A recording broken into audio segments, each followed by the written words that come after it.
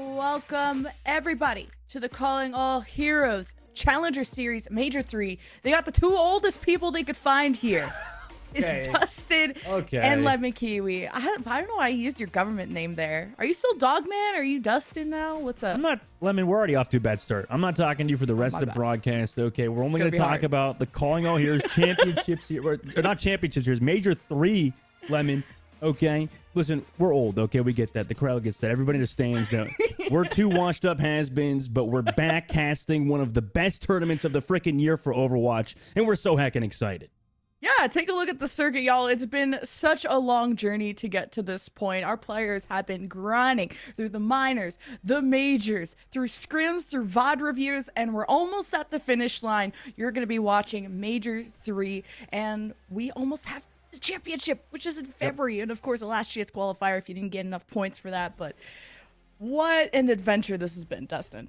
Oh, yeah. I mean, right around the corner. Obviously, you know, we're through the heat of the summer, right? We're going into, you know, the winter. Everything's chilling out a little bit, but not for these players like you mentioned. I mean, they obviously had a long year to get to this point. And, you know, for this Major 3, if they could potentially qualify for that championship, maybe sneak in last second if you're one of the lower seeds, or really solidify your spot as that top 1, 2, and 3 seeds going into that championship is going to be absolutely huge for every team playing in the Major today. Yes, and this is an amazing tournament, a platform featuring women and marginalized gender, and this has been going on for quite a bit, so big shout out to Radiant, of course, Blizzard, everybody who's been putting this on. And let's talk about the major prize pool that we have, okay, because there's shmoney and there's also points to qualify for that big championship. So take a look at this, presented by Be Quiet, of course. 3,500 for first place, and this is 900 points per player, $3,500 per team, and everybody kind of gets a piece of that prize pool, but also points, because that's what's going to qualify you into the big tournaments. Yes, exactly. Yeah, I mean, obviously going into it, there's a lot of teams that are still favorites to, you know, just like qualify automatically for that championship. If we're talking about, you know, top seeds, Valentine, you know, there's so many crazy teams that have been able to be consistent throughout the entire year, even if some of them have been a little bit lower in the seeding recently. Obviously, this tournament's right now is going to solidify some of these top teams. You know, Queen's Gambit, Nightmare, potentially trying to finally make it into that first place slot for the year. Lemon. Yeah, there's so many good teams, and thank goodness there's a last chance qualifier so we can get a little bit of chaos before that big championship. And this is how, well, of course, it's not just the shmoney. There is a lot of great computer parts that you can win, and this is all provided by our newest sponsor of Be Quiet. So first place gets 5 light base 600DX PCK, second gets 5 light loop 240mm AIO water cooler, and third and fourth place get 5 light wings LX case fans, and it's a 3-pack. So Dustin, this is some major firepower for your PC. Yeah, it is. I mean, those AIOs are really, really good. And even for, you know, Be Quiet's products in general, you know, obviously these players will get something a little bit higher quality than what I put in my mom's computer. But I put one of the CPU coolers into my mom's PC, just because, you know, obviously she complains about how loud, you know, CPU fans can be. And, you know, once I plugged that bad boy in, she has not been yapping in my ear anymore, Lemon. I mean, I'll tell you what, these Be Quiet products actually do work, unironically. I mean, my mom uses it right now. Yeah, this is a German premium hardware company. So you know that German engineering is going to make your PC run good. Okay, I know they make good cars, but I didn't know they make also great PC parts. And we're going to have a really fun silent play of the day at the end of the day. Of course, brought to you by Be Quiet. So make sure you be quiet while we get through the rest of our laundry. So we got our we got our prize pool done, we got our sponsor done, and eventually we got to get to, well, the map pool for the event. There's a lot to choose from, and this is a lot to prepare for our players. And we're gonna start on Control. This is just like the old Overwatch days. We start on Control, and then our loser can pick from anything. Right, and with, you know, so many new maps out, obviously in Overwatch 2, you know, we've got Throne of Anubis coming out soon, or that's came out, and, you know, Clash in general, an entire game mode that personally, I mean, obviously, you know, we play it quite often in Overwatch 2, but, you know, Lemon, I don't think you've casted Clash before, right? I mean, obviously, I think as a caster, I've never even watched this map from a third person perspective just yet, besides just playing it. So I'm really curious how this is going to go. Obviously, now that we have all of these different types of games, it's awesome because we can just go through every single one. Obviously, it's going to go like one by one. Each of these map types are going to be eliminated. And, obviously, in the very end, we're going to see every single map type be played, which I think is definitely something you have to prepare for as a player. Obviously, it's going to be hard to practice on every single map. In scrims, you only get usually, if you're talking about like a 2-hour block, a lot of these players play maybe 6 maps total by the end of the day, unless they want to call it early. So, out of every single map in Overwatch, it's actually hard to be a professional Overwatch player these days. So, obviously these players are putting in the work behind the scenes. Yeah, and while the work will be done also in our game very soon, it'll be best of 5s, best of 7s only for final, and you too at home can win something. Of course, there's drops going on, y'all. It wouldn't be an Overwatch broadcast without drops going on, so if you tune in for a certain amount of time, Brigida's cat will make an appearance in your game, whether as a spray, an icon, cute little background, so make sure you stay tuned for cat content. They like to meow in these chats too sometimes. They do meow. They do be meowing in the chat. Probably right now. But let's take a look at that bracket going into today. Lemon, obviously, there's a couple, top seeds. Obviously, the first game, or top seed is going to have Queen's Gambit versus who is Nanokado. The one that we're watching today first, I was just calling you Moxie for some reason. Oh my gosh, I can't believe it. Wrong name I can't believe already. it. I can't believe it. Unbelievable. Lemon, yeah, Fable versus Valentine's is the match that we're going to be watching, but obviously behind the scenes, we're going to see Nightmare Eclipse versus Shikigami, and then obviously EXO Azeroth, and then versus Tier 2 Esports Olympians. I mean, a lot of interesting matches going up in the upper bracket. Yeah, and they had to battle through a Swiss stage just to get here, so we have our best teams here leg day, and I'm really excited. Oh my god! Oh my, you got me back. With it back. You got me back. We're Queen's Gambit, went undefeated, 12-0, 6-0. They are the team to beat, and also they have a great name. So yeah, who do you think is the best team, Necra? Okay, this is unbelievable. Can we just get to the gameplay already? Jesus Christ. Can we get to the game? Can we cut the VOD, please? Oh my god! Oh my god! We actually are getting into game. Wow! Amazing! Power you hold. So unbelievable. No, it's gonna be so fun casting with the Unlimited. But obviously, Valentine versus Fable is a really interesting matchup because these two teams are definitely very close in terms of level of competition right now. Obviously, with the meta as it's been, both these teams are definitely close in terms of skill level at the moment. So it's gonna be a good match, I think, for the first game of the day, Lemon.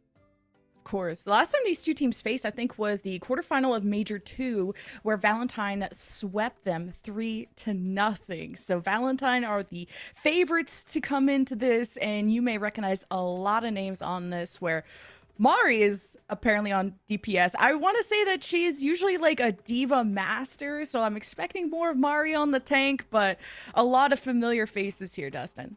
Oh yeah, very. I mean, Zoe's obviously a standout player as well.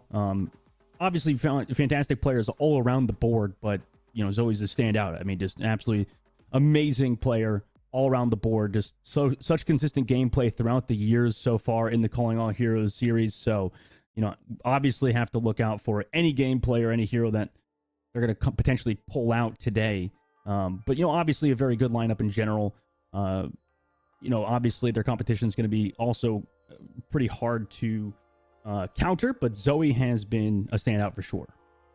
Yeah, and we haven't really seen Valentine play since, the OWCS Swiss stage, where they had pieces of this roster, failed to get far, but they did get third at Major 2 of the Calling All Heroes, second at the Minor 1, so Valentine got quite the resume. So let's take a look at their competition. It's Fable. So last time we saw them, they got top 8 in Minor 3, they got top 8 in Major 2, and they've seen changes in their DPS line since Major 2, with the rest being core. So Avery, I think, will be my player to watch. She's got that experience from the Collegiate Homecoming playoffs with Bellevue, and she's a veteran tank player in the women's scene, competing since in the marginalized gender scene, competing since 2019. So really looking forward to seeing Avery in action. Yeah, I mean, 100% I'm with you on that one. I mean, Avery is a fantastic player. Obviously Persona, we've seen absolute pop-off performances on the Soj so far. So, you know, Soge. the Sojourn specifically. But obviously, yeah, I mean, fantastic lineup all around. Persona, for me, is probably going to be my standout player. But like you said, Avery, another one that really can prove to be some of the top players. And all these players are really good. I mean, obviously, a lot of them have peaked even at 4,500, right, with Panther. So really, really strong players. Oh. I'm their assistant coach, apparently. Let's go! Oh my god, it says because of lemon. there. Yeah. Lemons. You ripped There's your a lot style. of lemons out there. You ripped your style. What the heck, lemon? We're reproducing. There's a lemon tree out there producing us. So we're going to find out which control map we're going to first. It's Oasis. Now, Dustin, you were telling me that the meta these days, we're seeing a lot of Maga, a lot of Junker Queen. Is that going to work here, we think? Yeah, I think so. I mean, obviously, anything can happen before the games actually start, you know, but in practice, yeah, I mean, obviously, a lot of Maga, a lot of that kind of cagey composition, a lot of, you know, I wouldn't say goats all over again. I don't know. It seems to be like the common phrase. Everything is goats these days. It's goats, Maga, goats, Junker Queen, goats, everything. But, you know, probably today, like you said, you'll probably see some Maga, potentially some Queen. But obviously, you know, an Oasis with how this map can be in every single sub map, there's obviously some variance potential for these compositions. So let's get into our first map. So excited to bring you through this, y'all. Don't forget, the loser gets to pick the next map game type, so we can go anywhere and everywhere all at once. But this is a best of 5, and if you lose this, there is a lower bracket to get through. And Dustin and I will bring you through the 2 first matches before we got another more wealth of talent coming on to bring you through this very long day. We got playoffs of the major 3, and only one can be the winner. So I'm wondering if we could get some university on Oasis just to have a stable point to start off. If we're going to be expecting a lot of Queen, a lot of Maga, I like me some flat university to kick things off. Just something simple. Give me a straight line, Lemon, is what you're saying. Yes. I need no nothing, high ground, no high ground. Just W, okay? No jump pads, no elevators, none of that. Just give me a straight line. I like that. That's some classic Overwatch right there. They have tried to dumb it down though. Like, don't they have like elevators on Hollywood now, or like they're trying to add stuff now? Right. Yeah. It's on Hollywood. It's that one where it just like it waits for you at the bottom and then goes up. But yeah. Love that. Accessible. Wheelchair accessible for sure. Wheelchair accessible Overwatch Pog. Yeah. So some Symmetra, more Sojourn Jail. We got some Juno action. Also important to note, Hazard is not enabled for this tournament. We're gonna let our players get used to that, but let's let her rip. Obviously the Sojourn TP out. Echoes on both sides with Sojourns. Maga, Break, Juno, pretty standard composition at the moment. Both teams obviously trying to take this high ground here. It's a very important angle to secure, as Valentine, the one to secure it first, can sort of take angles on Fables are forced to fall back. Persona is going to be my player to watch on Fable when it comes to the Sojourn matchup. Man, they played for Team Peru at the Overwatch World Cup last year. They're one of the newer pickups to this roster too, coming from Fluffy Mania, or Fluffy Mafia. You know, there's been a Mania there too. Got 3rd at 9-2 and the Major 2, so see how Fable does. Of course, I curse them so they don't even have the point right now. And Valentine's playing out of sight, out of mind so they don't take a useless poke. Now Fable says, come at me, bro. And here's Mari. I don't get to see her on something other than D.Va, so I'm super stoked for her to be out of D.Va jail. And she needs all the healing she can get. She's going to be the first to get out of the point. And with this Echo, I'm scared to be playing Echo in a Sojourn matchup, but we already got a dupe from Nickman. Fable already have ults, and they managed to zone off Valentine to get the point long enough to build up a measly 12%. Right, yeah, and that all stemmed from the focus of Fable being on Mari there, but AJMR and Burn Eyes keeping Mari alive, able to come back through with that re-engage. Even with Fable's ult advantage with the copy, it wasn't enough to hold on to that point. And now, an overclock engage from Persona.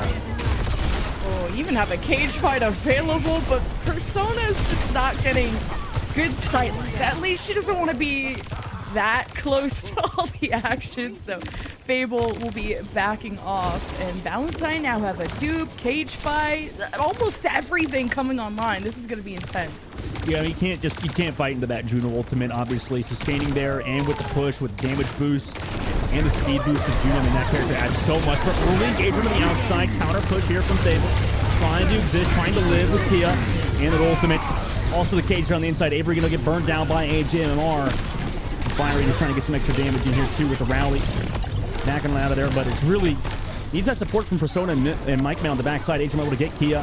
But a really aggressive fight from Valentine. So even if they were to lose it here, they're still in a decent spot and they're still finding picks. It's incredible. At one point, Fable was 3v5 in that fight. There was just so much work put in from Fire and Kia to keep everyone alive. And you have McMahon and Persona. They were the ones who had a couple of multi-kills that swung the fight back in Fable's favor. But losing McMahon there isn't going to be great. Valentine are trying to flip. They're at 90%. Fable will have to touch soon. And there is already someone around the corner to do so, but look at Valentine holding every single lane and now extending out, trying to prevent the touch, but Fable will creep in. It's Avery and McMahon that have to stay alive while the rest of Valentine push Fable's backline, so you don't have Fiery, and who knows where Kia is, so Fable are just in chaos mode right now. I think, oh my god, the copy comes through. It's onto a Juno of all things, so McMahon's surely going to go down here, but the fact that Burn Ice even lived that long in that situation to go down last second and hold on that point was huge. HMR also able to find McMahon after the copy. Avery goes into HMR, but cost them their life. And at this point, it's going to be hard. You know, you're against the Maga on the point. No healers, though. Maybe Mario will go down, potentially. Yeah. Amazing find there by Fiery. However, Zoe's able to trade it back. No tanks on the point. Now here comes our fucking Persona trying to clutch it up last second. Very low, has healers, though. It could potentially go in. Overtime ticking down. Trying to find the shots. Needs to find a kill, but Valentine smartly play around this. And they're going to wait to live the fight to another day. Yeah, Persona just zoned off the whole point, allowing their tank to get into position. So Fable held on by the skin of their teeth, but it is just Kia that needs to be proactive with this orbital ray, and so she does, but maybe got a little too aggressive. Fable just ran into their own death. It was an orbital ray matched by AJ that just steamrolls Fable. And Fable needed to play flawless in order to win this map. It already looked impossible, or at least improbable, and it's Valentine that take the first point. I mean, that was definitely an interesting play. I guess they had to make something out of nothing, and they did have that Juno ult, like you said, with the orbital, but, you know, as did Valentine in that situation, so it's really tough. They got to match in terms of ultimates. They got to keep pacing up. It's a lot of things you have to control as Fable. However, you know, on the other side, Valentine really played that well, just overall pacing wise. I mean, Mari had some fantastic engages, seemed like a standout to me so far. An absolutely amazing Maga taking advantages of early fights and stuff when they went past that choke lemon. I mean, early on when Fable wasn't even expecting it. A lot of really, really smart tempo changes for Valentine to give them that first round win. And Valentine have looked really solid, especially in these chaotic fights, knowing when to give up that space and head on to the next point, and it's for the fight for the high ground. Persona's already going to scout it. You want your tanks to be front and center. And speaking of tanks, we got the appearance of Orisa. This is going to be to use that javelin to keep that space between you and the fellow Malga. And even if you can get a good stun, there's a lot of close walls here. If you can get a spear onto a character against a wall, that could be a deadly move if you can have the right focus power and focusing beam from McMahon on the chase against the other Echo. But Valentine clutch up. Yeah, I mean, they played around that well. Fantastic healing onto an Echo that was low, so the beam can't go through. I mean, then that's a tough spot for McMahon to be in. And Valentine, again, take this point first. I mean, absolutely amazing play from Burn Ice and HMR. And as on the other side, Fire and Kia also played well to keep their Echo alive from that Sojourn, getting early damage on the McMahon. But eventually, Valentine able to find those kills, able to close it out. And, you know, against an Orisa comp, this is already a great start for Valentine.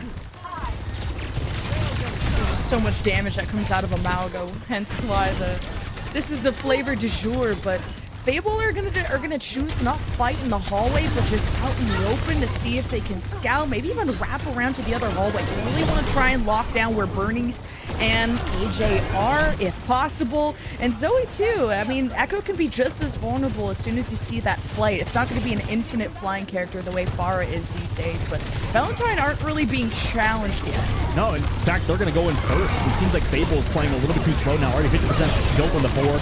Early engage comes through. There's Key with the ultimate. A lot of damage came through on the side of Valentine, able to build up that support ultimate first, and with that, they're able to get 5 leads. So damage might have been done. Does Valentine want to try to ult come back. Cage is available for Mari. Neither want to use it. Azumar going to drop the orbital. Now here comes that Cage. With the extra damage, they're able to burn down Avery. It doesn't look like it. The support healing is way too much. Mickman is out of the copy. Burn Knight's able to find Kia. Zoe's able to find Mickman. But at this point, well, is it really doable? They're going to rally, try to come back. Overclock as well from Flyleaf. So Valentine wants to win it here, and they're going to do so. 2K. And with Burn Ice's rally, with the ultimate comeback, they're able to win without a person advantage. Yeah, Fable had such good sustain in the early fight because Mickman ended up copying a Brigida, so you had that rally, that extra healing within that fight. But then Flyleaf was the first to die, came back, went unnoticed with the ult, and popped heads like crazy. Valentine just know how to stay focused in the heat of the moment. And speaking of that, we're getting to the finish line, but it's not starting off so well for Valentine's hold to go flawless in this point too, because Fable are just kicking them in the teeth. But they only have one ult going into the next fight, and Fable have such a gap in the score to close from here on out. Right. That's a great point, Lemon, because, you know, on the other side for Fable, I don't know if we've really seen this Orisa duel that much. I mean, obviously, Avery went to control that point, but that entire teamfight win was on Persona with the overclock, so we're going to need to see a lot of value out of this Orisa, and a tough spot, too, when Zoe hands the copy, and an easy engage here could happen for Valentine, and like you said, they have a lot of clock to work with, so not a lot of pressure on Valentine right now, and Mari still takes advantage of it. Fiery's caught out. How is a Mauga just locking down the Brigida? You need to be in nowhere land, and being down to support is the worst thing that could happen to Fable in this moment. So of course everyone's gonna fall like dominoes. I don't know how Valentine were able to wrap around that, but Mari has been a star in this map, and her team will take the first map. I mean, obviously, fantastic work from Mari and Valentine. First map win is huge, especially in this first of three, so fantastic work from Mari, and you know, I don't want to put all the blame on that Orisa there, because it wasn't obviously just Avery on the Orisa's fault for everything that went wrong in that fight. It was more so the pacing that Mog is able to put down. I mean, it just seems like consistently Mari's able to run in, not die because the support is so strong, but also all of that sustain, all of that damage reduction, all of that help that the Maga can receive seems to be overwhelming at times. And, you know, that could easily be because of how Valentine's playing, less so due to the composition. But obviously, at the moment, Valentine, Mari, and the rest of this team seem to be playing at such a high level. And for Fable, you know, they're going to have to decide a good map come back onto this. Maybe play a slower paced map. Maybe something where, you know, Valentine can't take advantage of such close angles, such close, you know, range fights from Mari. So maybe trying to take to a more pokey map could be good. However, you know, at the end of the day, we're still in a Sojourn like Echo meta, so it's always going to be kind of tough when, you know, you got the side of Valentine popping off with Zoe and Flyleaf. Yeah, just some unfortunate things happening for Fable. Like, I initially liked the Brigida copy from Mickman, but maybe what you needed is that burst damage. You needed something that could hit harder. Like, copying a tank has usually been always the best move as we await to see what map pick Fable want. And maybe he decided that they're not confident in the Mauga mirror, and hence why Avery went to more of a Peel style Orisa to just keep the Mauga away, javelin them. But what ended up happening is that Mari and friends were able to rotate around this bunker that is Fable and access those supports, and that's kind of what led to the demise of Fable. But this is also a very important DPS matchup with Flyleaf, who came in with a huge, like, what, 3K in their ult. Yeah. So look out for that. Let's see if Fable are going to want to stick to a Sojourn Echo type of Mauga map, or is there any strengths of theirs they'll want to lean into? Yeah, that's a great point that you mentioned with Flyleaf clutching up there. I mean, they're going to Midtown here, by the way. That's an interesting map. I feel like what do you think, Lemon? I mean, this could be good for them. However, you know, Midtown still, I don't even know if it has that long of range in terms of sightlines. It still feels like you can burst onto people. I wouldn't be surprised if Mari and team is still really good on this map. Yeah, I mean, this has always been like an Orisa, then therefore Amalgam map, then therefore Junker Queen map. It is sort of got mid sight lines for the point. It's just such a pain for the bridge part, like point B of Midtown, where when you're on the attack, you can be out in the open for quite a while, and even OWCS teams really suffer from this of having the correct rotations. So you can either go through the left staircase and just run right at them, but you really don't want to be out in the open for too long, not a lot of good cover, or you take the right side corridor. But being out in the open, the poke war, you really got to trust in your Sojourn. And your Echo doesn't want to be flying around with Sojourns who can just pop them instantly. So that's what I'm going to be looking at for the offense of Midtown, is how they're going to actually take control of Bridge. I mean, it's in the name itself, Lemon. Like you said, you know, every angle you have, every push, you know, all of the potential offensive angles you need to take, they're all mid. You know, they're all just mid. Feels so bad. It's almost like it's Midtown. Oh my god. Oh my god. Okay, yeah, I'm sorry.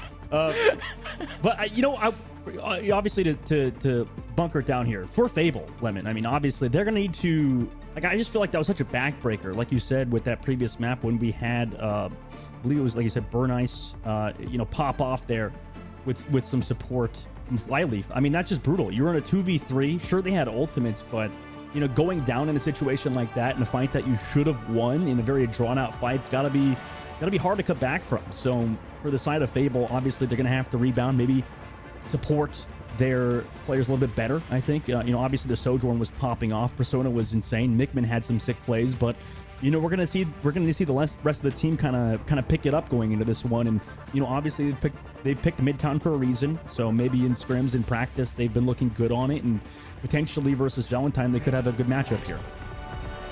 Fable also just really need to talk about how they're approaching the Orbital Brave fights. There was one very important one on University where Valentine liked the initiative that they took off of AJ's ult, but then as soon as they walked in ulting first, they're the ones who just got absolutely ripped to shreds. So, or sorry, Kia's ult, I should say, now that the sides was swapped. So yeah, Fable just really need to talk about maybe even using the Juno ult a bit further back, so that you kind of can do damage without having to jump at the enemy's face right away. But it's just some little things to perfect. Fable were still able to make 3v5 fights look really close. It will be Valentine on the attack first with now some Genji action from Zoe. I love it. Yeah, this is what I believe. We were talking to CB before this too, saying a lot of Genji's currently being played in practice as well, alongside those Echoes, specifically on controls where that character can pop off with it more. But we have Venture coming out for Zoe. I mean, obviously a signature hero for this player alongside a Widow. So interesting composition to go alongside that Maga. A bit more pokey, whereas, you know, obviously Mari and Squall want to kind of go in, allow space for Flyleaf. Immediately Mari just flies in towards that Sigma, but bounced away for now. However, the sustain is there. Avery able to find Zoe. And Zoe tried to find a little bit of extra damage. Mari can get that tank low, and Avery's going to be found by Burn Ice, as Mari's going to back up, try to sustain, as eventually it seems like Valentine have been able to overrun this objective. Got to slam down on a fiery, make sure they can't go anywhere. And Mari and crew able to take this first tick and potentially this first point with, it seemed like, relative ease. Yeah, Mari did such an amazing job of pushing those power positions first, the right staircase. That's always where, you know, some flanker like a Genji may sit to access your backline. Mari clears that, proceeds to the back left of the point. Like, she's just dotting the I's, checking off the T's. Like, this is just another day at the office for someone like Mari, and you really got to lead with confidence when you play on the Mauga, and she's developed that so much since her Diva days. Now Avery onto the Orisa, going back to just that bunker style, that heavy defense of just hoping to stay your ground. I would think that Orisa can hold space for longer compared to a Mauga with more damage mitigation options, but to see how Valentine hopes to overtake the bridge. I guess this is how. I mean, Flyleaf just headshots Phone after Phone had to use that deflect early on. He's now in the lineup too. Widowmaker looking for more shots. Zoe's able to get those kills. Zoe, by the way, just swapped off that Venture onto the Genji. He's immediately finding value. So Valentine built up ultimates as well, and Fable, yet again, another team fight loss. Yeah, if you're just gonna have a Widow hit body shots, no hate, no shade, I can't hit shots at all, let alone on the body, then it's perfect to insert a Genji into that equation, subtract a few bodies on the other side, and just keep the push going. Fable never had a point to stabilize. They never got to sit on the bridge and have that poke phase. Valentine are not letting up, and they could easily snowball point B. Look at Mari. Yeah, that's an early cage here, too, towards where everybody was. However, Mari will go down for that damage boost from the orbital, and everybody else able to sustain, too. I don't know if Zoe can find the value here. I mean, backing up now. The Sojourn of Fable will go down to Zoe. H-Motor to find Kia. Is it too little too late for Zoe and squad? I mean, they did commit the cage, did commit Orbital, but Fable only committed one, so this is finally some stabilization here for the defense.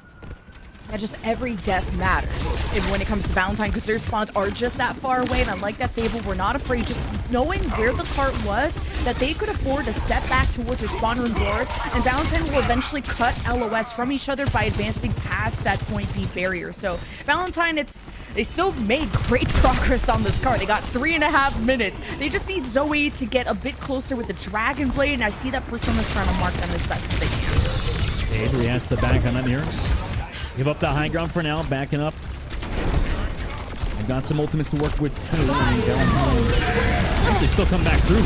Bring back each other. Able to find Fiery with that rally, even through the support that they're bringing to Gets. It's not enough. Now the blade from Zoe. Able to get one on a Kia as Persona fell down earlier to burn ice. And that might be enough, honestly. I mean, Fable is going to try to die on this payload that potentially could get a recontest, but it's very, very close.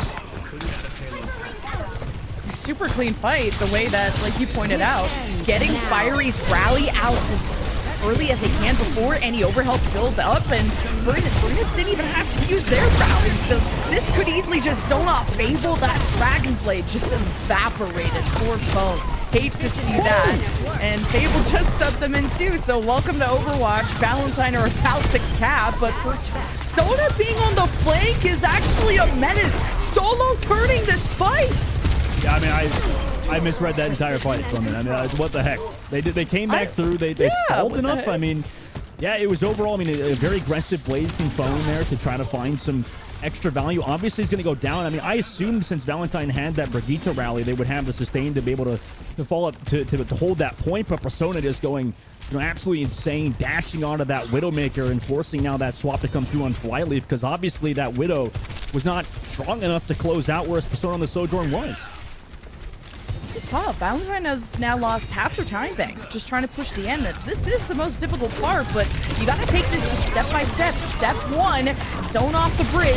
Step 2, try not to let them get too far away, or you could just rely on that poke. But losing Zoe to a random Brig Bash is insane. It kind of is going to stifle some momentum here for Valentine. And this would be a moment where Fable can engage 5v4, and they're thinking just that. Cage on the inside, Orbital though to sustain for Mari, but no, it's not enough. I mean, nobody was there to follow up with Mari in that cage, and nice support there from Kia. It's hard, Cage versus Orbital.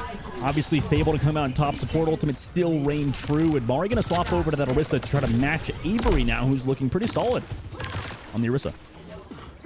Yeah, and Fable just good awareness of the game. 5v4, of course you're going to take that fight, and even through the cage fight, ended up living through all of that. So now Mari has to go to more of an anchor tank like the Orisa, try and get some good stuns, and it's going to be Flyleaf opening up. Yeah, rally to counter.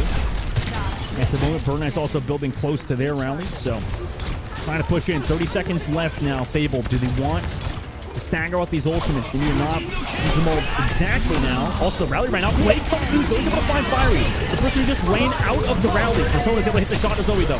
This has been the standout player for the defensive side thus far, though. Phone with the Genji Blade, able to take down AJ Mar with 8 seconds left here. Valentine, I mean, they're struggling to stay alive.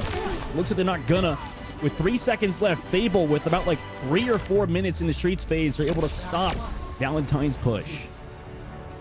I gotta say, all hail Persona. They're gonna be making games about this person, I swear, because they absolutely popped off in so many fights. What, the 3 or 4K they had to single-handedly win that defense back, because they could have been snowballed if it wasn't for Persona somehow sneaking back on the bridge while the offense was about to cap and wrapping around and killing like the entire team. And of course being involved in that last fight with Phone with the ults that they had to spare. Huge effort out of Persona, and I had said that this was going to be a DPS veteran to fear, and they are showing up in the biggest of ways for Fable. And to keep Valentine at only a point B, this is so winnable for Fable. But I mean, Valentine went through the same struggles. They had almost 4 minutes to push this very distance, so Fable could suffer in the same ways. Oh yeah, they definitely could. But you know, obviously for Fable on their defensive side, you know, that was such a hard last fight for Valentine to win, I would say, because, you know, obviously they had the blade to go in. But, you know, obviously once Mari had to make that swap over off that Maga onto the Orisa, you know, if it did feel like Mari maybe just wanted to use that ultimate, maybe swap off that hero, get onto Orisa, which was looking good so far in that Streets phase. But, you know, obviously was that with the ultimate deficit, it was just probably too much to overcome. And like you said, Lemon, I mean, Persona has been an absolute stud so far in Midtown. Oh yeah, now Fable gonna go for a Sigma comp in order to just poke and even play it as a pseudo death ball with Phone on the Mei. Now you're hoping to have this Mei wall right behind the Orisa. Not gonna be able to freeze or do much as the Fortify can just let you walk out of the Blizzard. So that'll be something Phone has to keep in mind. Already have 50% to the Blizzard, by the way, which is very fast for Fable. And not being able to keep up with the heals is really tough, because then you could have built up closer to the rally with how much damage Fable took, but this is going to be a Valentine hold for now.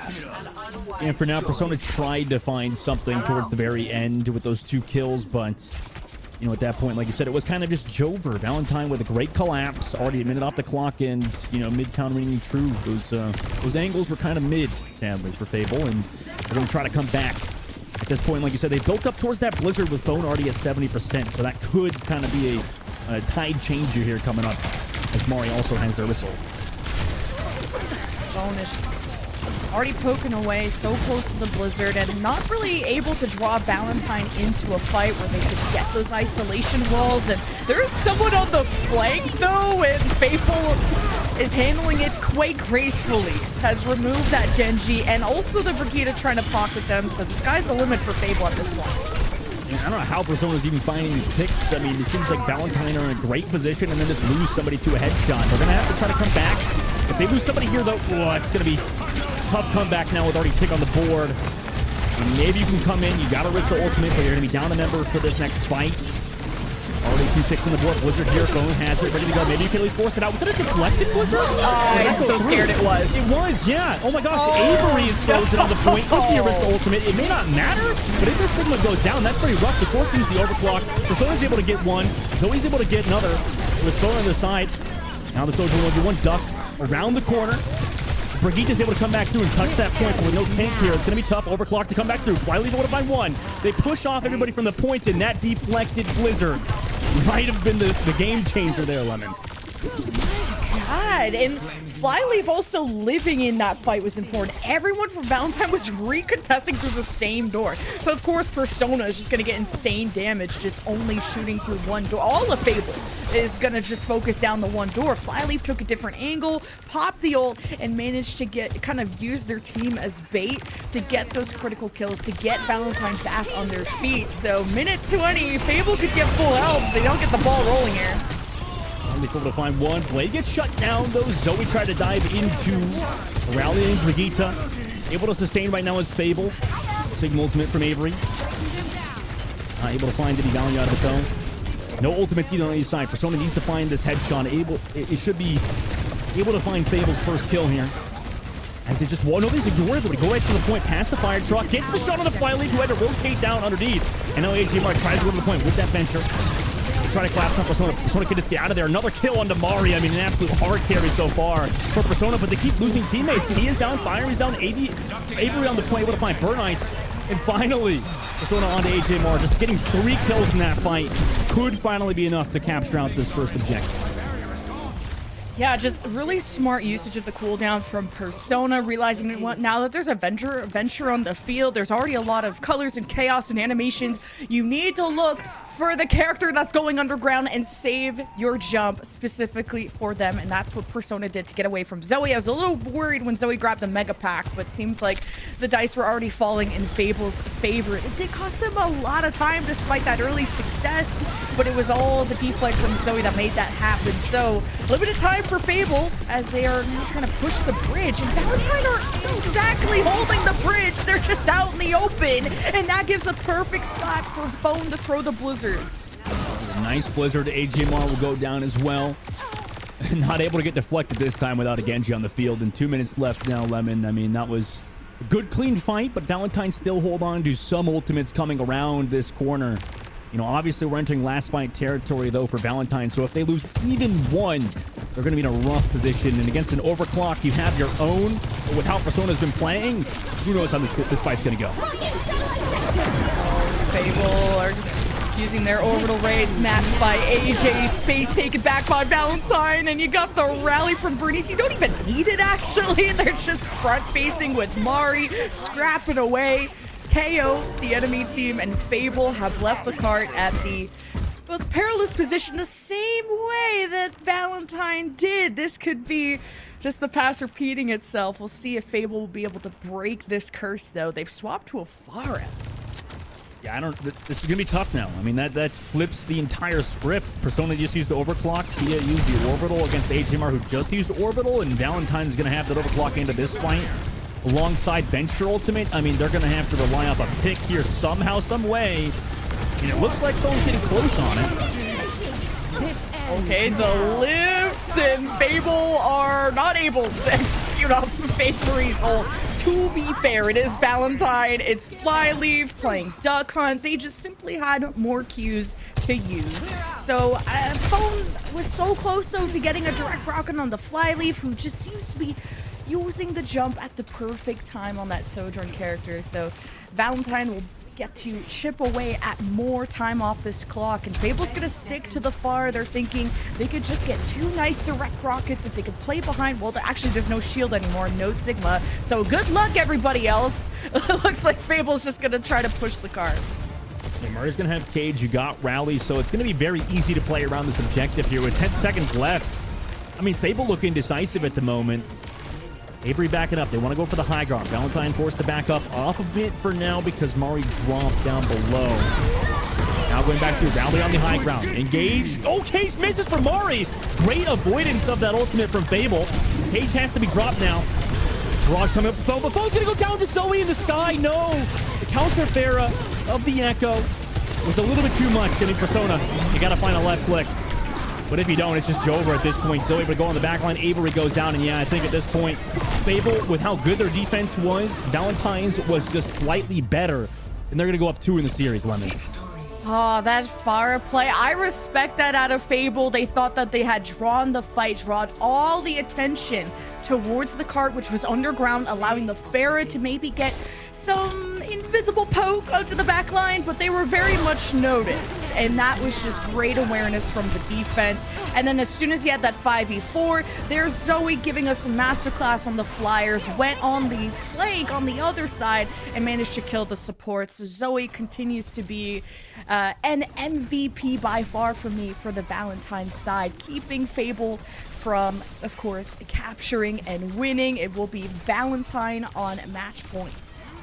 Valentine match point, obviously going through, like you said, Zoe just had some fantastic plays, but, you know, a huge shout out so far to Bernice and AJMR, who have been amazing. I'm obviously, you know, like you said, veterans on this team with AJMR looking so good on the Juno so far, but Bernice too, I mean, on that Brigitte has been such a standout to me. I mean, every time these heals coming in clutch with those packs, also with some fantastic rally times.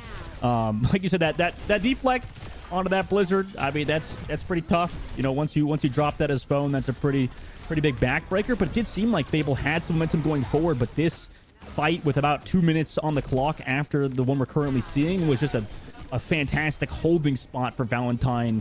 You know, after they won that one, they just kind of knew they had it in the bag, it seemed.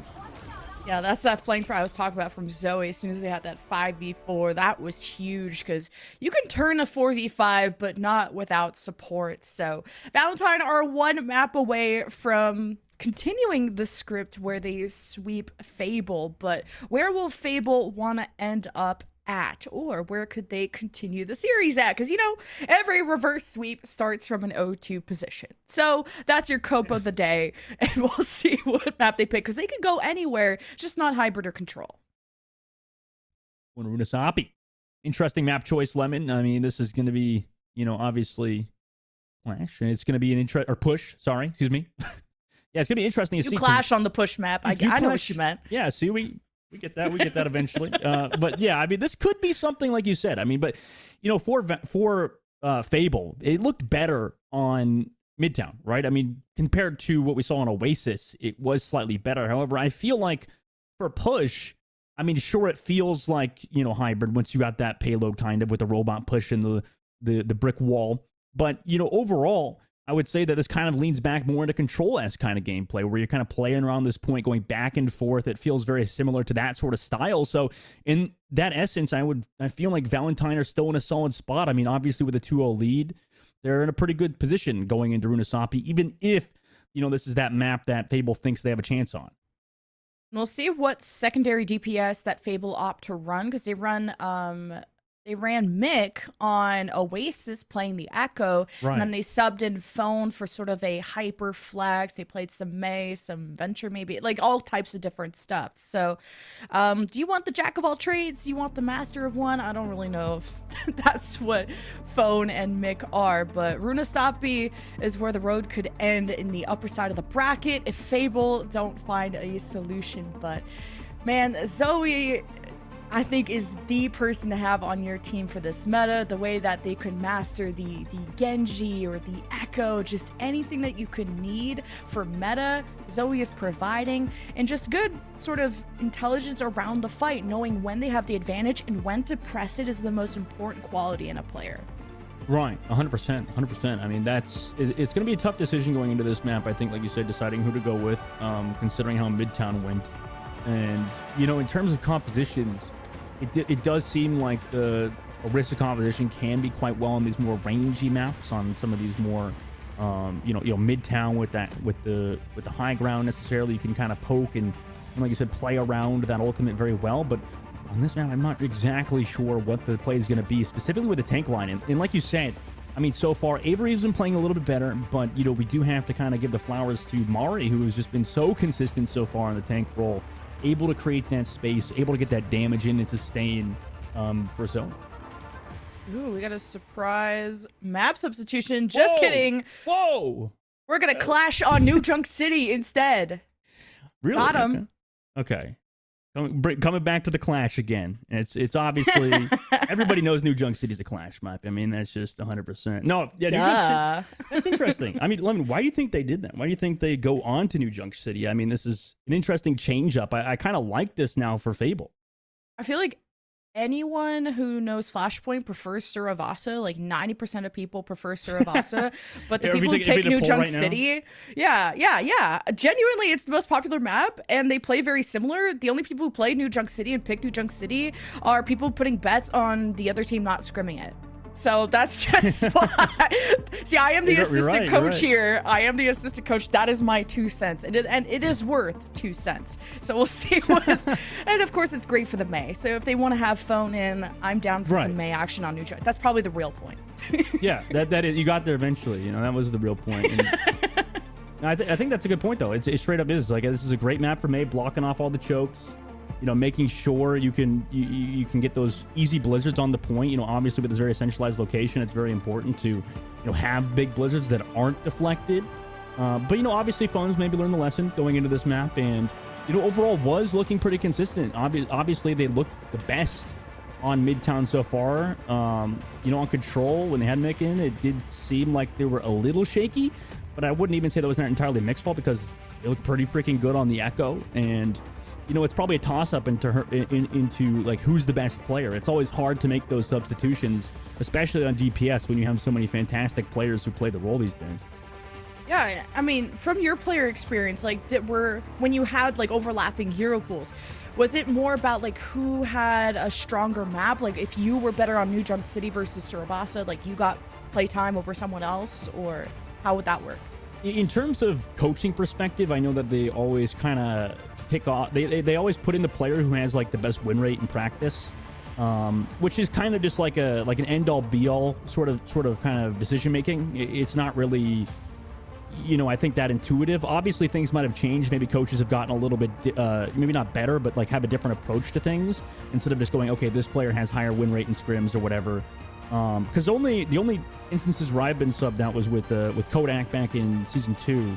But we only kind of, like I said, we only went on win rate and stuff, but I don't really know if that was the play, especially with supports, because if you have overlapping heroes like you mentioned, what really is the point of substituting in and out? And if you're just kind of taking away, you know, maybe some of that momentum you may have with a certain player, or taking away a certain comm structure, because every player is different, right? So the moment you change one of those players, not only are you getting a different mechanical player, but you're also getting different communications. You're getting all that sort of stuff. So I imagine, phone coming in is probably more of a, communication thing, or like you said, it's potentially more towards that hero pool that phone brings. I'm excited to see the Mei and how it matches up with the Mauga, which, of course, could pair perfectly well with the Orisa. Both teams have fallen to the plan B of Orisa when they feel like the Mauga is dying too fast or just not able to hold space, but keep an eye on Zoe, on the flyer, and how Persona will keep them in check with the hit scan. And who's going to fall back to the point to capture this? It's all knocked in 7 seconds, and usually it's like a Genji or Tracer. Somebody mobile is going to fall back to the point. But that means they will not have vision of the fight, most likely. So who's going to bend first? So at the moment towards the point, Valentine has a member, and they're going to take it first. Take that objective, now come back through. Avery trying to go through with a dive, trying to equalize it, but Wiley's able to find Avery going a little bit too aggressive, and Zoe's able to find Kia too. So great work from Valentine, able to close it out, and Zoe on the Echo so far has been so consistent, and not only did they take the point first, but they also get the first team fight win. Yeah, that's a mistake from Fable. You usually want to contest that point no matter what and have that 4v4. Not only did Fable not contest, they didn't really fight either. So I would say that Phone would be the one that drops because they could ice block and they have a bit more survivability, or even the Sojourn. But then you don't want the other Sojourn to just free fire on the team. So Phone has to maybe be the point presence that Fable needs. No, they left Zoe behind. She was like going for some poke and unfortunately couldn't find much more. They're trying to go in and equalize it. Now Mari's able to find Fiery, but Persona's able to trade it back and find Fireleaf. So bit of a mistake there from Valentine. Zoe wondering where the team was. Now able to take it back in what was seeming like first round Valentine win. But Valentine are coming up to almost every ult in the game.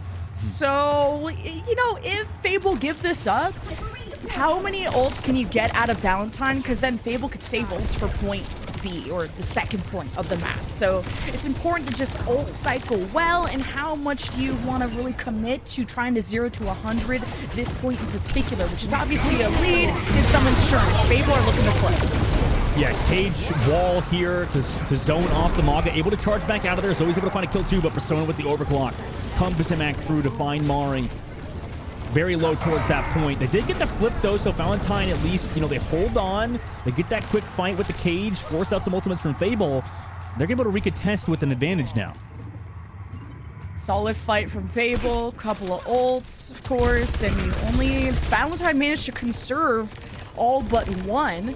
So Valentine could easily overpower them, but they don't want to wait too long because that point ticks up quite quickly. And I want to see Zoe copy something really useful, like either a Sojourn or a Mauga, and Zoe's on the hunt for just that.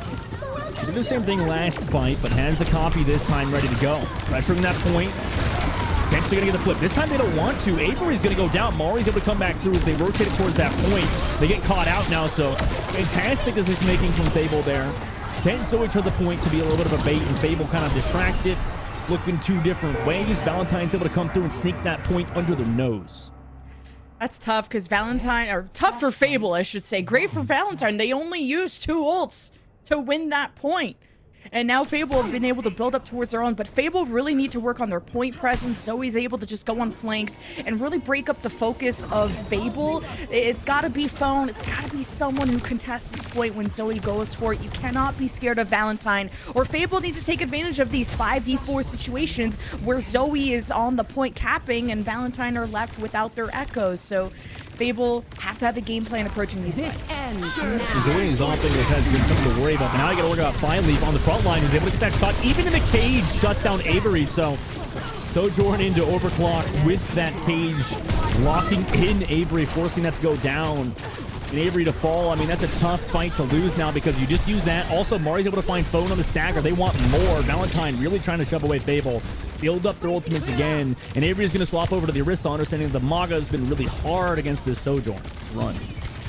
You got an Orbital Ray for Fable, so if you can just draw Valentine close enough. Valentine, what's their ult tracker like? Do they got a brain? If you know an Orbital Ray's coming and you don't got your own, you got to get out of dodge. You got to play 3 miles away southwest. And there is the Persona ult. Valentine better run. Oh, And HMR picked off on the left side. That's a great engage from Persona. Can they find anything more, though? I mean, frontline goes super low. Avery low, phone low, drops the Blizzard. To no avail. Finally, he's able to trade it back, and without an overclock in this instance. So Zoe able to find even more, finding Avery with that rally copy. Had some help from Mari. They come back through, dropping the Kia Orbital. I mean, it's really hard to fight into this, but they're going to, at the very last bit of it as well. And Mari's got that cage ready to go, but not even need it. And everybody collapsing on Fable, who tried to come back through. And that's tough. I mean, Valentine looks super clean there and take this point pretty convincing. Yeah, Kia needs to have a voice in these comms because they should have organized around this orbital ray first. Ignore what Persona's doing. Sojourns can play by themselves or with a Brigida. Kia needed to assemble the rest of the team for this orbital ray, and that didn't come out until the fight was already over. So Fable still need to find like good leadership in these fights, and at least Persona's ult did scare away Valentine. Maybe the orbital ray didn't have a good path, but this is match point for Valentine. And timing-wise, Mari just caught out that echo, but it might not be able to be resulting in any kills necessarily, except for finally from Zoe now coming back through. Just kidding. Able to get those kills alongside AGMR's ultimate, so the damage output was there, and Zoe's able to find Persona. They didn't even want to fight around the point, just make sure they get a fight win first. As that point unlocks, and take it yet again. So Fable, in terms of momentum, it's not looking that good. However, there's some solace in the fact that Valentine did use some ultimates in that fight. Not ready to overclock just And yet. Dustin, you're the most like momentum-based player I know. Like when you start hitting heads, like you're screaming, you're hype, and you play better, right? Yeah, 100%. You're winning? Like yeah, for sure. I mean, it's better than losing for sure. I mean, you know, That's so true. But you know what I High-level mean? guy. It's like when Yeah, you're yeah. bragging out of your brains, it's like, oh, you're feeling yourself. You know the enemy isn't doing well. And I could tell Zoe and Flyleaf are just on fire right now. Right, yeah, making those comms themselves, going in, able to find even more value than they really should be. In this case, Flyleaf trying to put the team on the back though at the moment. Mari's going to go down. Persona able to get that kill. He says when that momentum, able to find it. Flyleaf, no, you missed the charge shot. That could be the nail in the coffin here, Lemon. I mean, now things get staggered. Phone just used the copy, going into touch. Man, this is a tough spot to be in. Very nice. Going to go down. Phone on the point. Going to get tracked down by Zoe, though. They're able to stagger out a couple kills, and actually Fable to come through and take the point. Thank you for the assistance. Zoe just goes and assassinates and walks out.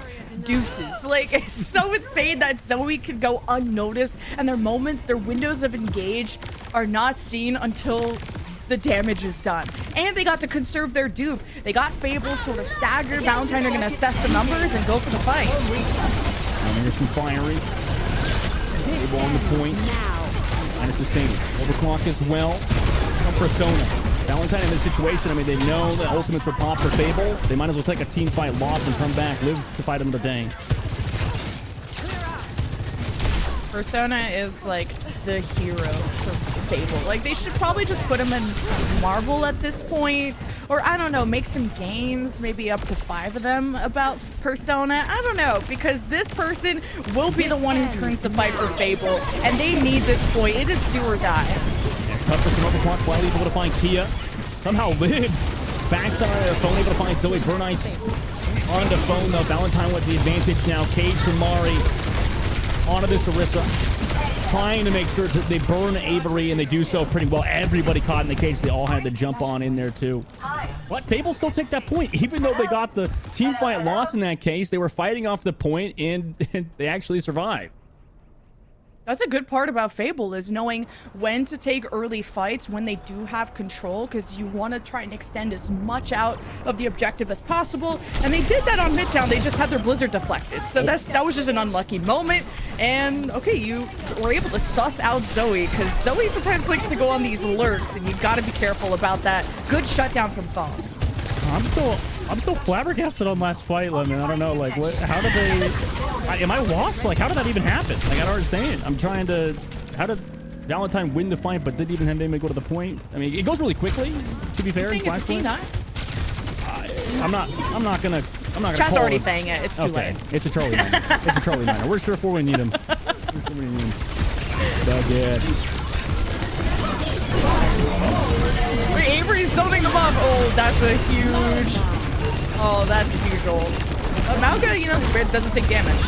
Nope. Yeah, character's unkillable. Seems like. I mean, Cage in the copy. Everybody trying to kill the Maga. Just can't. Just can't. It's not possible. That character's too strong with the rally now from Burnice too to secure it. Fable trying to go in, but I mean, that's why Manga seems like such a good character. It's unkillable. It's unkillable. I mean, you got armor, you get over health, you get self healed. It's just disgusting. It's a crazy character, and it's just impossible to kill. It seems. Yeah, that was such a good engage from Avery too, to just place their body at the choke point so Mari couldn't reconnect with the team, and that still wasn't enough. And I'm an Ana main, and I must be watched too, because like, why don't we just have Ana? Oh, they heal too much? Just go anti-heal character. But you know, this is why we're in the booth and not in there. This is the real talent. It's true. The real talent in game. We just got some phonies here in the numbers, but overclock from Persona now on the top left, trying to hit those long-range railgun shots in this case. Usually we see Persona flying into the face of Valentine, but it's Phone the one that's doing that, as Persona knows they're a target of focus at the moment. Oh my gosh, yeah, you can see why Phone's able to come through and get those kills, but finally able to trade it back at the very least. That's something. Mari on the point, also onto Avery. With the orbital laser from Fable, though, so they're trying to sustain, run away from this, but Mari's able to find Avery through that. Persona's able to get the shot, though. Nice peek around the corner. Able to get that kill onto Mari. And Valentine in overtime, we're trying to close it out. Mari's able to get another kill on a Persona somehow. They've got Zoe here as well with the copy, so they're still in a pretty good position. It looks like they're going to close it here and now. I mean, Fable, they don't really have anybody else here. Phone's going to be able to touch.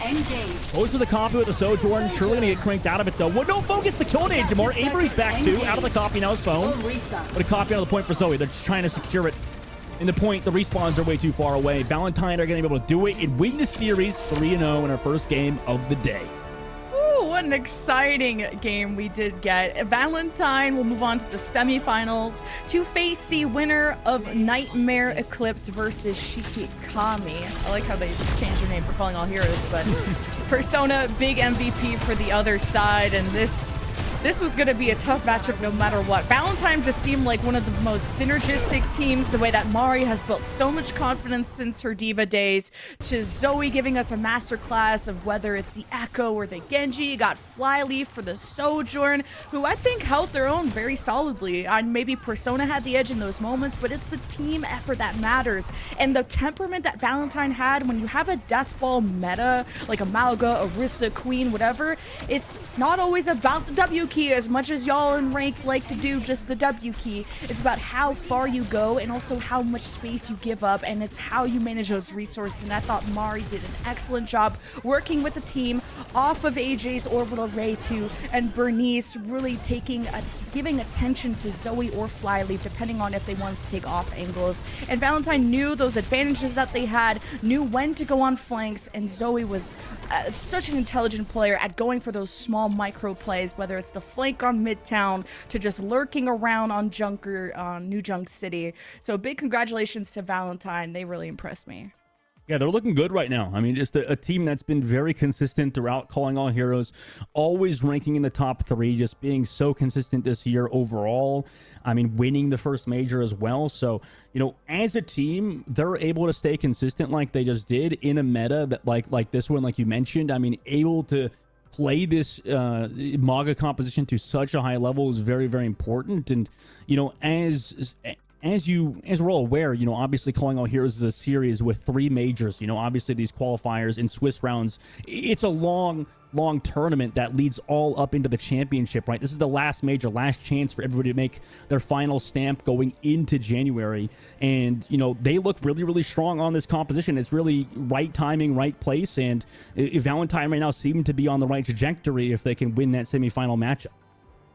Yeah, and our next match, we're going to be previewing one of the upper bracket semifinals, so we have to wait for a couple of matches to wrap up because this was a sweep, and this was the same sweep that Valentine did in the last major. I do see Azathoth just took a sweep against the Tier 2 Olympians, so that'll drop them to the lower bracket. There is a lower bracket, by the way, for all of the Fable fans out there. It is not over till it's Jover, and we're going to have an interview very soon with one of the members of Valentine to discuss that series. So we're going to throw it to a break to get that ready. We'll see you there.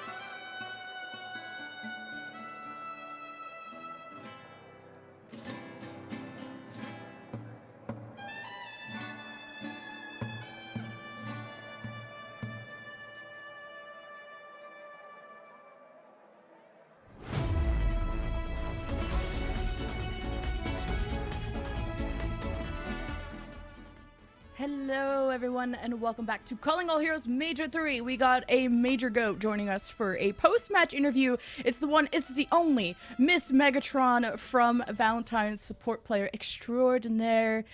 Hello, can you hear us? How's it going? Oop. Oh, we do not hear. Nope. Hello.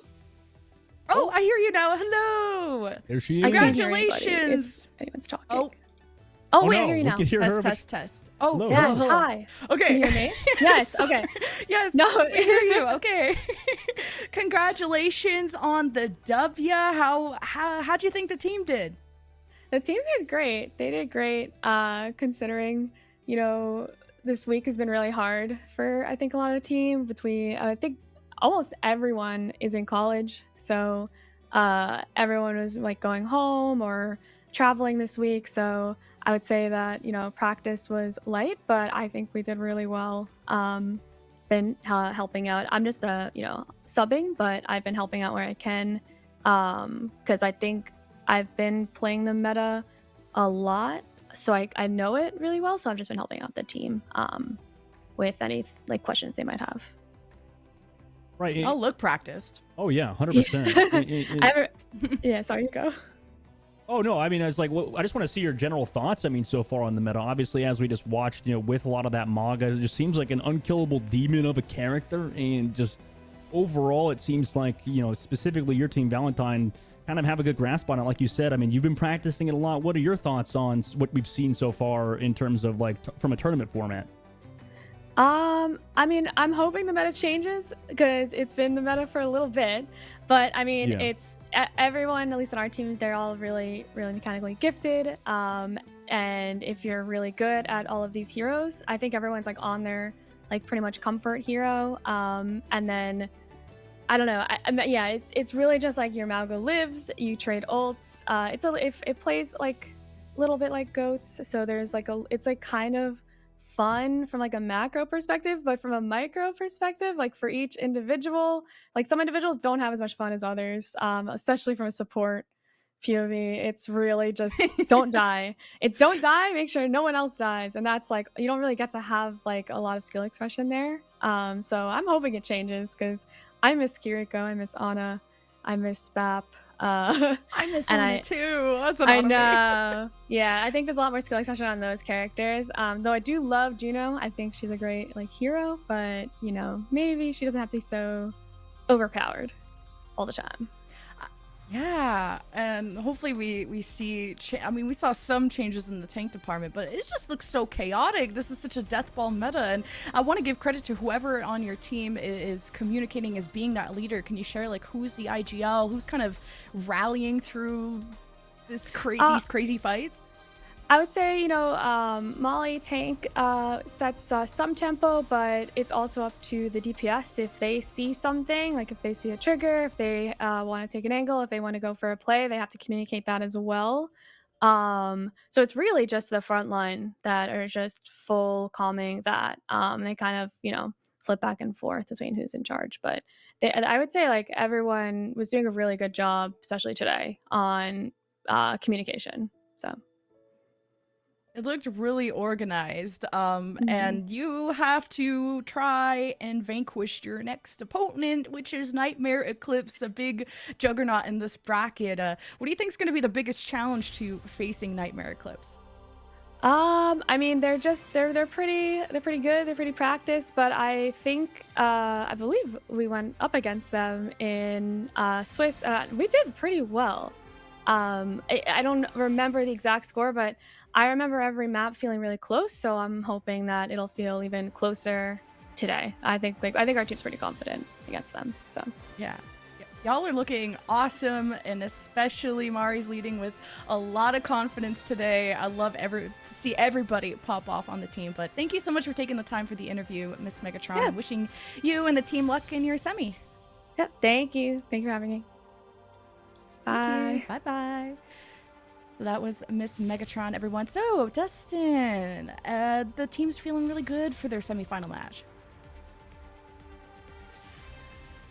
With the meta that's been going on this long, it does seem like there's a lot of discussion to be had in terms of a macro level. I think this game is definitely incredibly interesting when you have a meta that is, I wouldn't say stagnant, but it's just around for so long. But it's really awesome to see just like teams improve throughout a meta that is persisting as long as the Maga and the Juno meta has. Yes, and we will be featuring another semifinal coming up next. We got Queen's Gambit versus Azathoth, who just came off of sweeps against who is Nadokado. I don't know who that is. And Tier 2 Olympians. So we'll see you after this for more Overwatch action.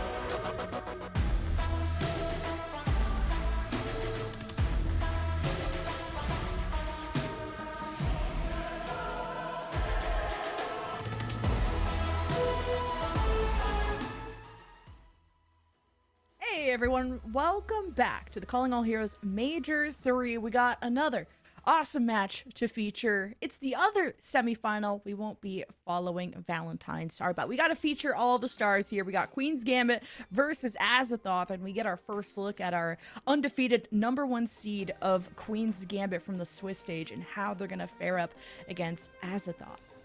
Yeah, that's going to be an interesting matchup. I mean, obviously, first seed versus, fourth seed in this situation is going to be an interesting matchup. I mean, obviously, the likes of Queen's Gambit has looked good so far in the tournament, 3-0 in their first matchup, but same thing for Azathoth, like you said. So that could result in a very, very tough matchup in the semifinals. And you can see across the board in that quarterfinals, obviously, Nightmare Eclipse going 3-0 as well. And same thing with Valentine, although, we watched that game. It was pretty close to a certain degree. So, every team in the semifinals so far sweeped their first round matchup going into the semifinals. I think that bodes well in terms of a competitive match.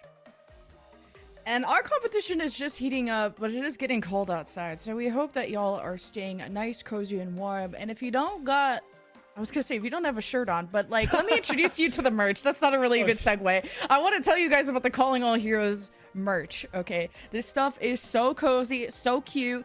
Forget support tier 2. Support Calling All Heroes, okay? We started that hashtag a long time ago. Get yourself a fire on your chest. That is so comfortable. So please support Calling All Heroes by getting the merch. Scan the QR code now, because it's going to go away very soon. Which one's your favorite, Dustin? I like the one with just the logo, I just like the... No, actually, what can I say? I mean, the cat Mercy is just too cute. I mean, it's literally the cutest thing ever. I'll probably have to buy one. Jesus, my wallet. It's gonna be burnt. It's a hole. It's just a hole at this point. But honestly, it's worth it because it's just such a cute shirt that anybody could wear.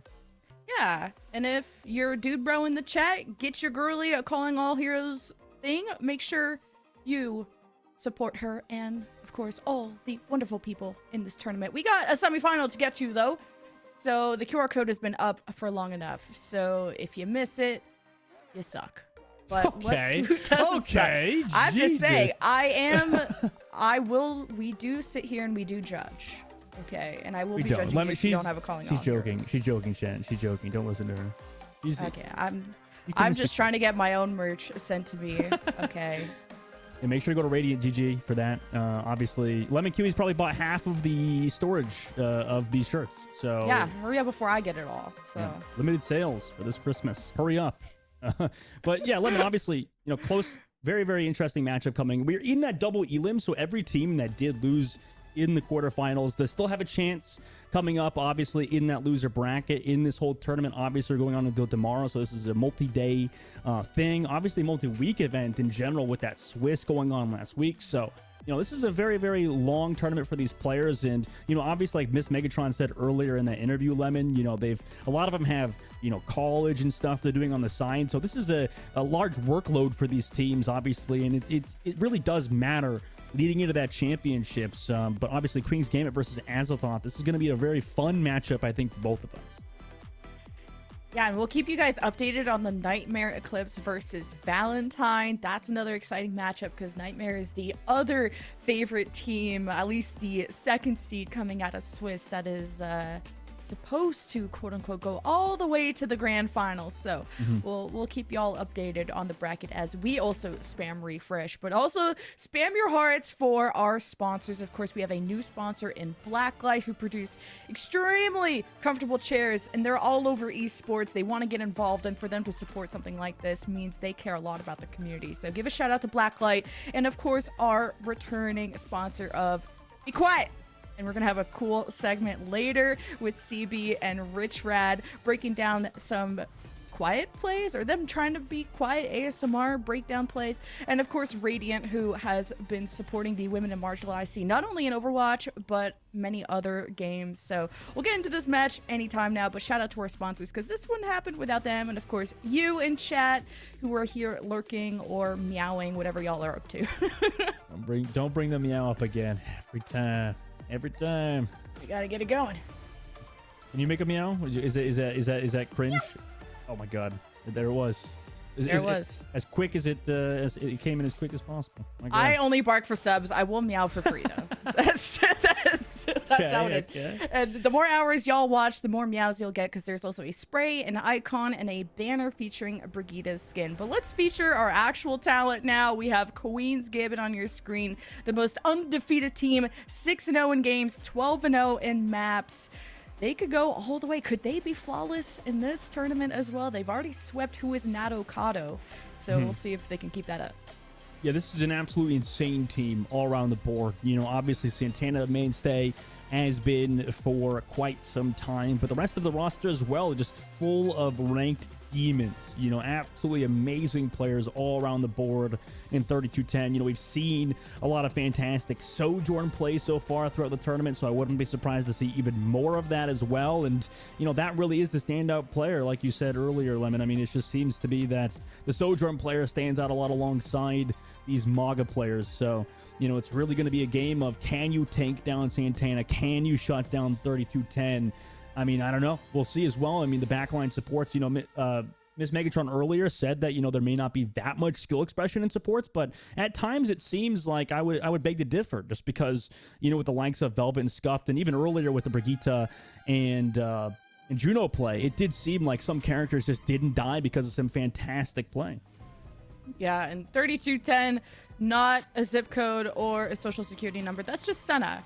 And like you already pointed out, Senna is the GOAT, part of many winning rosters that have taken the championships in the Calling All Heroes scene in the past, like Timeless Ethereal and others, but also giving a shout out to now their opponent of Azathoth, featuring a lot of familiar faces. I'm already recognizing Kindred, who's going to be a star on this roster yet again, but we'll see if they can overtake the Queens, the royalty on the other side, because to go up against an undefeated team is quite the feat.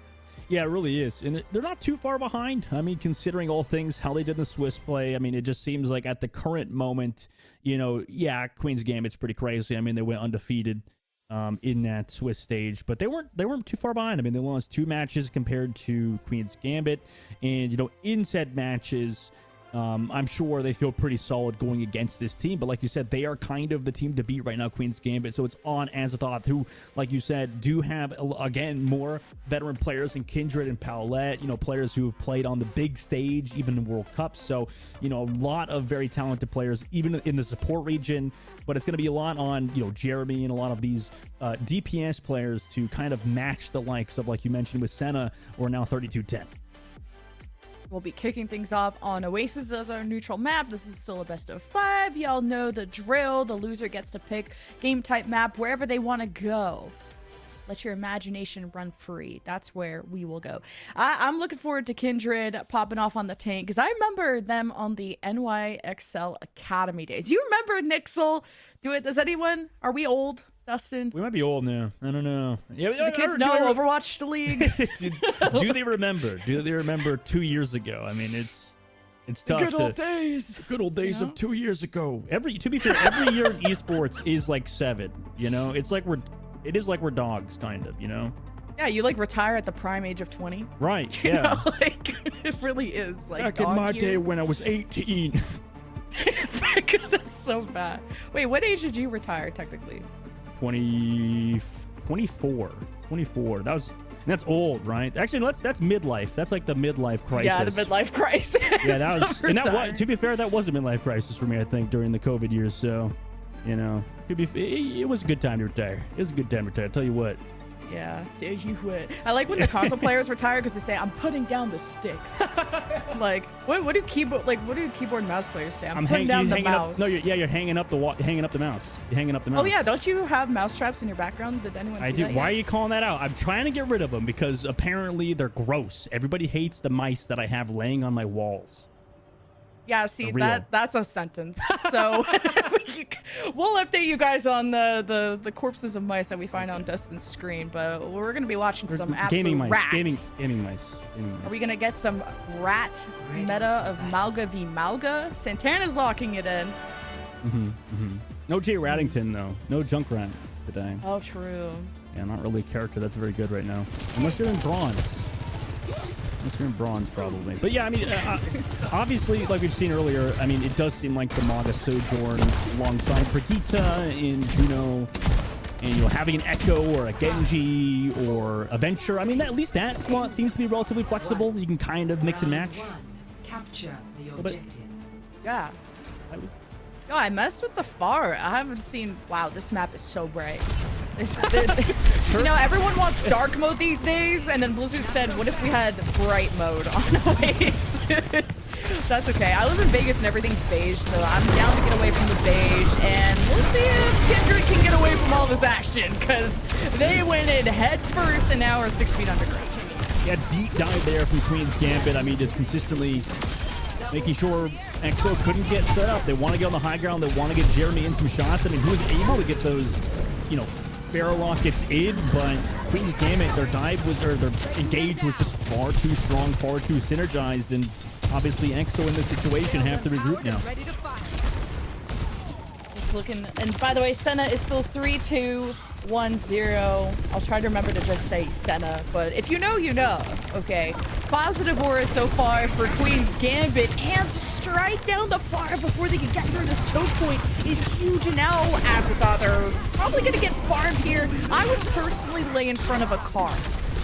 Because I don't think I'm getting back to spawn, because then you're feeding ult charge and, you know, feed the card kind of thing. As I thought, they're maybe going to be stuck at spawn if There you go. they're not, they don't get out. I'm lucky we jumped off the map, but I don't know. Lightning Queen is looking hungry, you're right, on the coastal side. Gotta be worried about that. I mean, that Ciao. he's washed up now too, like us, Lemon, right? And Oh, wasn't that the most recent movie? He was getting Yeah. beat by some kid that was like 24. Oh my God. Did he retire? Did the kid retire? I don't know if you're That's retirement age. According to It is.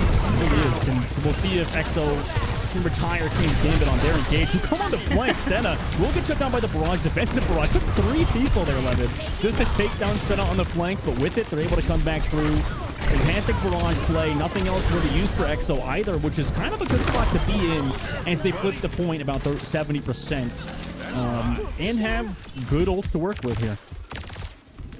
Okay, but Senna heard the voices, okay? I don't know what compelled them, what possessed them to jump into the enemy team. The 1 kill is nice, but stat padding you can do while also not inting. But Queen's Gambit, they are up 71%. You're chilling. Dragon Blade, Orbital Raid, that's what you're working towards. Who's going to use the first Orbital Raid? If you use it second, you're going to get to use more of it in the later parts of the fight. That's how time works. And listen, there's some Dragon Blade action, looking for a good opportunity, and there's the cage. Yeah, Cage, and there's a Cage from Kindred, but unfortunately, you know, with as many ults as Queen's Gambit used there, popping 3 bad boys in that fight, 73% of the board too. They're going to try to go for a little bit more as EXO, unfortunately, didn't have the power to match. Just a good opportunity. The Cage plus the Dragon Blade. We got to come up with ult combo names, guys. We're Wash. We don't come up with that, okay? Y'all Zoomers come up with these little tags. Meanwhile, you got Kuna activating the overclock and it's going crazy, shooting this Brig in the back, and kind of got shut down. But hey, Yeah. you got a far cap at the point. Yeah, it's not going to change much, I think. I mean, running away, okay, wait. Knocking around the corner. Touching. Hobbit and Wheat, and gone. Okay, but yeah, overtime. Lucio comes. Wait, they got 4 people. I mean, this could... Yeah, oh, Touchers? Any touchers? no. No touchers. No touchers in the situation. Queen's Gambit, I mean, look pretty good there, Lemon. Obviously, even with Senna going aggressive as all hell towards that backside, they just pop 3 ultimates, just shut down any sort of comeback potential there for EXO. And then they go aggressive again towards that choke point, which EXO should be aware of because Queen's Gambit used so many ults in that previous fight. You know they have to go past that choke. They have to go further and beyond. But unfortunately, EXO just couldn't stop it alongside Velvet's rally. I'm gonna be on my hater era for a second, but I think if you lose the first fight, you should swap off Pharah. It's just the most painful hero to attack with, even with the changes to her mobility. But we'll see what Jeremy can do in this first initial fight. Being able to defend with Pharah is insane. And we saw how quickly Jeremy built the barrage, and now already taking control of the coast side to maybe get some boots off the bridge if you're lucky. But Queen's Gambit got some flankers too with a Sombra now in play. Interesting pick instead of having the Soch. Obviously, Senna favoring that Sombra. Even on the roster screen, says that's favorite hero. play in general, and now EXO, they're taking a lot of poke damage, surprisingly, against the composition where you wouldn't think they would have it, and just able to delete Kuna. Where's the heals from EXO? Unfortunately, not there. And this Sombra already putting in some pretty damn good work as Queen's Gambit pretty handedly win this first fight. Yeah, Queen's Gambit, when you are a team that radiates confidence, you are gonna be flanked. We saw Zoe do it in the last series, and I think we're gonna see that again from Senna. She was the one who just like jumped in on the flank as Sojourn, heard the voices, and it compelled them to go for kills. So I like that they can kind of hone in on those voices now, going invisible behind the enemy team. We'll see how Azeroth deals with it. Yeah, like Jeremy swapped me into the Genji, never mind. Okay, Velvet shuts down, head dive, immediately Kindred also on this. And they did try to make that swap though. And like you said, that Pharah, you think after losing that fight that you want to swap off it, but in this case, I mean, what went wrong there? Did they just like, let's just hold the W key and see what happens, and nothing good came out of it? Well, they had a buffed up Giga Chad Brigitte in Velvet who just like got a 3K just frontlining, and that's just how you play Brigitte these days. And Azeroth just couldn't fire back, and they've been trying to punish Velvet, and now there's an EMP. Yeah, EMP also countercharge into the other Manga. Kindred's gonna go down on the ground off that. Unlucky being able to find one at the very least, but that's one kill in this entire round, I believe. So 70% on the board. EXO don't even have ults yet. Jesus, Lemon. Oh my gosh, they haven't built a single ultimate. Oh, no. But what about now? What about first ultimate right Okay. now? We're at like 90%. You just flick someone in the nose, you're gonna get the ult. Now, I need to see Kuna on an off angle, have all the attention on Kindred, unlucky, and gotta heal Kindred to full. Never mind, Queen's Gambit have activated Overdrive. They're literally going X Games mode, and Azeroth are not killing anything. Orbital Ray and Rally is just simply too much. Queen's Gambit just banked everything and absolutely kicked Azeroth where the sun don't shine. Holy cow, what a map one. Yeah, that was insane. I mean, there's a reason why Queen's Gambit look as good as they do, and it's because they're the queens. It's like, how do you beat that? How do you beat that? Play. Yeah, actually, I mean, in this case, they just slayed the entire enemy where they couldn't even build a ult. I mean, there's an AKM blade. There's an AKM blade, Lennon. Now, how KM often? Blade is crazy. I don't think the Zoomers know what that is. No, I guess not. What's the modern reference these days? Who are we referencing? Who's the modern day AKM? I think the problem is players aren't that bad anymore. You know what I mean? It's just Yeah. no. That is a little bit of a diss towards AKM on accident, but he's a great guy. You made your name in Overwatch. We got the Ajax, we got the AKM, we got the... Is there a Dogman? There was Dogman Transcendence. That was the thing. Oh, no. Yeah, because I would press the Q button. Nobody on Queen's Gambit pressing their buttons at the wrong time. In fact, it seems like even in the neutral games, Queen's Gambit just had full control, right? Even on the Sombra, even on a pick where, not a lot of people are trying to play that Sombra, really trying to focus more on that Soj, on that Echo, and on that Genji. It just seemed like it was just the pacing was far too much for EXO, and they couldn't do anything. The whole round, on first round and second round. Just Queen's Gambit got to dictate the pace of the game, which was plus ultra, because holy cow, they only W key. There was no time for Azeroth to like really communicate like what ults and how this was going, and they played out in the open. And of course, when Queen's Gambit gets to defend, they get the high ground, they get to fight whenever they want to. But it will be EXO Azeroth that will pick whatever map they want to go to next. Any game mode, any map, you name it, we'll bring you there, baby girls, baby boys, baby they thems. Let's get it. And we'll see if they can try to even up the series, because that was quite a beatdown in map one. Yeah, I mean, it really was. It sounded like you wanted to throw a break there too, but we had 2 more games to go, Lemon. I mean, I'm locked in. we are locked in, but Queen's Gambit's too locked in, pretty much. So they're one step ahead of us. They can see the future. They know potentially the outcome here. I mean, they got to feel confident after that, right, Lemon? I mean, it just seems like, it was just so fast for EXO's side. Is there even a takeaway here, Lemon? Like, what did we see? I know it's a tough question, always is, but is there something that we can see out of the side of EXO and Azeroth that really solidifies that they can potentially win this next map? Maybe a bit of a hint going into what map type they'll pick? I think you got to be comfortable with running away. You're seeing a lot of proactivity from the Queen's Gambit side to just be aggressive. A best offense is a great offense, type of team. Right. And you got to be okay with stepping back, poking away, rejuvenating, and knowing when to call off plan A. But, Overwatch is a very chaotic environment where it's not slow like other FPS where you have people, IGLs coming in and really dictating early, mid, and late game plans. It is just pure reactionary gameplay, at least at the pace that Queen's Gambit is playing at. And this is the undefeated team, even in maps. So this is not a feat that anyone has been able to overcome. And we will see what the map pick is to try and dismantle this team. But hey, at least an upgrade in our semifinal. I don't know if this is an upset. Y'all let me know. Valentine took map 1 against Nightmare. Ooh. Oh my Ooh, gosh. spicy. That is spicy. That is a bit of an upset, but they did, obviously Miss Megatron did talk about how it was a close matchup versus Nightmare with the win the Swiss bracket as well. So, it's definitely an upset for sure. I think, like you said, it's going to be interesting to see how that match also progresses. Meanwhile, for Queen's Gambit, I mean, it seems like they forced EXO into a weird spot, and EXO's going to pick King's Row out of all maps, heading us into Hybrid against a team that's good at manga and against a team that's as good as Queen's Gambit. It's definitely an interesting map pick, Lemon. I mean, a map that's a staple like King's Row that's been around for how many millennia? Yeah, you Zoomers need to catch up, okay? King's Row is where the death ball began, okay? You came out of the womb not saying mama or papa, you said King's Woe, okay? And this is where you rolled out on my favorite map, anyone who has a brain's favorite map, and unfortunately not going to be the Rein Zarya. Maybe 6v6 in the future, we could bring back the tried and true, but Mauga or Orisa will be the flavors du jour. No queen action, no, as in Junker queen action. Lots of queens here, but only one queen that's winning maps right now, and that's Queen's Gambit.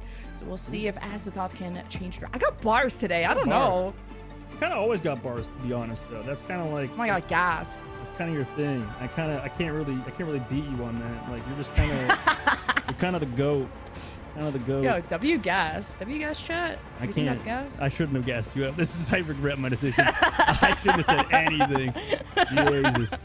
You went from getting up from your chair and flaming the enemy team at land to now saying everyone is the GOAT.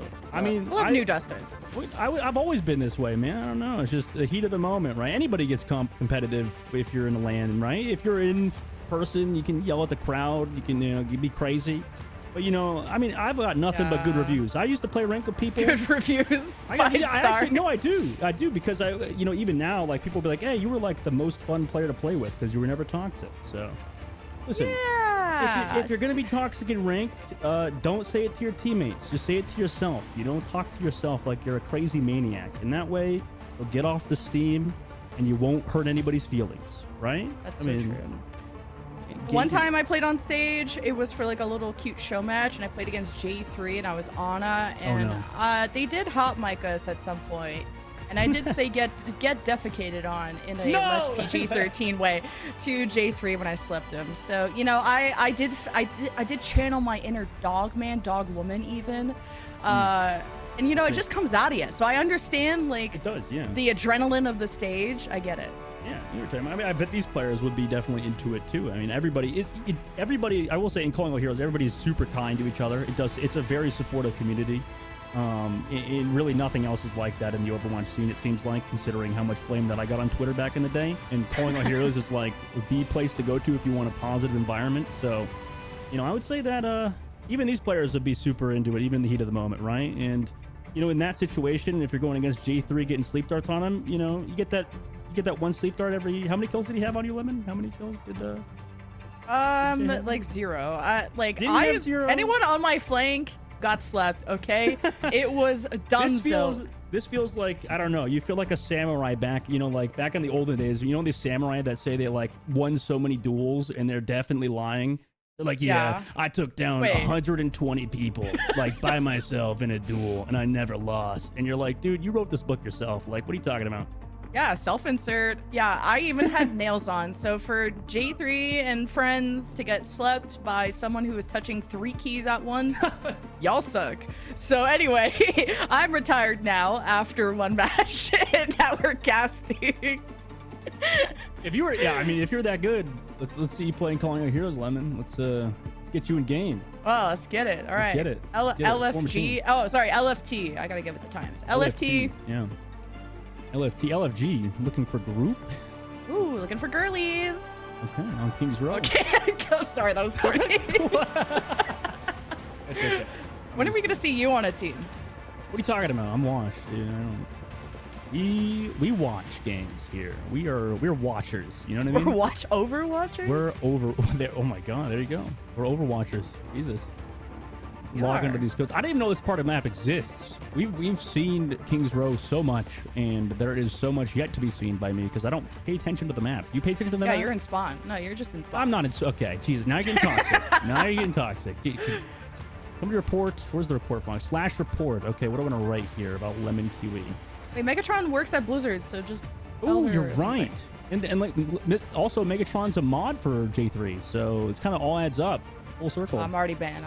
Yeah, It's too late. yeah. Miss Megatron, if you're well, she's not watching the stream, right? Because she's supporting her team, who's playing a match right now. Yeah. This probably has a delay of some sort, so yeah. Okay, we are so free. The mods are not here. Rise up, chat. Mods not here. Rise up, Rising Series, Calling All Heroes.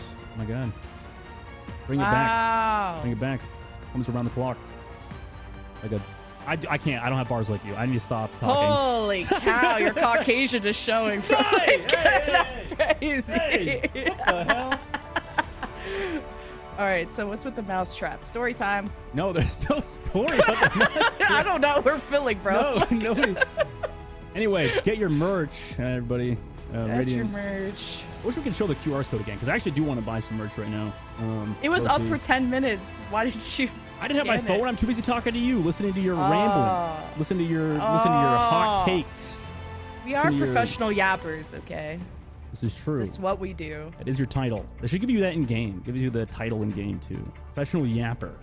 That would be a great title. This is a bit of a banger. WCS, Blizzard, Megatron, someone Help us get out us here. professional yapper titles. Get the washed Just- retired guy too. someone. Yeah, I'll take that one. You take the yapper. I like that. That's a good. That's a good trade-off, I think.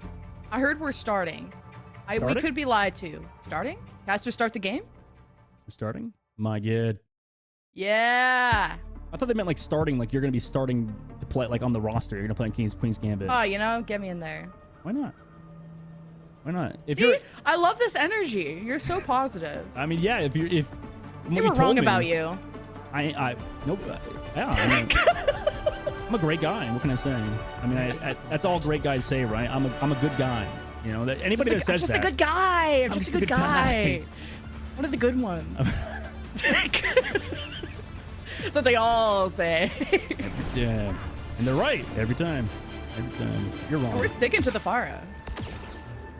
I mean, Jeremy obviously likes that hero a lot. This seems to be a pick for Jeremy that they feel comfortable on, right? I mean, I'm sure you can relate to that, playing the Ana when it's not meta anymore and everybody flaming. Yeah, you. that's crazy. Yeah, well, it's you know, Ana's more meta on this map than Pharah. Okay, I'll stand by that. Okay, you're right, yeah, Ana's yeah. more meta. Okay, Pharah's way more niche. Right? Well, Right, guys? I will say, unironically, this like first point for Pharah, like you do have that like verticality that you can kind of play around, right? You get some good spam angles. So it's not the worst thing, but it is very hard for Queen's Gambit, who now, you know, have Senna, as you can, playing phenomenal on the Sombra so far. You're gonna have to shut this down somehow. You have some ground power action too. Yeah, usually you want to kind of fly around the hotel because usually you want like a Backseat central gaming pillar. room, easily. I'm just saying. You don't get to see a lot in Overwatch observing, okay? But I'm just telling you where Mars should be playing. Right, and right right. now, Azeroth are getting ran down. I like that Kindred's backing up. You need time for your DPS to poke. And look at that. First kill for Azeroth. Like it. Oh my, Jeremy. Put on the hat trick. 3K in that fight. That was nasty. Built up towards that ultimate barrel trick as well. That's the tough part too. Even with a team fight, when you're building up that Juno's ultimate, even with all that damage coming through, you're giving support ultimates, which are like the strongest thing in Overwatch. So it's going to be really hard to deal with Queen's Gambit, even with the first fight win, but a minute's off the clock already.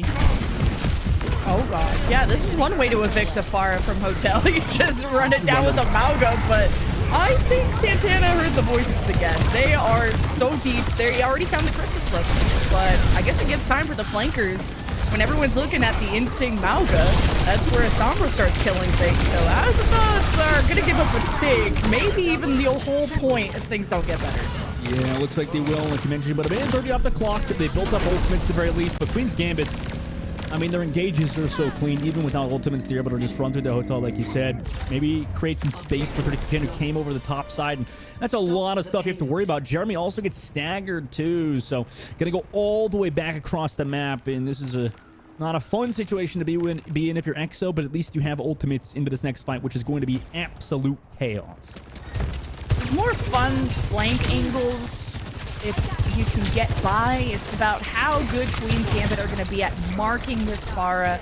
And can Jeremy get into even an off angle? But look, Queen's Gambit are taking a very early fight, or Azathos, I should say, taking an early fight. And Jeremy just lets it rain with no ult, just vanilla rockets.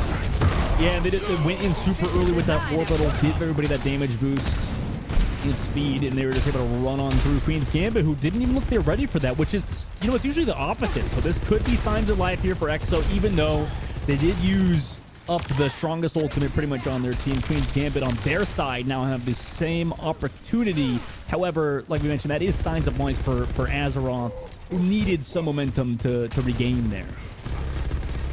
Tough choke point to get through. Queen's Gambit got every ult in the game. Starts with, I thought it was going to be an orbital raid. As soon as Queen's Gambit contests the window, there's a barrage. Jeremy is proving that Pharah is meta anywhere, as long as you put your mind to it. That's nasty. Jesus, Jeremy. Okay, now we're seeing it. We're seeing it work out quite well.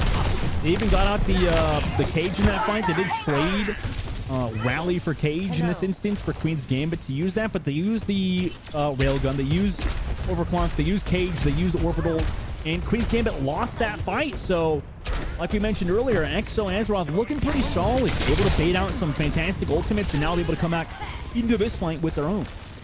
This ends now. Now Queen's Gambit can draw them into the EMP. That gets activated. Everyone from EXO is kids, and you're just leaning on Kuna to get the picks at the overclock. And so far, Azathos are quite injured, hemorrhaging at the seams, and Queen's Gambit just couldn't close out any of those kills.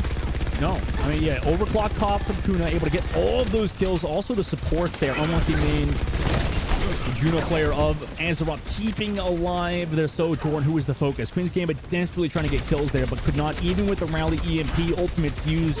Azeroth, another fight win. That's 3 in a row now.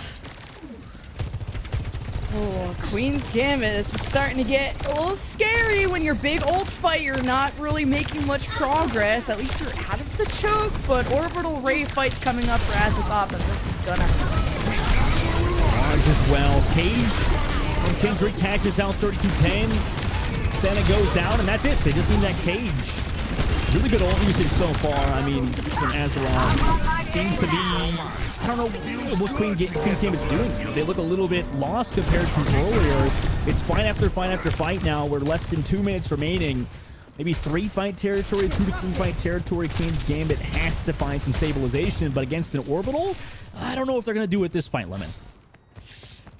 Scary. This could be Queen's Gambit's first map loss in this tournament, and also the stage, since they didn't drop a map in the Swiss stage. So Azathos has been doing a great job cycling those ults, as you say. And here's the Orbital Ray. Jeremy getting into position for the barrage, and maybe not even needing it. Hops above, missing like a Goomba. And Queen's Gambit are going to be sent packing. They don't got support. Jeremy looking like prime tailspin, if everybody remembers him. Amazing shots. Oh, throwback.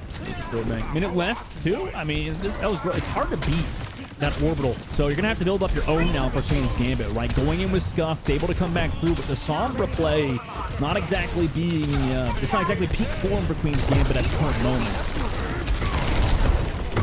Ooh, Santana looking in good form, but then they just got exploded by a barrage. We waited till almost Overwatch 3 to get that barrage, but it paid the heck off for Azathoth. Queen's Gambit wasted their entire time bank after a pretty swift cap to barely get halfway to point B. This is dire times for a team that is favored to win the whole tournament. Azathoth's defense is just too good. Yeah, they've had a great comeback, but at least for Scuff, they've not used that orbital. Now they do. Mission's able to get the kill too with it when the overclock. So surely, because no kills came through for Azathoth, now's their time. It cost an overclock plus orbital in the Streets phase, so it's going to be really hard here towards the end. However, Queen's Gambit can kind of take momentum into their own hands, push past this choke if they really want to before Azathoth are able to build anything up and get a comeback in.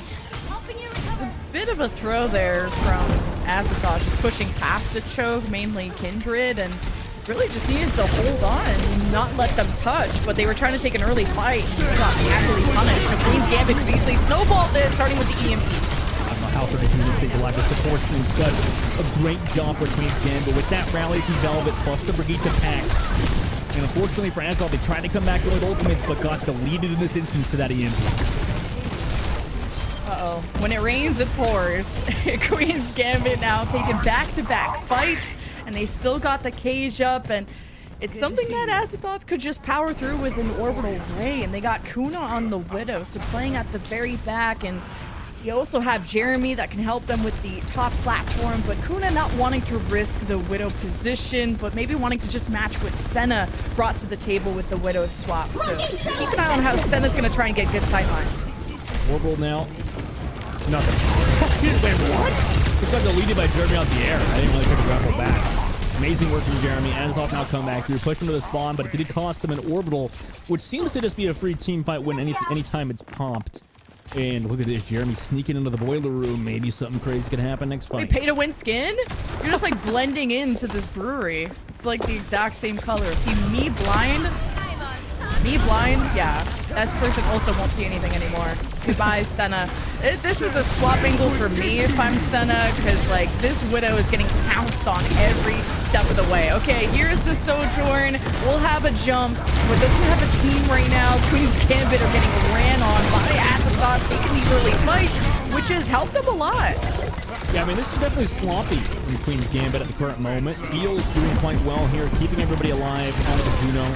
Kindred falls back with the cage there. Santana didn't have to use the cage. Now here comes Kindra's cage. Orbital to counter it on the inside angle. They trade Velvet for one. Scuff gonna go down though. Even with the orbital is going past everybody. It's no longer helpful. Blade comes back through in overtime as well. Jeremy able to find one. The mission find any more for Queen's Gambit. They are playing around the carpet. You got Jeremy on the back line, kind of harassing you consistently, and now the stagger comes through onto Jerski. Of course, that payload with the support there keeps him alive for now. This is looking really weird. King's Gambit trying to play on this payload. Couldn't able to get one. Where is Jeremy? Jeremy towards the spawn for some heckin' reason, trying to spawn camp and gets the kill and the win. So they're gonna hold off Queen's Gambit for now. Feels so bad for Missin. Missin must have stabbed those supports 57 times to the chest and body. Like, it is insane. A whole Dragon Blade to the Brigitte, didn't die. Had a really good technical play on the Genji against the Juno, didn't die. And this is not Missin hate. This is support glaze for Azathoth. The amount, how much support they had. Missin, if they would have converted those support kills, maybe turnable. But Queen's Gambit, man, that is a hard... They just couldn't close out a lot of those kills. And hey, it could have been worse. They could have been held at the initial choke point, but they got halfway to C. That there's a silver lining there if you squint hard enough. But Azathoth, this could be their chance to tie up the series if they can go all the way. Big chance here. And off the backs of, such as you mentioned, Lemon, I mean, KJ and Unlucky Main keeping alive everybody. And if you have supports playing that well, then surely you're going to win the series. Keeping Jeremy alive whenever Jeremy's like 1 HP, Kindred alive as well.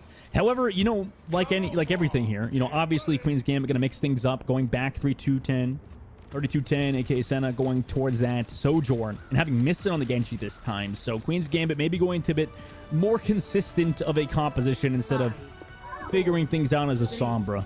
2, 1. I'm in love with the skin.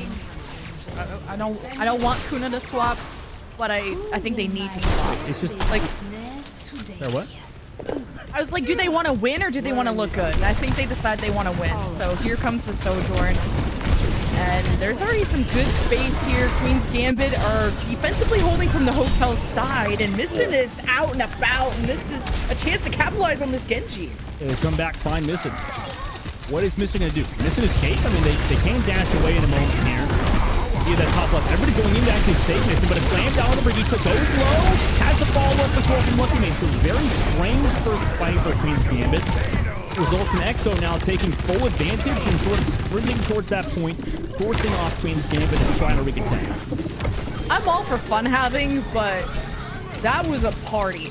And not like the fun kind, like not the good kind, like the what are we doing kind of party. Because Misten just went on the flank, and I think Velvet stepped up to try and give them a pack so they can make it over the wall, and then they both died, and then they both gave up the fight to Azathoth. So at least Queen's Gambit are having fun, and maybe that's what matters. But I think Azathoth want to win because they're rolling. But this is the same choke point that Queen's Gambit had troubles getting through last time, even after this Swift point take. So we'll see what Jeremy can open up with. He's single-handedly not letting them hold close because of those rockets. Yeah, this is an attacking Pharaoh. They need create space for Jeremy. Jeremy's gonna have to deal with Misten in the sky now. He's trying sort of an anti-Pharaoh style, but Jeremy doesn't use the map. Jeremy killed 3, took down Misten in the cage as well from Kindred. So Kindred did die, but popped that off. Scuffed, unfortunately, got 0 value out of the orbital, and this is a great spot to be in now if you're Exo. This is really good progress, and you can snowball this easily into a point B cap with not really having to use many ultimates if you're Azathoth. So an easy orbital ray, especially when Scuff did not win an orbital ray fight for the defense. Azathoth, if they play their cards right, they can make Queen's Gambit look like jokers. And here's the fight. This ends now. Orbital here from the offense. Barrage available for Jeremy. Fingers able to find the first kill off that orbital with the damage boost. Goes on a Scuff, gets tracked down by Misten though. Not going to be able to pop the overclock either. 0.82 meters left before they can cap out. They do so. Oh my god. Able to find the follow-up kills as well towards that payload. Secure the objective. And now they've got 5 minutes and 20 seconds in third phase. And the cart checkpoint, it's right there, Lemon. 5.5 minutes is insane. Good orbital ray win fight. Cool attempt at a flank, but Queen's Gambit never got back around. This kind of a broken ends boomerang maneuver. But overclock, this alone could zone things off with the Widow shot. Or actually, Seven took a shot, so they're out of the fight. Barrage gets stunned, but Queen's Gambit got no space to work with. It's 0.9 meters, and the rally couldn't really get stuns. Queen's Gambit can't get kills. The Widow at range is getting headshots. That's what you're really looking forward to. Azathoth still have their tank in position, and this will be a cap at any second now. Here's Santana with a last-minute touch. This Widow's also still fragging. Yes. How did Senna get a kill there? What? How did Senna get a kill there? And how are they on the payload? They have 0.15 meters left. Kuna's getting another one. He has to touch. Oh my no. Yeah, it was GG like you said, but oh my god. We had to hype it up though. It could have been something crazy. It could have been. But man, Exo looking so good there, Lemon. Tying the series up now. Didn't give any space to the undefeated Queens from the Swiss stage. That's the first map they've lost. That was insane. King's Row is so snowbally, and I was a hater of the Pharah, but Jeremy was like the solution to this. As soon as Queen's Gambit wanted to hold close, the rockets from above, and you didn't even see a barrage for so many of the initial fights. And Queen's Gambit were scrambling. They weren't able to flank like they freely were on Control. I think Oasis is a bit bigger than this point here of King's Row. And Misten had a hard time against Jeremy, who was focusing them down. And all Kindred had to do was really walk up, because there wasn't a point where Azathoth really got slowed down. They even had 5 out of 6 ults for the point B cap, so it's kind of all the stars aligned for Azathoth. Yeah, exactly. I mean, Jeremy hitting shots, and, you know, to be honest, the Juno is kind of synergizing very well with this Pharah. And it's sort of, like you said, more of a grounded Pharah than we usually see. But, you know, with how Pharah plays in the modern meta, it seems like Jeremy just takes full advantage of just shoving it down, you know, making sure you can't really get any space to work with. And that bodes well with Juno and specifically Maga as well, who can keep everybody caged, keep everybody stationary, able to It's going to enable you to hit those direct shots way easier. And, you know, sure, we might have judged the Kings Row pick, especially against a game like Queen's Gambit. But if Queen's Gambit's going to play like that, Exo might have a real shot in this series. For sure. And an update on our other semifinal, who's also going the distance. Nightmare also just tied the series after they duked it out on Hollywood. So we've got some stiff competition stepping up to kind of the juggernauts of the bracket, being Queen's Gambit and Nightmare. So we'll update you guys on how that series is going, because we're going to be going through this whole bracket over the next 2 days. So strap in, make sure you drop a follow to the channel, get your notifications on so you don't miss any of the action. And this is all presented to you by Be Quiet, Blacklight, Radiant, the whole gang supporting this amazing community, as we will be heading into our next map once Queen's Gambit decides where they want to go. So no hybrid, but, you know, all the other map types available. Yep. No hybrid, no control. We'll have to see. I mean, usually Flashpoint is a good opt-in at this point. Obviously, for Queen's Gambit, who knows, you know, what's going through their minds. But overall, I mean, fantastic. You know, I like the seeding too so far. I mean, just to look at the macro level, look at the whole tournament itself. You know, obviously, at least when we see, you know, games go 3-0 in the quarterfinals, that's how you know kind of you're going to have close games in these semifinals, in which, like you mentioned, Lemon, I mean, in the other side of the bracket, we have a close matchup happening between Nightmare Eclipse and Valentine. And then over here, obviously, Azathoth looking like a strong team as well in this meta that's been existing for so long. You know, and that kind of goes back to an old thing, Lemon. You know, obviously with the stagnation of metas, that can be a bit annoying, right? I mean, for us as casters, you know, I'm sure you had to cast like Sojourn meta, right, in the early days for like ever. Goats for like 6 months. Yeah. But you know, honestly, there's a lot to sort of be learned in terms of the overall, you know, gameplay, right? There's so much niche things that happen, and the longer you can play a composition, the better you'll get at it, no matter how long it's been. And we go to New Junk City. So a return of this map from our last series, but we haven't seen any Mei from either of these teams. We could easily see like the flankers return, especially in the ring around the Rosie first point. But this is about how practiced you are, especially on those rotations, and your understanding of dividing your attention between capping the point and taking the fight. And I kind of talked about this in the last series of the point unlocks after a certain amount of time, and then someone has to be dedicated to 1v1ing on that point or just simply capping it.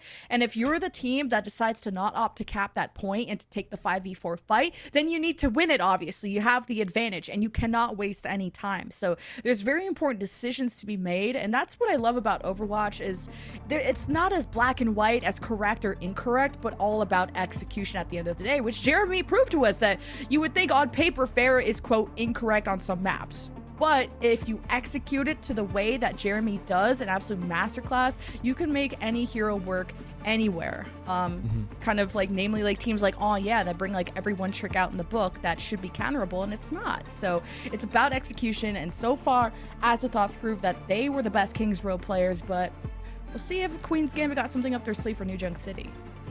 They definitely could. I wouldn't be surprised if EXO does try to play the Pharah gun, like you said. It is hard to play, to like learn that character, I think, because, you know, for Pharah, you sort of have to learn like an entirely different game. I feel like you have to look at all of the cover you have in terms of like the verticality, how much you have towards the skybox, how much room you have to the skybox, how much you can fly around. You're playing like an entirely different game. And you obviously you think of a mechanical skill level like Genji, you know, such a high skill level character, but Pharah at points can also be like that, just because of how much you have to manage in terms of cover and how you sort of position, because it really does end up mattering. But on New Junk City here, I mean, this is going to be a tough spot for Pharah, you think, right? Because where's this Pharah going to sit if you do run one on that first objective, which is always in the middle? It's a tough one. I just don't think Pharah is playable at all on this map, just because of like the doorways you got to get through. It's so annoying. Like there's some more open maps, like what is it called, Bomb Squad or something, Bomb Flats, I think it's called Flats something. That's a very open, no really ceilings hurting you part of the map, where Jeremy, if they really want to return to the dark days of Pharah, that would be it. But Genji, gotta have that in your back pocket. And that'll be Jeremy versus Missin on that. Alive out there. And notice in the TP play, though, they're going to be a little bit late. Queen's Gambit used the Symmetra TP, and if I'm not mistaken, Exo did it. So they're already going to be on the back foot in this instance. So we have the Queen. TV predictions coming through. Scrims, we've seen a lot of Junker Queen. Doesn't actually result in wins, though. Senna able to find the first kill on a KJ. And that might open things up because Azeroth trying to play it slow. The grab with the knife. Not really finding any kills. I mean, it seems like you're getting max diet at Junker Queen, but the composition at the moment, it's not able to find anything. Just good balance from Queen's Gambit to have not only someone cap, but for Senna to also get vision. That's the tough part about capping the point is depending on where the fight is, you aren't going to be involved in all the fun. But you got, wow, a rampage from Kindred hitting at least 2, and Queen's Gambit just bleed at the seams. What a turnaround from Kindred, but it's really not over yet. They got to deal with this Brigitte, and Queen's Gambit supports have been unkillable in the past. And this is kind of coming down to the last 2v2, 3v3 that's going on. But Queen's Gambit are just getting there faster with the Orbital Ray from Scuff. That's what propels them into a fight with. Yeah, I mean, I hate to be a hater, but in this instance, I think based on... We saw Kindred play that, it feels like perfectly, right, Lemon? I mean, it just seemed like Kindred did everything possible, built up the ult super quick, hit all of the knives, and still lost. So this is going to be hard. Queen's Gambit have a control of this objective, have Brigitte ultimate and the blade coming up with kick. Okay, so Jeremy is back on the far. If they can get through the doors, that could be good, but the point has already been capped. Now, chat, you can all say C9 all at once. And you'd actually be right for once. But Azeroth will be also getting farmed, which not a good spot either, because Queen's Gambit did just earn a ton of ultimates from that.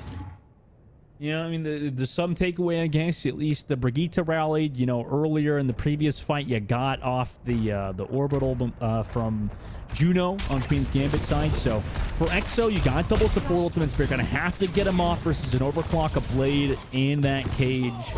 You know, obviously, you're going to get some space created, but it's dependent on where Queen's Gambit position and if they're split enough to deal with the push of Azeroth. Yeah, this is the bomb flats where you can play a lot around these pillars if you're the Pharah. So it's been tough, though, to be involved in the action. Not seeing a lot of ult charge from Jeremy's side. But hey, I'm seeing point presence, and that's what gives Azeroth the cap for now. Now they can just play off of Rampage. So Queen's Gambit got to spread out and see if they can access Unlucky Main or Drewski.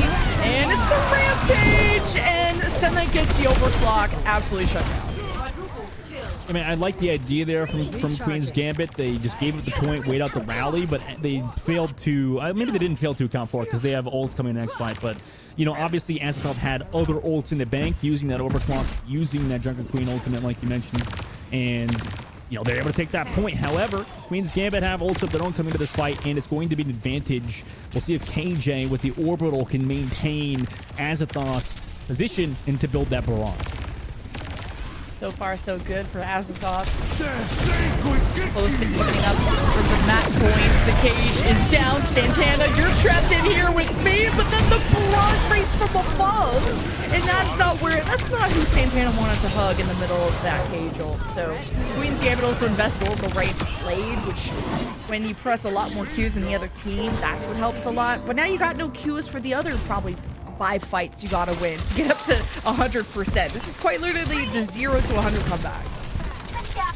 Kindred on the Maga now. Maybe got caught out there a little bit. That was a great cage by Santana. That was the reason why it felt like Queen's Gambit won. They caught off Kindred, forced Exo to sort of play around Queen's Gambit game plan of just shredding down Kindred.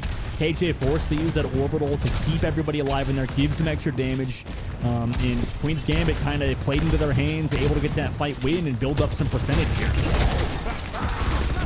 Kindred assessing, hoping to get the flip, and has to challenge Gia the Malga. And Santana is a lot less healthy, so Queen's Gambit got to go for a play, and it's already missed, and that's removed one, forcing Kindred to take a step back. And Queen's Gambit, they're very tempered with their approach, but Missing didn't get health packs in time. Velvet didn't get LOS on them, and that may hurt Queen's Gambit, but Azeroth was stuck in choke points that they couldn't even really fire back or punish on. So Queen's Gambit doing a great job of sealing the deal, quite literally the 0 to 100 turnaround, and they will be on map point. Yeah, with ultimate advantage too going into this next fight, Lemon. I mean, that's a tough spot to be in now if you're EXO. And it's even dutably hard because of Jeremy. I mean, it's not... It seemed like Jeremy's not able to find that space to get a lot of that damage off, right? They go in, able to get shots in, but immediately Velvet and Scuff are there with the healing, so it goes back to the original point in the previous map, Lemon, with support gameplay being the catalyst for both teams. Queen's Gambit, they've been through worse. This ends. Came back from such a heavy deficit, and now they stand like a pillar in the middle of the point. And Azeroth try to surround, divide, and conquer, and Jeremy is poking and prodding away, and it's just all the focus and attention from Jeremy has been on Senna, one of the MVPs of Queen's Gambit. And now that Queen's Gambit got no DPS, they got no chance in hell to win this fight, so they really got to support Senna and Missing, because they're going to be the ones who can win. I think Queen's Gambit in this situation, you know, did want to pop any ultimates in this case, but also like you mentioned about Jeremy, I mean, just great spacing, great control on the outside angle, able to take down Senna, make sure that Sojourn doesn't get work done, and now Queen's Gambit, they want to come back to try to equalize this objective and flip the point, but Queen's able to find 32, and Senna goes down early. That's huge. Mirage as well in the cage, able to find some extra damage, even with the support ultimates. It's not enough to keep everybody alive from EXO with that damage, with the Barrage and Kindred's own cage. Is a team wipe for EXO. Dude, Senna's just getting cooked right now. I don't know what's going on. Like, every time they try to take an angle, they're taking a headshot, they're taking double rockets. Like, there's such good marking and communication on Azeroth's side to find where these DPS, because you know Senna's taking an off angle, you know Missing likes to flank, and Azeroth have stopped every opportunity at Queen's Gambit and Monfort. Dragon Blade up next, and 90% for Azeroth. Able to get that kill. And only, Jesus, I mean, Senna's not able to do anything so far. In this point in particular, overtime ticking down. I mean, you got Missing going into the back line. Not want to pop that blade, save it for next fight. But here's the start for Azeroth. They're able to get 1 point compared to Queen's Gambit, who are on that point, the final point to win the map. Wow, what absolute domination from Azeroth, being proactive. And that's what's great about bomb flats, is that there's a lot of great entryways, but they're very tough choke points, and Azeroth took the fights at the best spots, favoring them.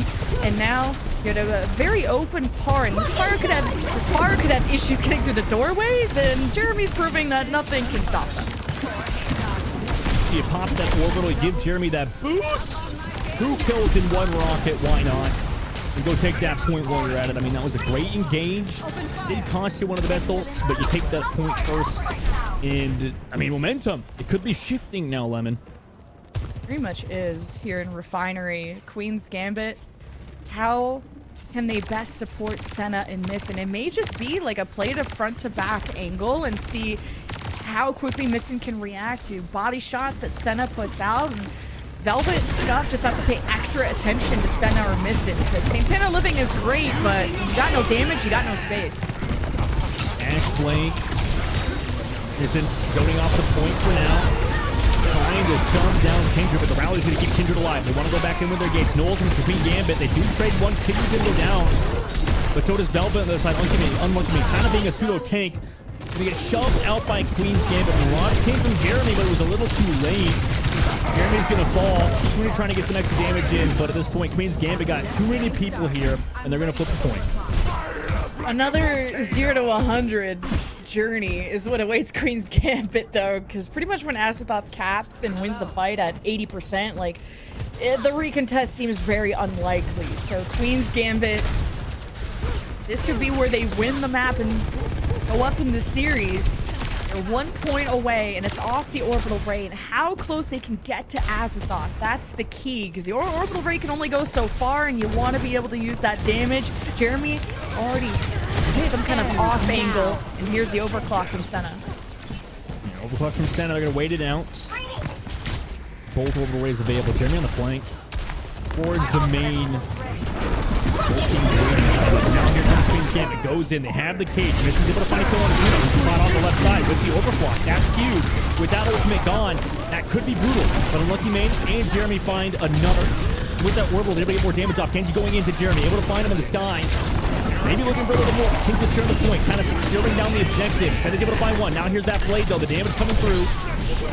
Able to truck down Senna, and Unlucky Man again with the flail.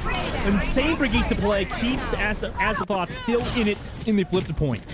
Okay, to go for a Dragon Blade in a mostly healthy Mauga space is insane work out of Missin. Senna's Overclock also just did trickle damage, wasn't able to take advantage of an active fight with active damage. Queen's Gambit just can't convert kills with these ults.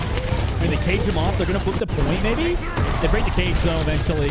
It was an interesting risk from Sana there, but now Azathoth's going to tank it, and we're all tied up now here, Lemon. Going into this last point. It's winner takes all for this map on Junkertown, and this fight's still kind of scrappy, still happening, as Kindred just sort of poof in and trying to live. And with the extra mobility that now with the Tracer from Missin, it's tough with the Genji. It's very punishing. If you don't get your dash reset, you have to be so smart with it. And with the amount of support play coming out of Unlucky Man and Jersey, I would also swap off of Genji, but Missin's going to go for it one more time. Just the Tracer is... it doesn't do a lot of damage to armor, obviously. And if your plan is to take down Kindred, if your plan is to... burst down a Mauga, Tracer is not going to be the best play, and you have a better ult for Dragon Blade. So Missin is going to flip-flop. Now this is the big fight for the last point. They tried D, stand over the top. Able with the line of shot, able to get rid of Senna. Nice overclock from the Jeremy tries to come back, take down Velvet, but it's not enough. Unfortunately, into the face of Senna and the ranks of Queen's Gambit. You are taking a bit of damage, but generally are winning in terms of person advantage, player advantage, and they're just going to stagger out the Mauga a little bit longer, and that matters on Flashpoint considering how fast the ticks go. Yeah, it's going to be at least 10% because you cannot fight without your Mauga. So that did build Kindred up towards the cage, but an Orbital Ray is what's going to make all the difference. And that means that Queen's Gambit may not be able to escape this next coming fight depending on how Kindred places that ult. So this Orbital Ray from Jersey could get a lot of value by quite literally melting the faces of the Queen. Jeremy on the Genji too is a big deal. Kindred goes into the cage, has the support from the Orbital Ray. Can Kindred stay alive? It seems like long enough for everybody else to get kills. That's how long that Mauga takes to take down EXO. Fantastic fight with the Orbital and the cage. Santana didn't have theirs, and that might have been the reason why Queens lost that fight. But Queen's Gambit are also only one fight away from winning the map. They're at 85%. Azathoth have to make the big comeback, and you got Cage, but instead of an Orbital Ray, you're going to have the Dragon Blade. If Santana can just place all the pins down, Missin can go for a strike. So Queen's Gambit really got to put all their eggs in the Missin basket. Lucky Man also has to build this round. The Overclock rally now. Here's the Blade. Kind of zoning off the point for now. On to the Juno, not able to find anything else. Kuna's able to find the kill too. They did flip the point, however. So kills going in favor of EXO, but Queen's Gambit have sort of stopped the bleeding at the current moment as they've at least slipped the point. Get it to 99. EXO are going to have to fight once again, and now without ultimates. The disengage from Azathoth was so good. Santana got 0 trapped in the cage, and Queen's Gambit focused on flipping the point instead of helping Missin continue to engage with the Dragon Blade. There was nobody trapped and no targets accessible to Missin. So that's a pretty flopped win condition, and now Azathoth have their own Dragon Blade. No Orbital Ray, no cage, just Jeremy against the world. Here's that Blade. Early pop from Jeremy. They need to find the kills. Boom. That's one. That's two. Jeremy is slicing and dicing. An absolute MVP for EXO. And that could be it now for Queen's Gambit. In no way. This could be a huge upset here, Lemon. I mean, nobody else really touched this point besides Santana. They had no ultimates in that last fight. EXO played that perfectly. Jeremy was flawless. And they're going to go up one map in this series to put them on map point versus a team that was undefeated, no maps lost in the Switch stage. And shout out to CB who pointed out something very important in that fight is the whip shot from Unlucky Man, which forced the Santana shield back, the cage that came down, I should say. And that's what stopped them from being able to have a big cage plus Dragon Blade fight win. That would have maybe sealed the deal, but this series is going the distance, y'all. Now, Azathoth on series point against our Queen's Gambit #1, previously undefeated seed. That is insane stuff. And to check back in on the other semifinal, Nightmare is up 2-1 against Valentine after a full hold on Circuit Royale. Kind of interesting map picks over there, but this is an intense bracket, y'all. It really is. I mean, this kind of goes back to, you know, on that note with Unlucky Main pushing back Santana with the flail. I mean, a lot of people do talk about skill expression in Overwatch, but that's just also a lot of pro players talking. Like, let's be 100% real. Like, most of us here in the chat room and people that play the game in general, we're not like pro players, right? A lot of people don't have this aim, you know, this sort of thing. Like, most people play Brigitte and even struggle playing Brigitte. So it's, you know, it's not uncommon for at least people like us to be like, wow, Unlucky Main was insane on that Brigitte, really showed a lot of flashes. And same thing with KJ, right? So these supports really putting the team on their backs in the meta that is very support reliant, right? You need to have these good supports. And it's not that Velvet and Scuff were bad. It's just that there was some slight outplays in terms of EXO at a macro level and individually for their supports. Yeah, New Junk City did just get one by Azathoth, so Queen's Gambit will choose where we're going to next. And this was a big DPS clash, in my opinion, of just the way Missin and Senna were shut down so many times. As soon as they wanted to take an angle, like Azathoth have really good communication right now, and they'll have to rally the troops for potentially one final map to see who will go to our winners final. We're gonna let our players take a quick break though and get their thoughts together, and we'll see you guys on the other side.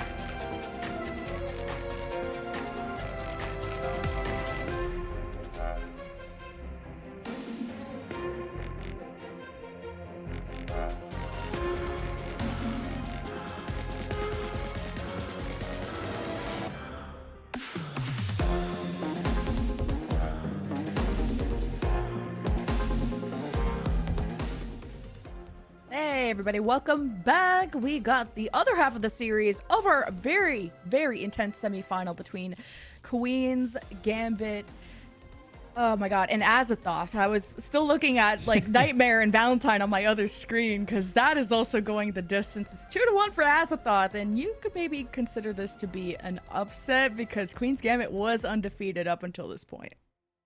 Yeah, even these two maps alone, winning them both back to back is a huge deal. So Queen's Gambit have to sort of come back now on the back foot, which is sort of what we didn't expect. But, you know, anything can happen in a tournament format, right, with the Swiss stage and then into the tournament situation. So a lot of teams sort of figuring each other out. And the map that Queen's Gambit have chosen is Runesapi. So we're going to a push map for our fourth map here.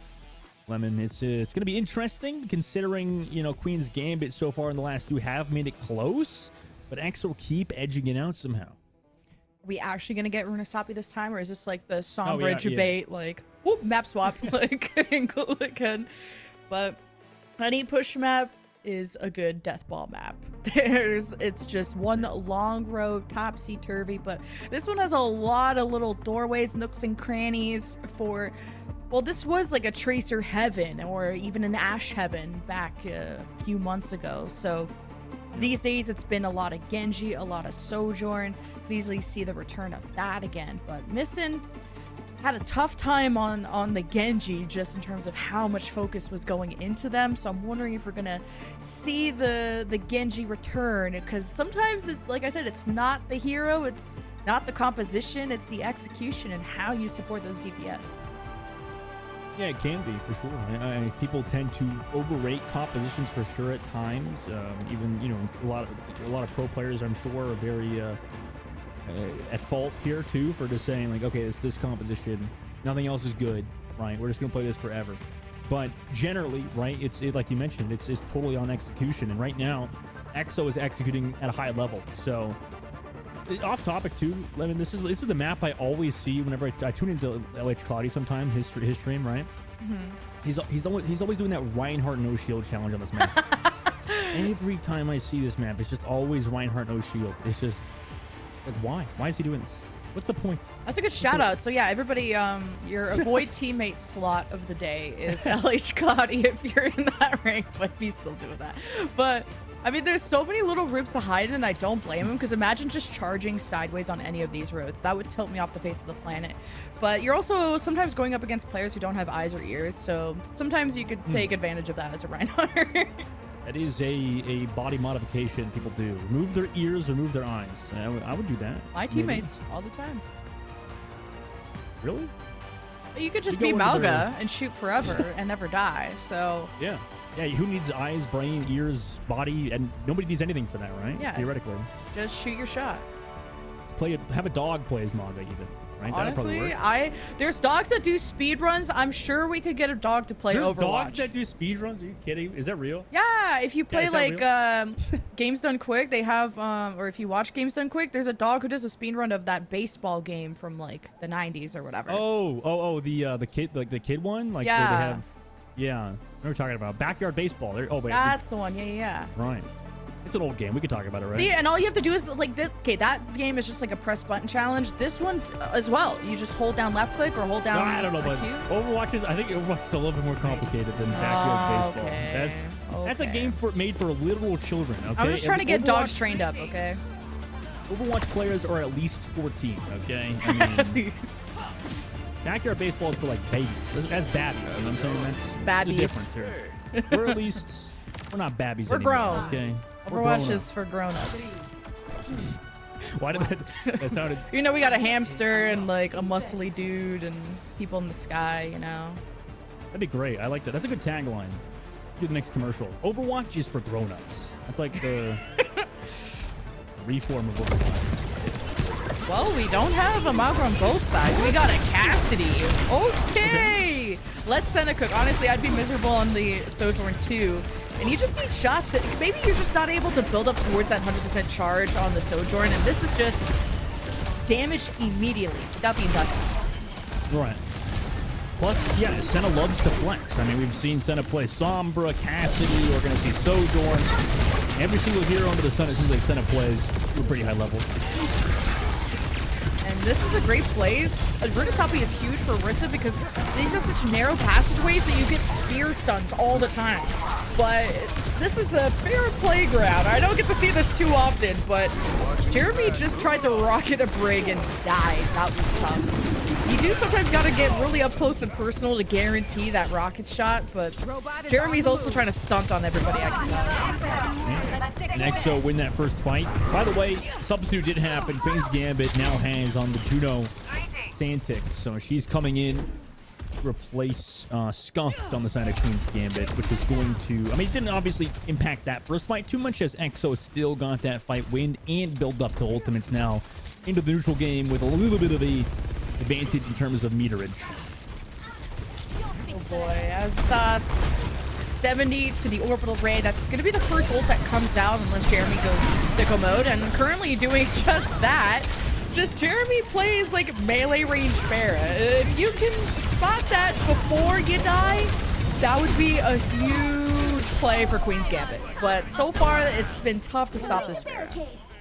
Jeremy's like John Wick right now. I mean, they heard that dog talk earlier, and you know, realized their dog lost a lot of games on Maga earlier, and is like, I'm taking vengeance on Queen's Gambit right now, shutting down. Shoehorned in John Wick joke. Bad not. It was not. I get it. I get it. That's fine. It's fine. I get it, Lemon. I get it. Cool. It's a chess match. Queen's Gambit. John Wick plays chess. This ends now. And he's got a dog, Really? right? Is that the one with the dead dog? I think that yes. Yeah. That was the whole point. Got it. I got it. I got it. Who's getting shots up? Holy cow! Pop Let me shut off. this up.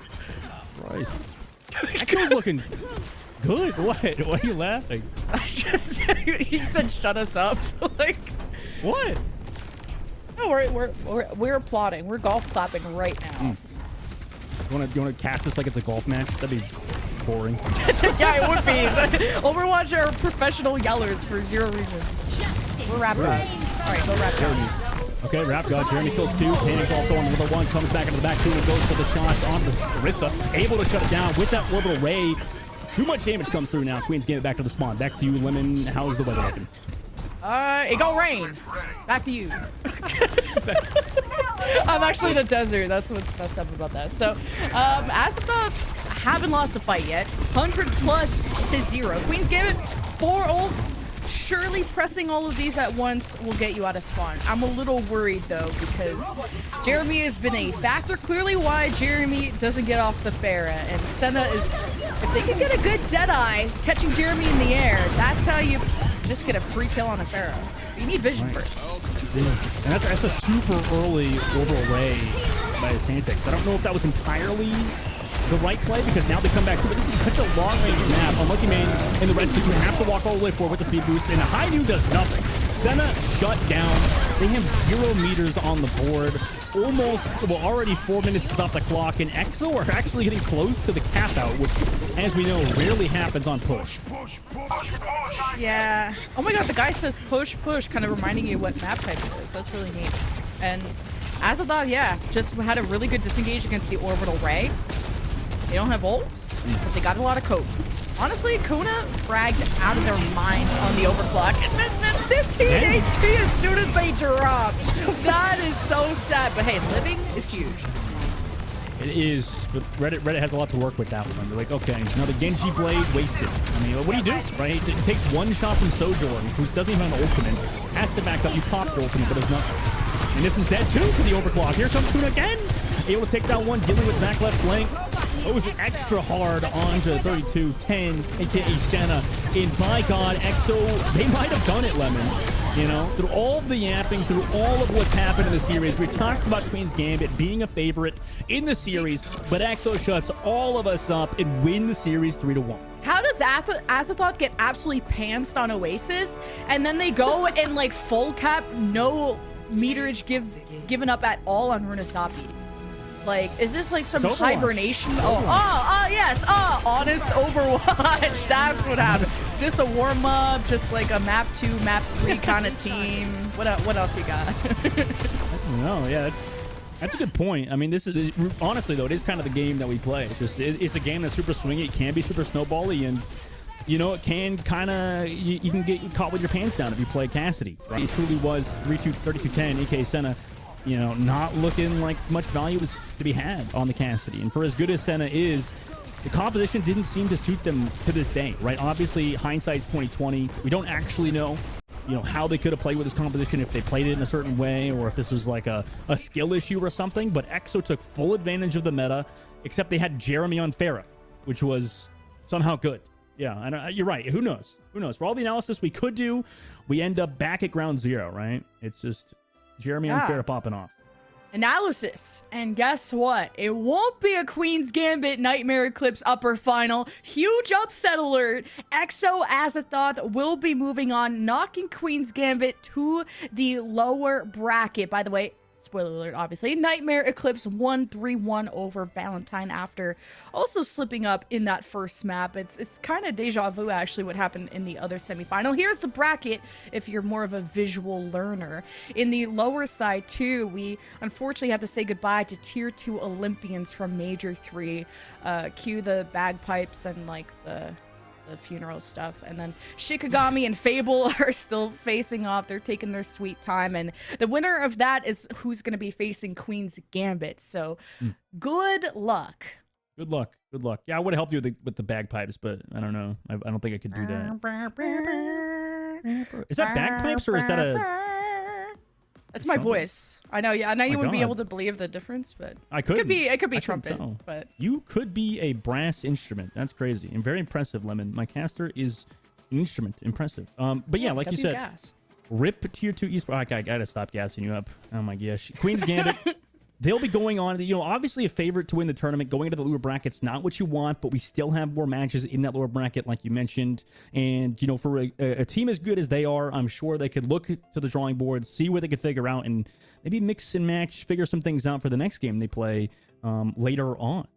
Yeah, because they got to play that today. So time to mentally bounce back. But we're going to bounce to a short break. But when we return, stay tuned. We're going to have an interview with the absolute GOAT that is Kindred. So don't go anywhere.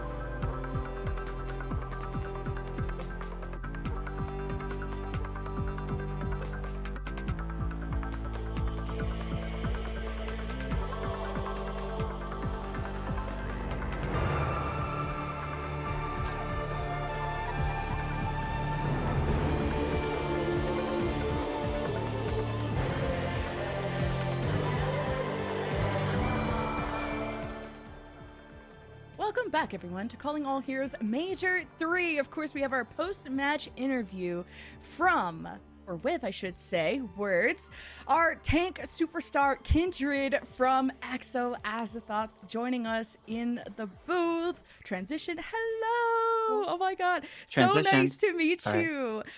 I know, transition, animations. Congratulations on the dub. Oh my god, you took down the team who didn't have a loss until they met you. Bring me through, like, were you nervous coming into this match, intimidated, or is anyone beatable in your eyes? I kind of am never really intimidated anymore by like teams, just because like I've already like lost a lot, I've already won a lot. It's kind of just another day in the office at this point if I win or lose. But I think that we all played really well today, especially, and we haven't really had a lot of scrims, so it was a nice change of pace to get a really nice win. And how do you think that came to fruition? Was that because of your guys' interesting composition with the Pharah? Like, obviously, Jeremy is cracked on the Pharah, but overall, I mean, can you walk us through, like, why you guys are sort of being a little bit different than the average team in terms of the meta at the moment? We're playing a lot of Pharah because that's what Jeremy is really used to. We still like to play the Genji, but I think mainly the thing that's shining the most on the team is Kuna on Sojourn. This Sojourn hero is really fun to play with, and I think Kuna is like really good at Sojourn, and it always has been like throughout the year. So seeing Sojourn back really makes me happy, especially, and Mauga. Yeah, like your team was firing on all cylinders. We had a lot of discussions about the Pharah, and we just talked about execution is what matters in this game. And Jeremy was the executioner, like absolutely ripped them to shreds. But you on the tank also are such an important pillar to this team. Talk to me about what the meta is between Mauga, Orisa, Queen even. Like, what do you think you should play, or like what's your decision making behind that? I think everyone should be playing Junker Queen personally, but the What your heart and hero brain say, you know? the Mauga hero just does way too much. You can just sit there and shoot somebody like the whole time and really not get punished. And burning people just has a lot of effect. Like I've just gotten so many random kills to just perma burning somebody, and then just slowly like Kuna can just like headshot them, and I don't know. The Mauga hero is just really autopilot sometimes too. I mean, We're saying that. yeah. And it seems like, I mean, it's a huge deal that you guys won that match. Obviously, I know you're acting cool, but it is a huge deal. You guys won 3-1. I mean, in such a fashion. Now you guys can play the upper bracket finals. I mean, are you looking forward to that match? Do you have any thoughts going into that upper bracket? I mean, now you guys are seemingly the favorites. Nightmare. Oh, I mean, they lost to this team last week, so I guess it's like we can win. I don't know. I know that they've been scrimming a lot. I've heard like how intense their scrims have been, so like it's like kind of intimidating, but I know that they're getting paid, so I'm not really too worried about like if I win or lose.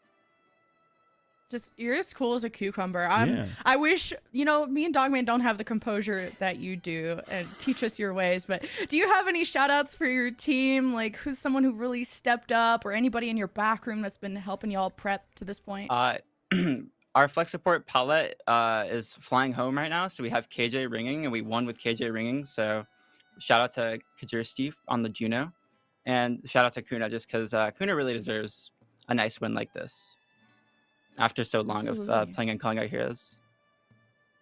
Yeah, y'all are thriving and in your lane and dominating the lane even, and safe travels to Paula. And thank you so much for this interview, and best of luck against Nightmare. Thank you. Bye-bye. Bye. It was so nice to get to talk to Kindred, tank extraordinaire from Azathoth, taking that, I would say, an upset win against Queen's Gambit. And now they have to go out and face Nightmare, and that'll be taking place actually later today. Dustin, that's going to be the match to watch. Oh yeah, 100%. That's gonna be a match to watch in a little bit. Obviously, coming up in just a little bit. But obviously, you know, in terms of that match, like you said, that was a huge win, and it's brought to you by Blacklight. They got a Christmas sale going on right now, so make sure to check out that if you want. Obviously, Christmas coming up in a few days. I don't know, I'm Jewish, so it's like Hanukkah's coming up for me, but you know, both the holidays. The holidays. The holidays are coming up, dude. Let's go. And yeah, it's exciting. Huge win there, brought to you by Blacklight, and obviously they're looking like they could now win the whole dang tournament. Yes, and if you guys don't want to use your grown-up money yourselves, the Calling All Heroes Discord is having a Blacklight Kraken Pro gaming chair giveaway. So use !Discord, or maybe there'll be a link posted there in chat. Calling All Heroes community members enter in. And there's also a chair prize for the Challengers MVP, so we'll be announcing that later. And there's also giveaways going down on the social channels. So on Twitter, if you follow Radiant GG, on Twitter and X and whatever, there's giveaways there too. Please go and support Radiant, because without them, we would not have tournaments like this. And of course, our Be Quiet segment, because we're going to be quiet in a sec, throwing to break. And check out CB and Rich Rad and Leg Day and the rest of the talent. They'll be doing some fun segments for you. But the day is not over, y'all. Stay tuned. We got more matches around the corner. That's it from me and Dustin. We'll see you guys later.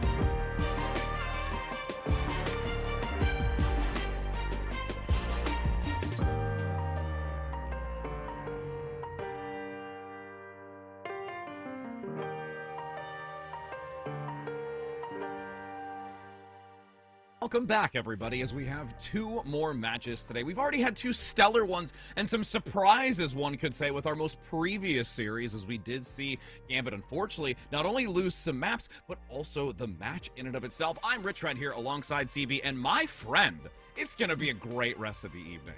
It absolutely is. We're only halfway through it, and we're already seeing some pretty incredible narratives playing out. You know, we go through Swiss, we see, everyone's eyes firmly on Nightmare Eclipse, and then Queen's Gambit just says, nah, fam, it's all about us. You know, we have a look at this this whole upper bracket here. I want to call out the semifinal, those 4 teams right there, because I think those are your top 4. Realistically, it's anybody's game, but we're going to be looking forward to that winners final, Exo Azathoth versus Nightmare Eclipse, a little bit later in the night. But right now, we have an elimination match next up on the docket, and it's Valentine that is up on the chopping block up against who is Nato Kato. Yeah, Nato Kato. It's okay. You have to have the cat emphasis in there. Cat, like Kato. Like we talk yeah. about cats. There's meowing in the chat. Meow. I guarantee you I'm going to start that chain right now on the chat. But regardless, it was you and not me this time. I'm happy about I know. Let's Yeah, go. I'm doing the best I can here to just try and keep myself in like the right place and the mindset. But yes, as you mentioned, we got to see Valentine a little bit earlier as well, so we'll get to see them with their composition to try and compete against this team as we're going to be entering into this first map. And again, really interested to see how it's going to be able to unfold as they're looking to both of these teams work through this redemption segment. Yeah, I mean, Valentine is one of those teams that throughout this year has been, consistently one of the stronger teams. They come out of the gates at the beginning of the year, and they win our first major tournament, make a huge upset over the Timeless Core at the time, but they haven't really been able to regain that height. They've been through a little bit of a transitional period with some of their roster members, but there's still a few mainstays here that have been leading the charge. I'm looking, of course, at Mari over there on the tank, and as well as Zoe, who has been a superstar level flex DPS player. Saw some incredible Genji play coming out from Zoe in the first round earlier today. I think Valentine, even though they've been kind of on the struggle bus at times, are still one of those teams that you can't count out, especially when things are this close in this tournament. You absolutely can't. And even just if we take a scope back just ever so slightly outside of those that you're specifically highlighting, what we really got to see even in the previous matches today is such a highlight of support play. Both Lemon and Dustin were really highlighting some of those moments. You made the comment as well as we were watching from the wings, the significance of this type of brig play or just supports in general and what they allow and enable these teams to do, and just the confidence that the teams can have to be able to form and give those DPS and that tank the ability to play at such a high caliber and have that sense of relief and instillment to know that that back line is going to keep them fluid. Yeah, it's absolutely crazy because in this Juno meta at times it feels like the orbital ray is everything. Like all you really have to do is try to farm up for that ult and use it at the right time. But if you're able to have some stellar support play on top of that, from the likes of your Brig specifically, you can actually get that one extra leg up. It's really rare, but when it happens, it is something special. And speaking of special, we've got 2 Mercies on this team. Yeah, I was just going to say myself, we got a double. We got a double here. Yeah, seeing double. This is another really interesting team, though, by the way. NatoKat has been a pretty solid hit scan play from what I've seen from her so far. Very exciting. I mean, she's still trying to find out who she is. Aren't we all? That's part of life. What can you do? But she's been great on the Sojourn as of late, who's been really, really strong. Another interesting thing is her DPS duo, Spinor, used to play tank for Vancouver Titans Blue way back in the day. She's made the transition now over to DPS and has looked incredible. I mean, so much so that she's playing tank and support, apparently. But, You can have the hybrid. There's nothing wrong with that. I mean, it's funny because she's actually on DPS, but she's there in the 2 other roles. It's like, right. Great. I mean, technically, there are some that could fit the categories. Like, we say that Reaper sometimes seems kind of tanky and has the ability to, kind of self-heal and then also does, lots of damage. So there are things inside of this that you could potentially tread the line of where you're like, yeah, that kind of makes sense. Yeah, get you a girl who can do all 3, DPS, tank, and support. All right, I'll be 3/5 of this team. Who cares? I got this. But we're going to kick things off here on Oasis for our first map pick. And I think that, a lot of these teams, by the way, not to dog too much on Christopher with the whole, uncoachable thing, but he was talking about how all these dive teams love to play Ilios. So at DreamHack Stockholm, everybody was picking Ilios first. Well, nobody really wants to play dive these days. It's very much so different flavors of the Rush, the Brawl, the Mauga, the Queen, the Orisa. So Oasis is where we're going to be facilitating that. And as we got to see again earlier where Oasis entered performance and the significance, even from talking, with Kindred, understanding like what the value is that it brings and the type of play style that you can have with it and be able to still dominate. But everything still really is important about that. You may have that major cogwheel, but you have to have all of the others work and function in tandem with it to give it such success. And I think I do want to also highlight Eevee as well, the tank player for who is Nato Kato, because they've been like very flexible. Another one of those players that I have seen in scrims occasionally busting out the Junker Queen, not being afraid to even hit up like they've even played like Wrecking Ball in the past and looked really phenomenal on it. So it's one of those players where you can kind of flex around, play whatever it is you really want to. I imagine, we're going to be seeing more of what we've seen throughout the day where you're just kind of trying to take those Mauga mirrors, or maybe you go with the Orisa depending on what it is. By the way, I've been gaslit by scrims as of late because I've been seeing nothing but Orisa across the board, and then just for whatever reason today everyone decided, nah, we're done with this horse. We're going back to Mauga where we all belong. It's because they found out that I was going to be here, and they were like, we're not going to give Rich the satisfaction of Orisa. That's honestly how I feel, because I really feel deprived right now, and I'm absolutely hoping that I at least get to see an inkling of it here for longer than just a few seconds to try and actually make some just conversation about my Centaur Queen. So yeah, as we're going to be entering into this first map of Control, I'm hoping that I get a little bit of my jollies out of it. You gotta. I mean, otherwise, yeah, like you're right, it's a personal attack. I mean, we'll kind of see, when we see which of the 3 sub maps we go to. I kind of suspect that, on University and Gardens, you're probably going to see more of the Mauga, but that is also where the Orisa can come out. I think City Center, though, it's like that's probably just going to be Mauga. I don't know that, on City Center, they don't want to deviate too much. You just play the point, maybe have your Sojourn control the high ground up there, and, profit. It's really that easy sometimes in this meta. I mean, realistically, too, with them being in this lower bracket, having to continue their run and having this last opportunity, it's going to be hard to deviate away from those types of strengths and the compositions that are going to give them the best opportunity to have those successes against an opponent, which they've already historically seen, or even like you mentioned in some of the scrims. Granted, you saw a lot of the Orisa, but they've brought this idea to the table and what's going to work. And at this point, from what we've seen today, they really most likely don't want to deviate away from it because it's too much of a risk factor. I hate to fall for the by the way, graphics a little bit flipped. That is actually, there we go, perfect timing. Prod is on it today. Let's go. Who is Nato Kato currently hovering over this Winston dive, which I have seen inklings of on City Center specifically, so kind of contradicting myself from just a minute ago, but still, I mean, if you're going to play the Winston, this is the sub-map where you can get away with it. I'm curious to see what Eevee's actually able to do with this, and if Mari's able to identify this and maybe try and find a backliner to pounce on, but like, looking at the comp with Nato Kato, who do you actually pounce on? It's not going to be Nato Kato.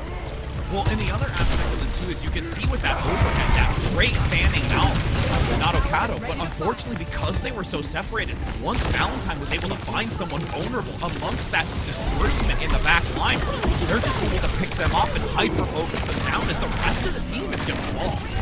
Riley controlling the high ground there with Sojourn. We can really pick up there onto Chrome with that disruptor field, which, by the way, I mean, Sojourn, that buff has made her an absolute force so far. You're even seeing Flyleaf getting a couple extra pickoffs there to try and close that one out. It's going to be it's going to be Valentine with the early control. And, who is Nato Kato? Do you want to stick with this Winston for like how long? This, you're no longer going to have the opportunity to make the jumps in and you want to jump. You got to jump right into Mari every time. So much damage coming in on the Mari, but great resilience here. Fortline just continuing to fuel this Mal. Fortnite as well, going to give some great assistance, but then all of a sudden you just see a shot come in whizzing by, and Crumb gets another takedown onto Flyleaf. So this is a very fast exchange that Valentine gets the short end of the stick with. And it's a great, the shot from Nato Kato comes in at like the perfect time. You can see AJMR 5% away from that orbital ray. That is a win condition. You're going to get sick and tired of hearing me say the words orbital ray over and over again, because if you have it and the other team does not, you will win the fight. No ifs, ands, or buts. And if you don't, then you have majorly fumbled the bag. But being able to, snuff that out and right on the way in, though, not going to be the best way to capitalize. No, and you're going to have the ray of orbit come in, trying to change up the verbiage there for you to make it somewhat a little bit varied as we enter back in with, again, that movement forward. The early elimination makes this so much more challenging.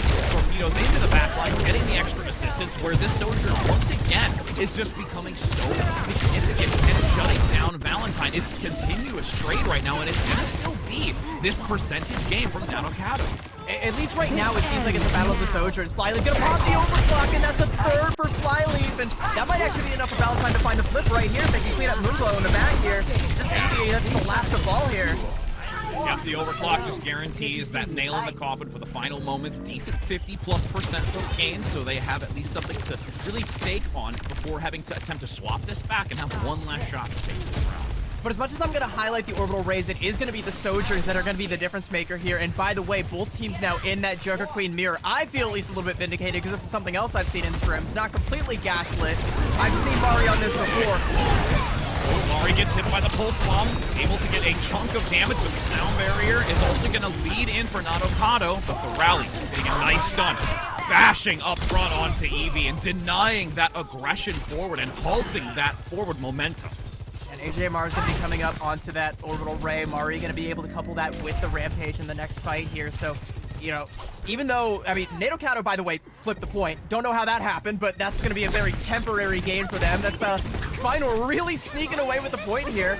Really annoying for Valentine. And they lose AJMR, so this is all kind of going awry. This is so massive because it slows the percentage gain. The elimination further helps. Granted, though, you lose Winston, which is rough, and then you just start to have things crumble, and we are going to have a pause in that sense. You know what?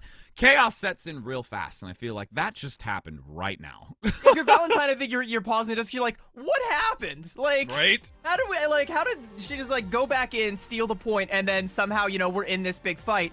Even though it kind of looks like Valentine should win the fight outright, they lose AJMR, so you're not going to be able to use that Orbital Ray. If you do, it's going to be late, and then even if you win the fight, you're not going to have it for what will be last fight, because at this point, who is NaNoCado? They can actually just match the percentage and get both teams up into that one-fight territory around that 80% mark. So Spinor with potentially like the biggest play of all time right there. Yeah, 100%. And again, it's just that understanding of the environment, both the micro and the macro play, reading where a lot of the players are to be able to get that percentage stripped away. And it all starts to really snowball from that sense, and curious to see how it's going to unfold. The one benefit, at least here, especially because it happens at this close in proximity to the ground position, it is still only the first one. So even if this does get away from one of these teams in their recovery, they still have another opportunity as it swaps back over to Valentine.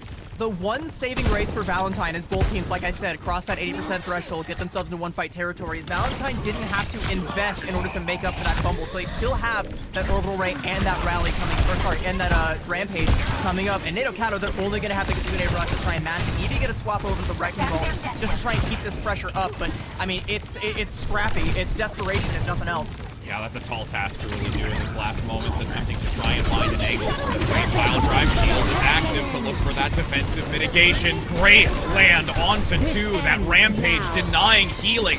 Moonglow goes down despite committing that Kitsune rush, and this will going to be Valentine taking round one, even though it was quite a scrappy brawl between the two.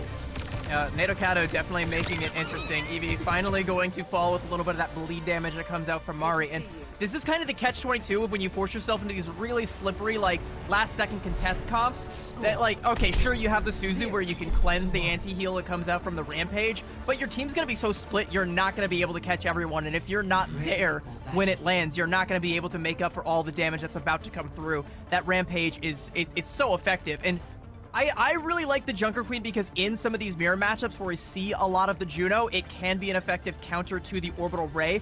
NaNoCado obviously understand that, and they're going with the Kiriko instead of the Juno, but even still, it is not enough. As we move over to University, though, we're going to see a different matchup. Actually, going back where we started, the Winston versus the Mauga. Curious to see how this is going to work out. I mean, the biggest thing, too, in addition to not only having the Kiriko, it's just there's slightly more throughput in the grand scale when it comes from Juno. And this is actually going to be quite a bit on Damari. Crumble just says, I'm going to put you in the grave. Able to get that lovely beat to make sure that they knock them back and get the final elimination. And at this point, it's a Lucio's day. Everybody else do all the damage, and I just want to be in the kill feed. That's going to be me. sometimes people forget just how impactful Winston's bubble actually is, but that's literally Mari going in deep to try and get the big stomp. Does land onto 3, but Eevee jumps to the other side, puts a bubble in between Mari and her team, and suddenly you can't support this Mauga. And Mari, recognizing that right away, gonna swap back over to what worked in the last round, going back over to that Junker Queen, liking the way this shakes out for them. But with Nadokado already in control, they actually do have the opportunity to choose when to take these fights.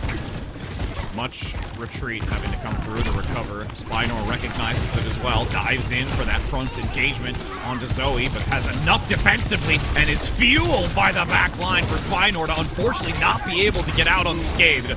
With 27% and continuing to climb, that's going to halt with now Valentine taking it back. So much damage just from the primary fire from the Sojourn goes into the Winston there. It's so easy to farm up rail shots right now with Sojourn, guys. I promise you. It's the most busted hero in the game right now, second only to Juno. And you can see both Flyleaf and Nadokado being the reasons. There we go. It's horse time. And we're actually going to get the Juno as well. Juno Kiriko backline for Nadokado. This is going to be a really interesting matchup here. You do have counters for this impending rampage that will be coming up, and you will be able to match orbital rays. Cassidy play from Nadokado has to flee. That's like 3 occasions I've seen on like 3 HP. So there is so much damage being put into that player in the back, but now with Spine, gonna be able to get 2 on the flank here and maneuver underneath, despite everyone's focus from Valentine on that front line and chipping damage onto the Cassidy play. It's just realistically Spinor in the back doing whatever they want. That's a late stagger there onto HAMR. It's going to be a lot of percentage that Nadokado should be able to build up here, because that's your Juno down, that's your orbital ray down. Even though Valentine are coming up to a full house of ultimates, because all of those kills come through so staggered one by one, you're not given the chance to use that. If Nadokado can keep that up, they can potentially try and snowball this out, but no, with AJ popping that, no, you got to back up. Full house indeed. Everywhere you look, you're gonna see ults as you've got this great orbital ray used, but it's a huge retreat and disengage from Nadokado, and they're gonna go back in now since the orbital ray dissipates. No value to be gained by it. Valentine unfortunately miscalculates that aggression. The Rampage is even committed to try and follow up afterwards to gain some sort of value with what they've contributed into this, and unfortunately it still comes up short with now Nadokado at a 75% and in last fight territory, and this stagger would be huge. Not only that, but they get to keep the orbital ray. I've seen a couple teams run this Kiriko Juno backline, and the great thing about it is that Kitsune Rush is like almost as good as an orbital ray. It's a great plan B stopgap when you have those traits. Played now from Zoe. This has to be massive. The orbital ray is out, crossing the middle center with Zoe slicing through the back. One support is down, but Crumb is maybe gonna get the recovery onto it. Actually gets the healing. They evade. Nadokado is actually surviving through the damage. The pulse bomb goes wide though. Flyleaf comes in big with 2 rail shots. Dome onto Spinor, and despite it looking like it was gonna be a closed door, it's now gonna be Valentine able to come back in and take it back.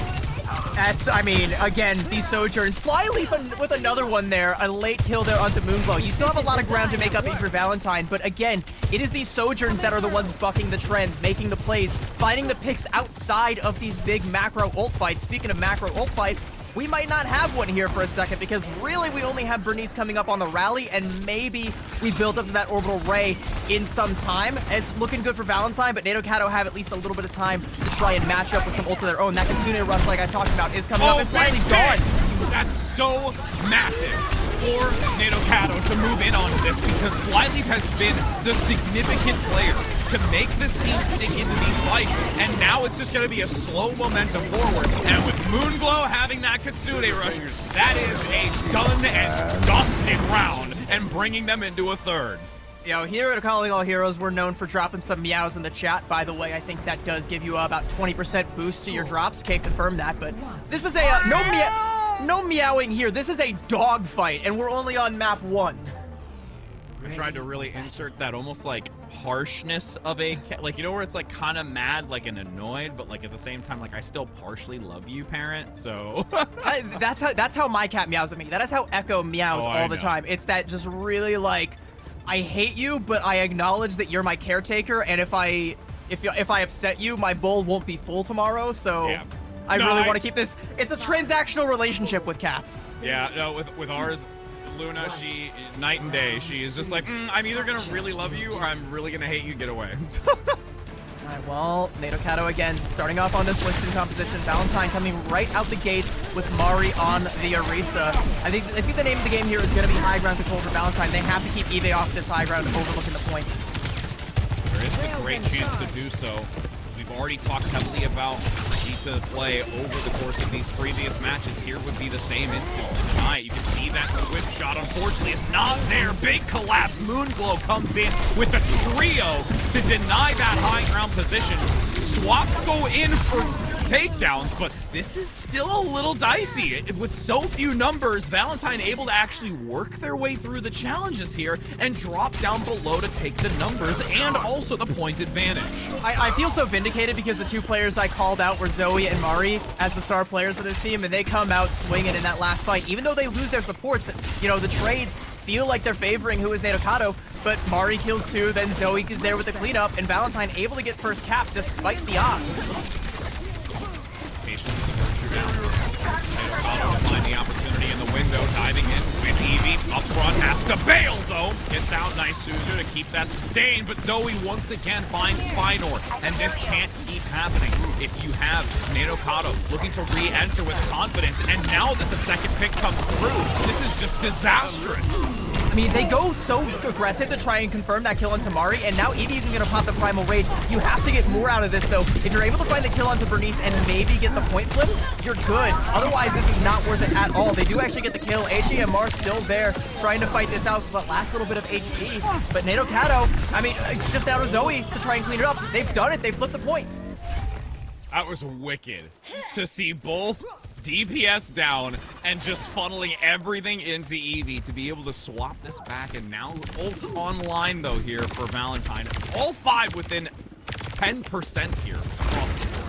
Yeah, it's that Kitsune Rush versus the Orbital Ray, I think, is going to be whichever one of the two decides to make the first move. That sound barrier from Crumb can also be a huge difference maker, but I mean, there's so many things that you can combo with all these ults. One goes awry, that's going to be the opening salvo. Whizzing by, but that's a massive shutdown despite the attempt for Crumb getting the sound barrier up. I don't think Nadokado were ready for that type of influx of damage from that Orbital Ray, that they just get eviscerated before the protective barrier. Yeah, I'm gonna go ahead and just say it right now. Sound Barrier is not a counter to Orbital Ray. The amount of damage and also healing that comes out from Orbital Ray is frankly insane, so that's not even gonna be enough to offset it. And the bonus here is Valentine are able to hold on to both their DPS ults. They didn't have to invest that blade in order to facilitate all that damage. The Terror Surge was enough. Early Deadeye gonna come out. That's just gonna buy time going back. Maybe even find a kill onto Nadokado there. And it slows it down for sure, so it's only going to be one last attempt here. And Valentine's sitting in a very good position, does still have the blade, granted. I mean, you have both these ultimates from Eevee and Nadokado. From Nadokado, so weird to say that back. But yes, as they're now going to press forward, the blade comes out. Suzu is there, getting some sustainability, but sweeping strikes in the back half, and once again, Big Rail counters it. The movement has to come in. 4%, slightly down below, getting some shots onto it. That's now a 2-piece to follow up after from the Sojourn play, coupled with the assistance from Eevee. But since both supports are dead, there's no way that they can top themselves up. It's just a hope and a prayer as the overtime vanishes and gives this first map to Valentine.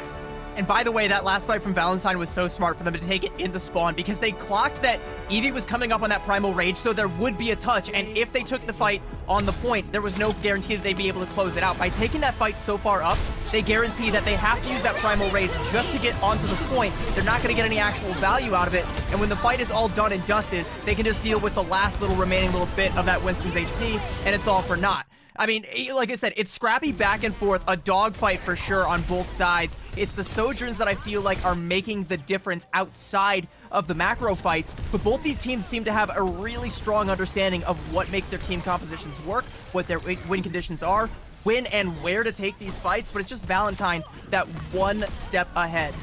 And moving away from the control map is going to be so significant when you get to have that adjustment in a different type of coordinated play to build even further on some of those matters that you're really addressing and bringing to the table to discuss. And Flyleaf being so significant in a lot of these factors, not to discredit everyone else because everyone is still working in tandem, but it's those moments when things look most dire where Valentine is able to just pick themselves up and deny any sort of just overtaking, where they're not getting knocked down when they're being able to plant their feet and stand tall to be able to counteract against this. And if that can continue to keep happening, this is going to look dire for their opponent to try and bring them down.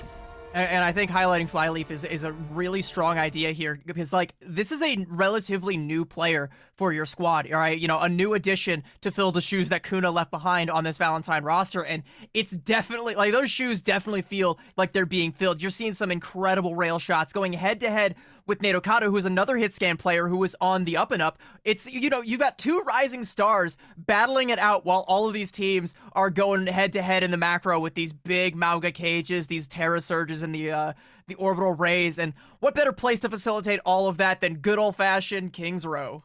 As we revisit Scrims Row, you talked a lot about Scrims this week, and you know what? It's going to feel like just another one now. But we at least got to see some Orisa this time, which I was happy about. I'm feeling good. So we did, I and we can't got to see complain. Queen. We both, Yeah. I got to see, we both got our fan service.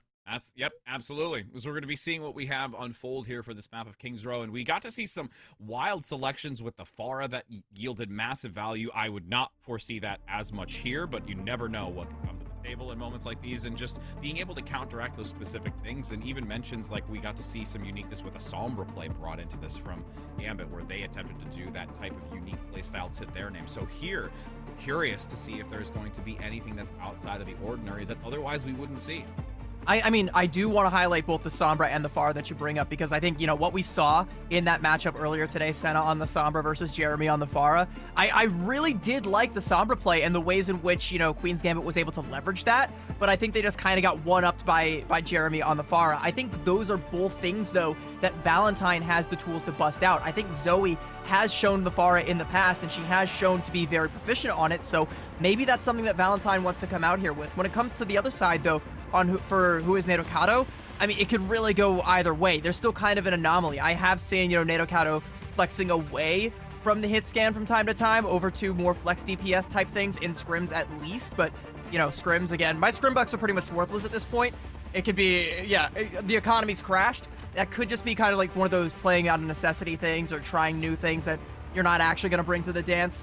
It's, you know, it's still up in the air. We don't actually know what they're going to be capable of here. You know what, chat? Calling it now. I'm going to see a Torbjorn.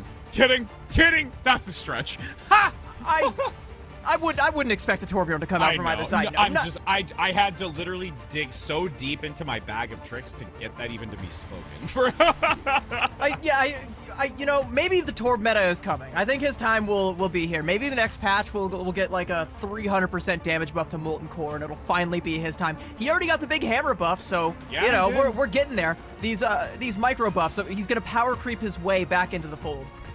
I say back into the fold like he's ever been in the fold. I almost was gonna comment on it, but I figure I'll let you just do that yourself as we end up getting to that point, because it's so true. But, you know, talking again about that compositional aspect, it's just something where, again, that playing to those strengths right now, it's such important micro play. Like all of these little nuanceable details, especially when we get to this playoff bracket. The Swiss, of course, we had so many changes when it comes to patches over the last like month. We even saw it from Collegiate into Championship Series, then to here, and just this constant changing where everyone has had to always be on their toes. And it's just so much in relation to that word adaptation.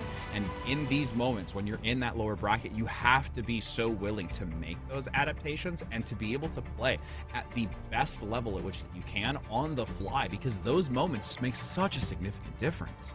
And like the adaptations, by the way, have been so kind of weird, because like there was that patch, the season 14 patch that dropped between Swiss and playoffs, where, you know, all these teams are like, okay, they kind of nerfed Mauga and they buffed Orisa, so maybe that's what we're going to bring to the table. Wait, Mauga's still kind of strong, but Queen is also pretty strong into Mauga, and so we have all these teams trying new things, trying different things, and then a lot of them are just falling right back into that same Mauga trap right now. These two teams, though, still fucking the trend. Valentine going back over with the Orisa there. That is not the composition that Nadokado is going to walk out of the spawn with. I can pretty much promise you that, but there might be some elements of it might stick. I I just get to see more Orisa. Thank you, Mari. Thank you. As the defensive position, we can get into discussion about that. You do see the adjustment, though, back to the Brigitte, though. There was that hesitation attempting to see if they wanted to bring other, but wanting to pair that back up with AJMR for this specific combination that has been successful for them and that we did have during that early part of that control map. Yeah, I think it's also kind of a comfort pick for Bernice. I know she's not too big on the Lucio. She's definitely gonna like to play that Brigitte as long as she can get away with it. Eve not actually gonna come out with either of the dive heroes. We're gonna see a Orisa Mirror coming out here, so I'm sure you are a very happy lad. Yep, absolutely. Two Centaurs just throwing javelins at each other. I'm happy.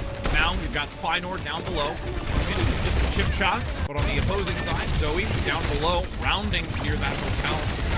Continuing to do that chip damage as well. Great javelin though to force back as Zoe has to force the recall, maneuvering inside of the building until they're topped back up.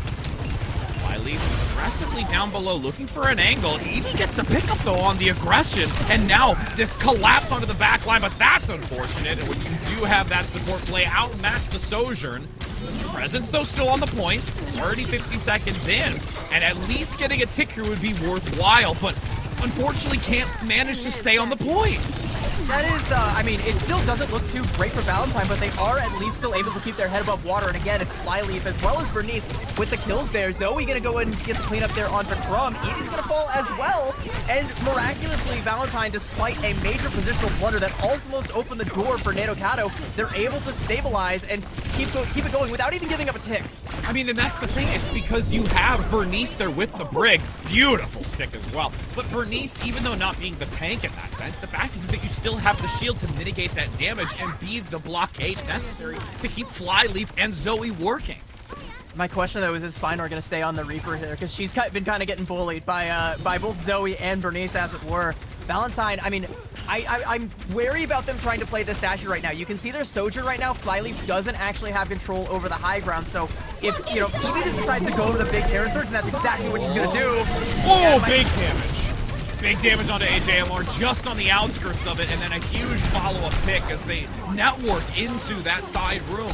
But with 2 minutes now to go on the clock, that's going to be enough to work through this. And realistically, Valentine's going to have one heck of a time to even get back here to contest this, and this is just pretty much done and dusted. Yeah, and again, just like I was saying, you know, you have Flyleaf that has the overclock, but not able to actually pop it because everybody's playing on the point. That's the one thing you have that you can't give up to Nadokado, because having Spinor on the Reaper means they're going to win the ground matchup. They're going to win that ground brawl eventually. So you have to try and take your shots from on high as best you can. So sliding off and trying to play with the rest of the team is just setting yourself up to get walked on with a big Terra Surge. Now we're going to have Valentine with the advantage here of the Orbital Ray, but that should only be able to get them maybe back up to a position where they can hold arches. Corner bookstore, nice shot here, making sure that it is a challenge to work through that corner, playing aggressively. Orbital Ray now by AJMR, aggressing into it, but great disengage once again here.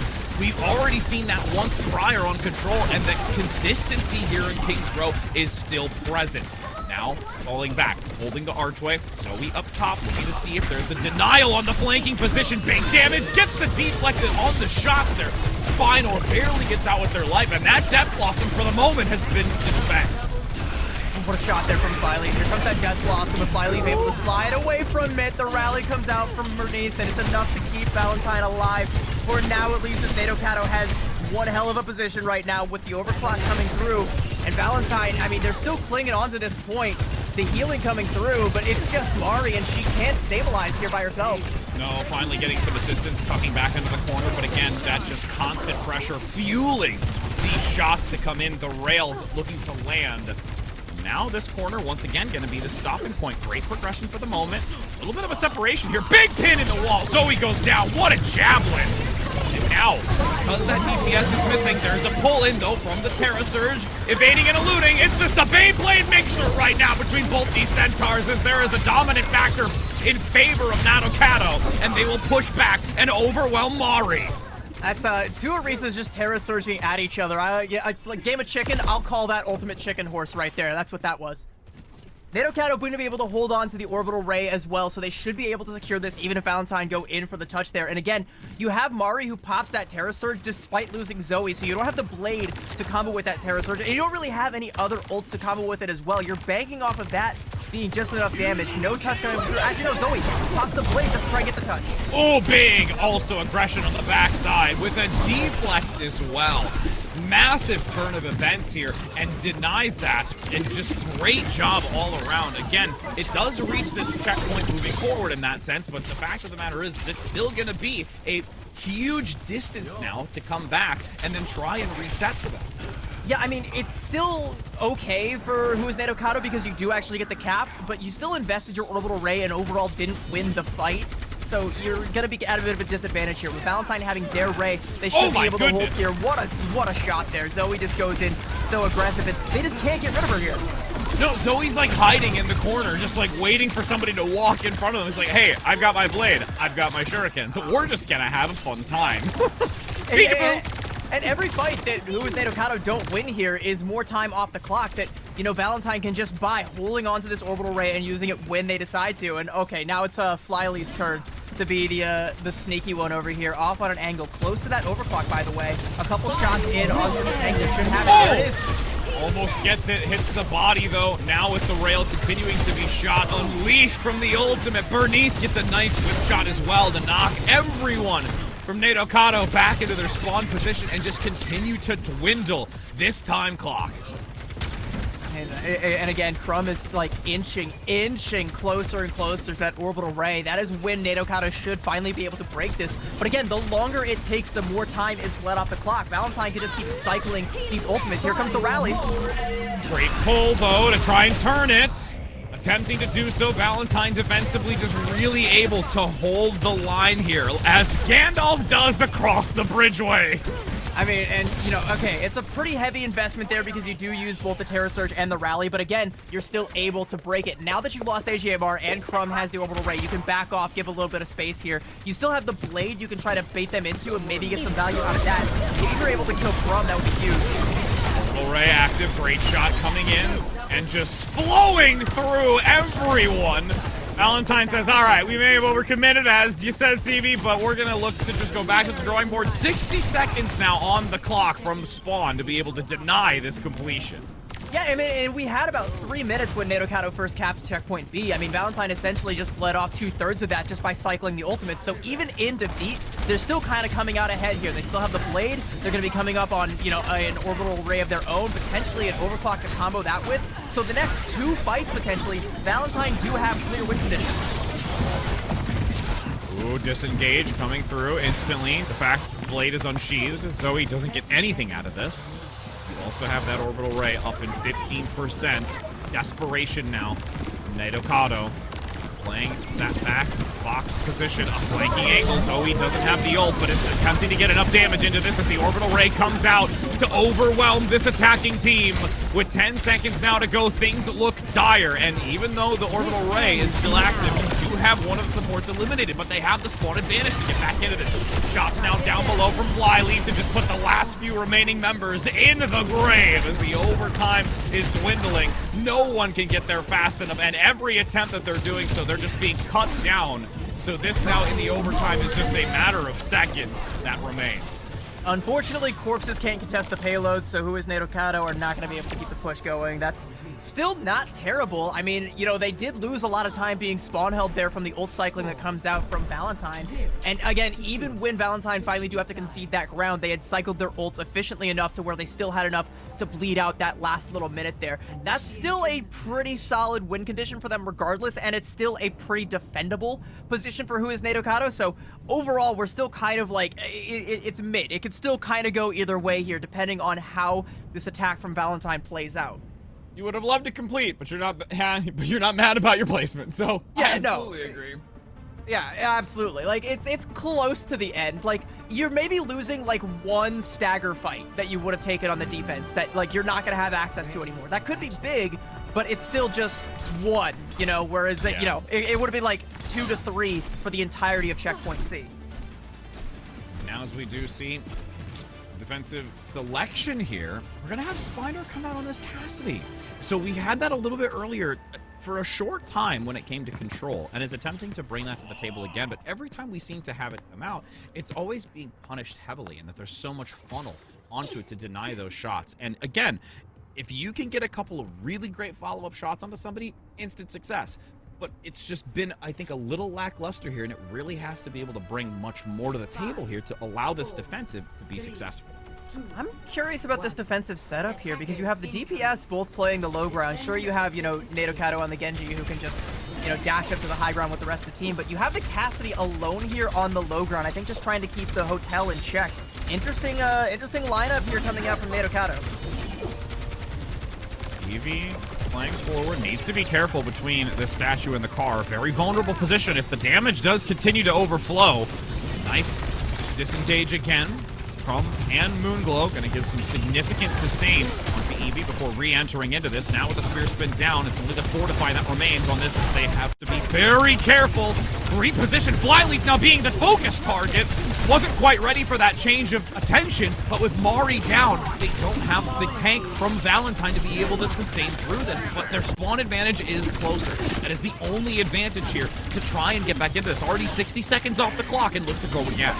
It feels like both of these teams are very much so investing into the brawl. They're not really concerned with high ground control. They're not really concerned with angles or lane controls. They just want to put a hurting on the enemy tank as best they can. So like you said, Mari in the first ball. Gonna return it in kind there. That is a huge javelin. That's gonna open the door for Valentine. Ooh, that was a scary one in return, though. Zoe gets pinned into the wall for a moment, but the healers are there to take care of it as Flyleaf gets another rail shot, and this one is on Moonglow. Crumb has way too much on their shoulders, and they've been pinned into the back corner. Has to go in for re-entry. They commit the orbital ray, but it shall be responded in kind. Torpedoes across the center for Flyleaf to continue the onslaught with a quad kill. And that is value. You get the enemy orbital ray out. Sure, you have to invest your own, but you're able to get the stagger kills that should be able to get you control of the archway. Look how far up Mari and AJMR are playing. They don't want to let any stragglers. By the way, I think Moonglow, no, didn't get a split spawn, but is trying to get back with the rest of the team right now. But this basically means that Nadokado can't push all the way up to control arches. Valentine gets that for free, which, typically on the attack, that's a tax. It takes minutes off your time bank if you're not careful, and Valentine completely sidestepped that with one ultimate. Flyleaf now leaving that high ground position. Is worried if the team is going to rotate around, take the advantage. Still keeping a watchful eye on it as a big pull comes in. Be the elimination, just managing to get out of it. It's like deja vu almost, as we had that in the previous round swap, with both of the Orizas Terra surging their way to demise somebody. But this is still Valentine on the attack, overwhelming and pushing back Nadokado, and they have to look for this regroup, but they're now divided and can be conquered. They've split it away, and you have Crumb completely divided from Eevee. I mean, Spider's gonna have to grab this Mega. Zoe's just gonna go ahead and put a stop to that one right there, and they might also catch Eevee out here. And by the way, when both those Terra Surges from the Orisas go down, it's the enemy Genjis on either side that fall as a result, but Zoe didn't use her blade. Nadokado did, so Valentine gets to maintain that advantage, as well as the rally and all the other ults that they're building up to. AJMR and Crumb, toe-to-toe, pretty much down to the percentage on the orbital ray. Valentine with 451 in the time bank. This looks so good for them. Beautiful time to use. Really could take as much as they want here. Big javelin, at least for one. Getting Eevee in the corner, continuing to stifle that position. Flynoon active, looking for a shot, gets it amongst the chaos as the orbital ray comes in down the center.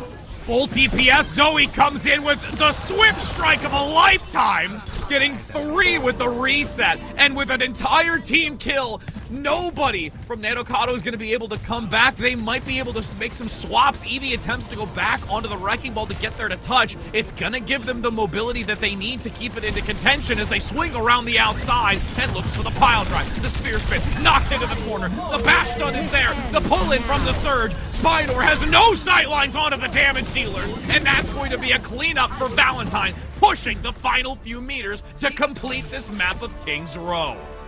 That was, I mean, just a constant snowball after that first fight. You had that big fight there where both the Terra Surges come out in the middle of Streets phase, but everything after that is just it's just clinical. You know, you have the blade, you have the orbital ray, you combo those. You see Spinor try to pop the Deadeye to negate that, but can't find the kill onto Zoe. That's who she needed to get with that Deadeye, but it just isn't there. She pops the blade, and it just goes crazy. It's a 4K Dragon Blade for Zoe.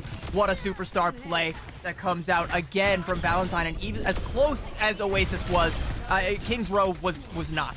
Yeah, definitely a different type of statement. And that's what I mentioned too, as we were deviating away from control. Extremely close. And when you reach maps like these where you can see this type of methodology or value, or even like you talked about, when it comes to this brawl where they're abandoning the option of trying to play these high ground angles and just strictly going blow for blow, and who is going to be able to have that better micro just focus, attention. Even the couple of redirects where you saw Eevee be just like, okay, instantly gonna look to try and swap back over to Flyleaf, who's not ready for it. And then the shift when they find the separation and divide it by 2. It's crazy to see how these little micro plays can really add up, and Valentine had so much time to work with that even if this didn't go successfully, they would have had 4+ minutes in the bank to work with. I mean, but there was no, like, the only hope that Nadokado had in getting back into that fight was the fact that Eevee was coming up on a Terror Surge there, but forced to make the swap over to the Wrecking Ball just to get the touch, has to throw that ultimate down the drain, get absolutely nothing for it, and, you know, again, like, that was their only hope. That was the only way they make the comeback here. So even their last, like, dying breath, they have to get, it just, you know, just snuffed out. Valentine just completely choke it out of him. And now, as we do have the conclusion and bring ourselves to a match point here, Valentine is in the home stretch to continue working through one team and looking to fight another on the horizon through this lower bracket. And I mean, they are in a prime position right now. It's going to take a lot from their opponent. Nadokado really going to have to dig deep and start understanding the way and methodology that Valentine has been playing to be able to outmatch them and hopefully be able to take them down and start this reverse sweep. My question, though, is, like, if you're who is Nadokado, like, what tool do you really have that Valentine doesn't? You know, what do you have that you can leverage against them when you go into this next map pick? Is it the hit scan play? Because we've been seeing Flyleaf pop off, so I don't, like, it's kind of back and forth between Nadokado and Flyleaf. It could really go either way. Is that enough for you to hang your hat on? I don't know. I mean, it's definitely not the flex DPS play, because Zoe is just she's putting on a clinic right now, and no, like, it kind of feels like, at least today, as far as flex DPS, there's no one else in Zoe's league right now. Like, just on another plane of existence. Maybe it's the flexibility in the tank line, because I have seen, both Mari and Eevee pull out a lot of different tanks and be excellent at all of them. So again, maybe it's that, but do you have enough of an advantage to really try and bank that on? You know, what is it? Is it the support play? Who really knows? I mean, you have to try and find something here, because you're now facing elimination. This is the last map pick that you might get. Well, and the other dynamic, too, is, and it's one of those things where we, of course, don't get to hear that side of it because, of course, we're talking about it as it's occurring. But, you know, we think so much about the comfort picks, the type of, compositions, the maps that they're going to go to. But, I mean, realistically, there could be even just those significant things, which is the most important, is when it comes to communication in the comms. Like, what is that like? How is their shot calling? Like, who are they focusing? Is that, like, streamlined in the methodology behind what they're looking to focus on? And those kind of things on the back end can be really detrimental, too, if you're having an off day, as you do now see Suravasa for Flashpoint is where we're entering next.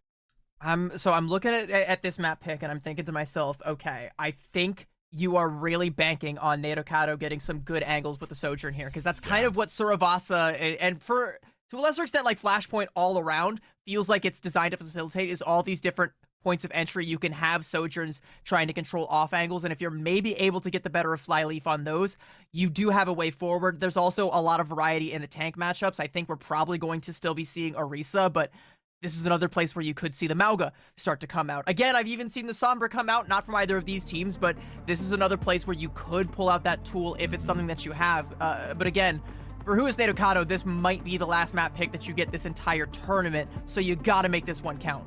Yeah, I mean, I would have maybe been more comfortable seeing it on King's Row, because it's like you're trying to change it up just a little bit before your basically last option.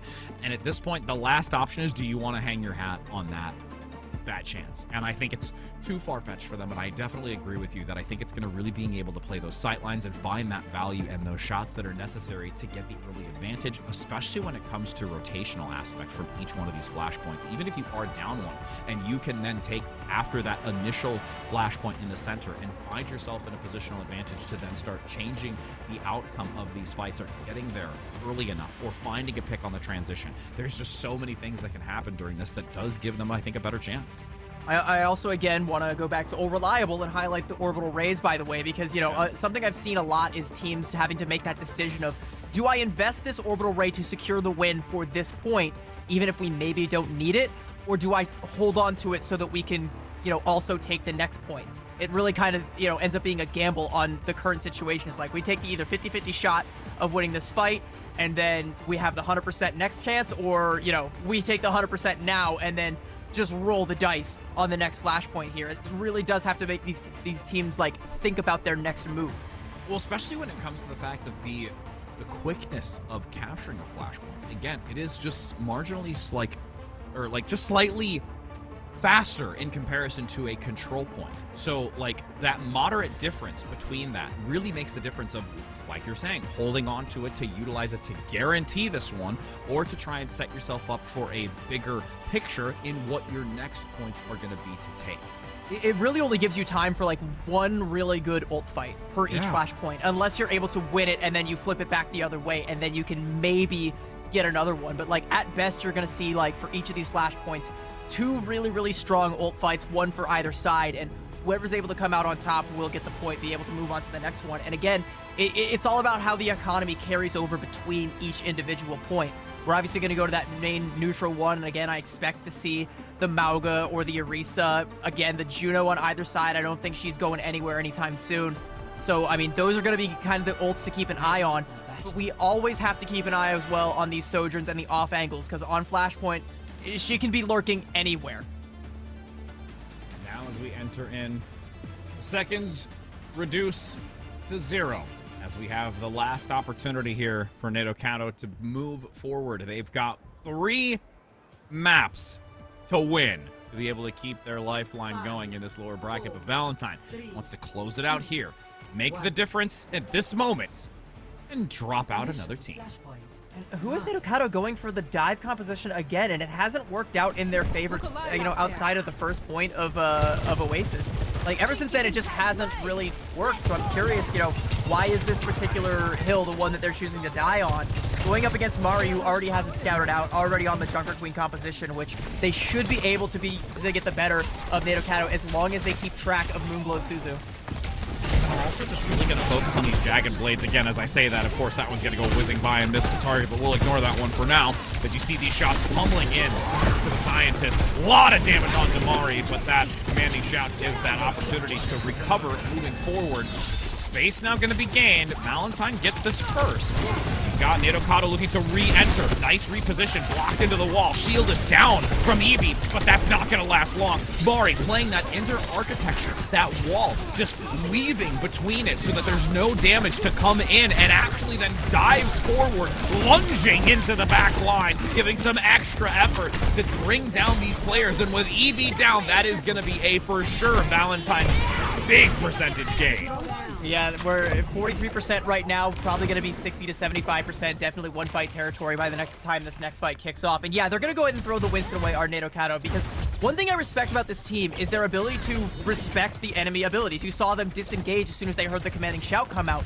Very smart, but the problem is with Winston, if you do that, you give up so much space, and that's exactly what Valentine wants. They're going to be able to capitalize off of that every time. At least with the Orisa, you still have the ability to brawl it out.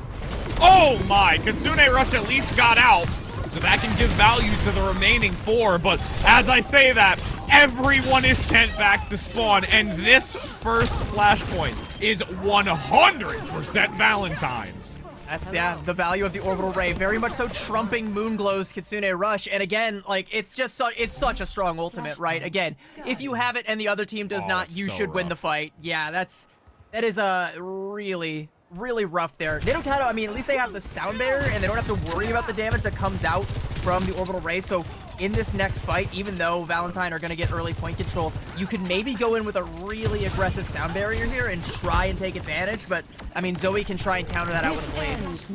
RNG not the best friend, but Flyleaf being unleashed right now as the overclock comes in with 2. A flanking angle now onto Eevee. This Centaur's legs are being cut out from underneath, and that's some ground beef if I ever did see it. I don't know what okay. All right. See what I did there? Well, it was that also coupled with, you know, the Brig just dancing on the point. There was a lot to unpack in that one moment. Didn't really know where to start. But, like, also, I keep highlighting, you know, these big ultimates, and then Flyleaf on the Sojourn just says, no, you need to be highlighting me right now because I'm about to combo C and kill Brig. And the blade brought to the table. There is the shield, though. Big Rampage onto 3, but the shield covers most of it for the time being, so Nadokado not out of this just yet. Great counter and shutting down onto Zoe, but Valentine already, again, they've got 15, soon to be +%. With Eevee looking for a reposition with that aggressive position forward from Mari, who's not long for this world, and will be able to take it back convincingly, but still a decent chunk of change already gained by Valentine. Yeah, and you're really on the clock because, again, we have to go back to the orbital raise. You don't have a tool that can help you win out that fight. The only one that you can really hang your hat on is maybe that Rampage, but Eevee having only just made the swap is only going to be at 50% to AJMR's 80 on the orbital raise. So if you're Nadokado, you really need to have Nadokado hit a big shot with this overclock to try and stuff this aggression before it begins. Commanding Shout active, Blade is on Nadokado, but doesn't actually pull in. So that's going to be a huge opportunity, denying that and keeping space in the back line to continue pumping this damage and maneuvering around these pillars. Eevee moves forward and gets the second DPS, so there's no damage to be had here. And this is a great opportunity to be able to claim their first flashpoint. It also just ends up being kind of a bad fight from Valentine overall because they continue to try and gain ground. You know, they realize that Bernice popped the rally and they have to try and make something out of it, even though they lose Flyleaf on the Ingress there. But no, the answer was just, you have to get out, play for that orbital ray, and go back in. Now Eevee has the Rampage and should be looking to counter out the orbital ray with the Rampage. When a rush leads to match that orbital ray, Crumb gets one onto Bernice. That's a big takedown with a Rampage onto 3. Valentine is not able to sustain despite that orbital ray. And again, when you have both of those ultimates, the Rampage and also the Kitsune Rush, it just, at this point, I think really outmatched the orbital ray despite how significant it could be. It does, because like orbital ray, it feels like a transcendence that also damage amps. Everyone's always afraid of the damage, but it's the healing that really makes it such an insurmountable thing unless you have one of your own. But the Rampage just completely cuts that off. That's why I really like the Queen comps, and that's why I'm glad we get to pause so I can talk about it more.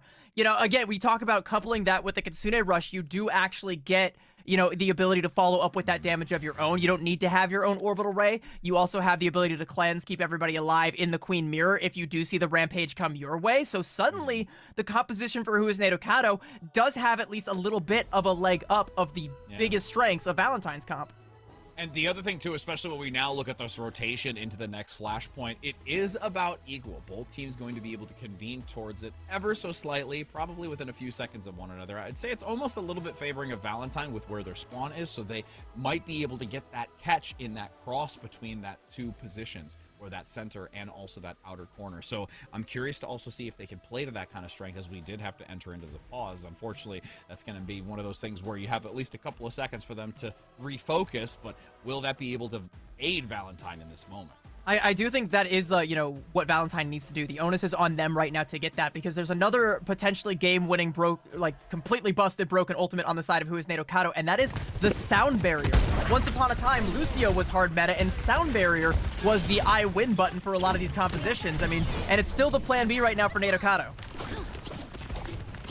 Now, with 6 seconds before it becomes active, Go playing that high ground position to stick alongside Nadokado. Nice couple of shots. The rail gets far enough and actually takes Flyleaf down. That is so unfortunate that the chip damage comes in just ever so slightly, and a follow-up onto Bernice. Nadokado is in a position to start really taking this down. And again, you highlighted those sight lines and what the Sojourn can do with them. And that is being very prevalent here. Yeah, you find the shot onto Flyleaf, and then the Disruptor field damage is just enough to secure the kill onto the enemy Sojourn. So Nadokado actually wins out that duel. And we talked about how Valentine kind of needed to get that first pick to try and negate Nadokado's advantage. Well, they didn't, and they still have it. They have the Sound Barrier to counteract basically everything Valentine has, unless they can build up that Orbital Ray, but that's still a ways away. It's go time. Active on the point. Big shutdown. That's who you really want to bring down. No longer having the Juno for that healing. Verdice is not going to have enough to keep this team surviving. Valentine playing back and needing to stick near that health pack, but it won't matter anyways because you do have Mari eliminated. I don't know that I agree with From using the Sound Barrier though there, because I don't know that that was necessary, but the fact that they're able to actually make something out of this and get these stagger pickoffs, get themselves up to a potential situation where maybe Valentine can't even touch, they do actually find some value out of that. So okay, this might just be the point unless, you know, maybe Zoe's in position for a dash, but it looks like no one's even on the same tectonic plate as this point right here. So Nadokado, they put themselves up to map point there.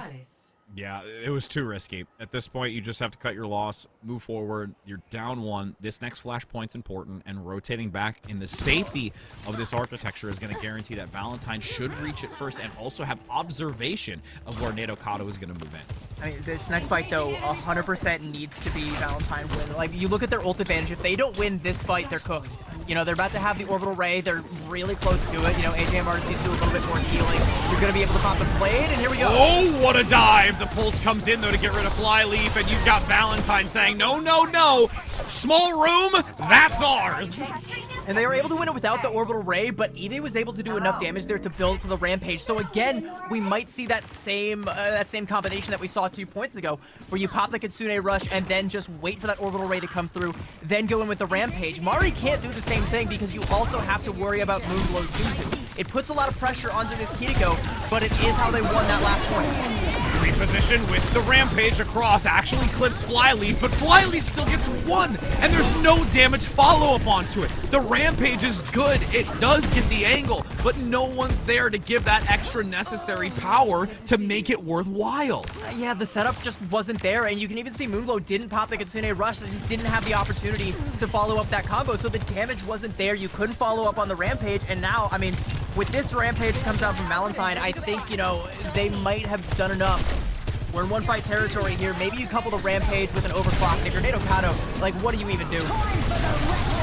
Rampage now down the home stretch, lands onto 3, and they force out Moonglow's Kitsune Rush, attempting to try and counteract it when there's already 2 down. That just is unfortunately a bad start of events, and now Valentine's gonna make it a 2-for-2 flashpoint and has to look to this final one.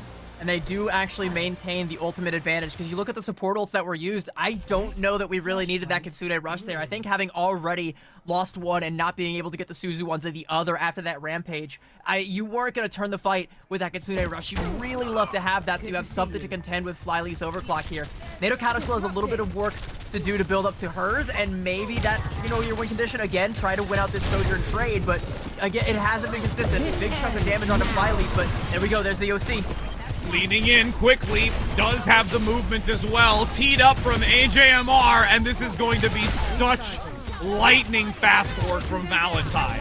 It's so fast, though, that Nadokado don't invest anything to try and respond. They don't pop the OC of their own, so okay, good. You still have that. You're building up to a sound barrier. Good.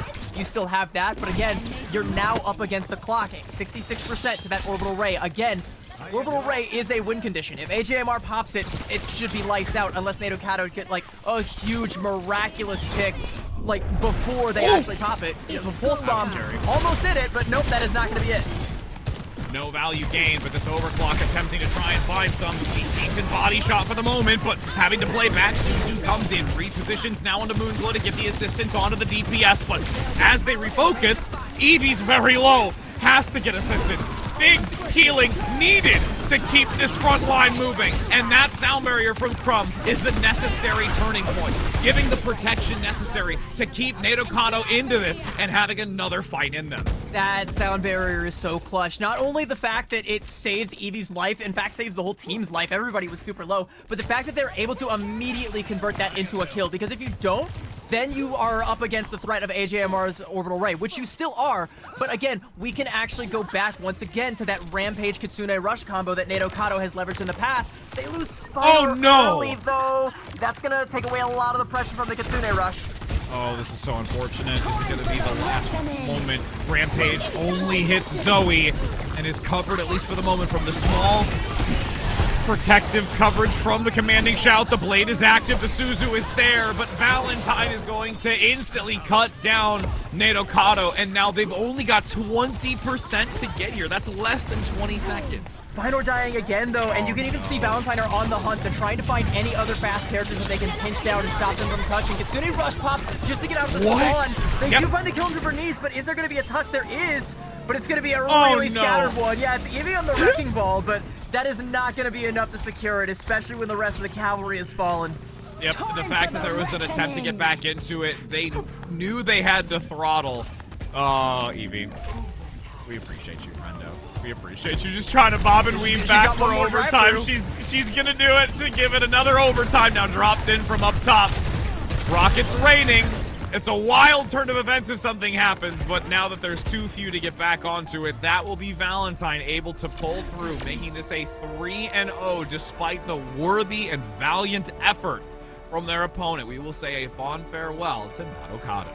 Unfortunately, from here on out, we're going to have to be asking how is Nato Kato, because that's got to hurt, you know, trying to white knuckle your way through it so close, so hard, and like, to just fall at the last hurdle there. Again, it's Flyleaf finding that pickoff there onto Spinor that just negates the ability to touch, and also the ability to follow up with that Rampage and Kitsune Rush combination that you had leveraged in the past. You just were only able to pull that trick off once, and Valentine scattered it out and were able to find the picks they needed to stop it from happening again.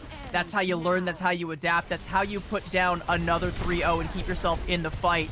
This is, again, you know, the top four is anybody's game right now, and Valentine are making sure that despite being down in the lower bracket, they're still in that conversation. They are still one of those teams that you have to be looking at and being like, all right, maybe they can run it back and become champions again. We will get to see some of these replays of the final moments between these two where Valentine is able to continue moving forward, persevering in this lower bracket, and can at least have a moment of reprieve before having to go into tomorrow where more matches are going to be able to continue on to see if they push forward. And that next matchup, by the way, is definitely one that I think all eyes are going to be on. That winner's final is going to be absolutely lit. As lit as this one was, if not more so. Again, 3-0 does not reflect how hard Who Is Nato Kato fought for this. And this was a team, by the way, that nobody was looking at, that nobody, you know, really expected to make a whole lot of noise. And even though, you know, you're going to look at the score lines and you're going to think, they bowed out early. No, they really took it to some of the heaviest hitters that we have here in Calling All Heroes. They just didn't really have that extra, you know, that one extra inch of, like, understanding of the macro of coordination that Valentine did have, that they have been a collective unit for so long, that they have built and cultivated across the entirety of this and even last year in Calling All Heroes. And just being able to, like you mentioned, and we talked about just the adaptability aspect of it. It's just those little things where you did see such great successes over this when there was some really large pitfalls when it came to King's Row, but then coming back and being able to recover and how competitive you were back when it came to that control map. So it's just this ebb and flow and the way that the competitive playoff bracket really just works out in that favor of Valentine. So they'll be moving forward as we're going to be having most likely an interview. I think we're just waiting on entering into that as we are just going to give that a moment. It looks like it's going to be AJMR as the interview. So we'll be heading to a short break to get in here before we're able to have that discussion. And again, it's been such a pleasure for this third match, but we still got more after this. So you're not going to want to go anywhere, my friends, because that's going to be a good one to get some insight from one of the players and then get our last one up for the day. So don't go anywhere.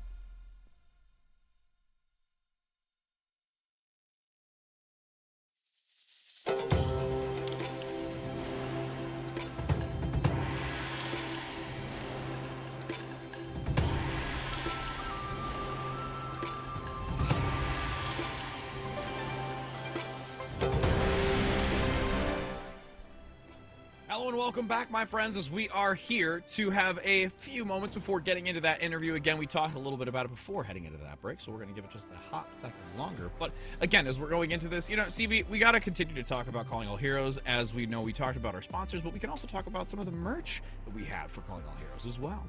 Yeah, I mean, it's the holiday season. It's the season of giving, and what better gift to give somebody than the gift of Calling All Heroes merch? Merry Cosmos, as I like to say. You can head on over to the Radiant store, get yourself a cute little Cat Mercy shirt or a crop top. I have actually, worn that crop sweater right there. I've got that in like a navy blue. I wear that to the gym a couple times, get my pump on. I know, Rich, you also like to hit the gym. I've been seeing some of those selfies as well lately.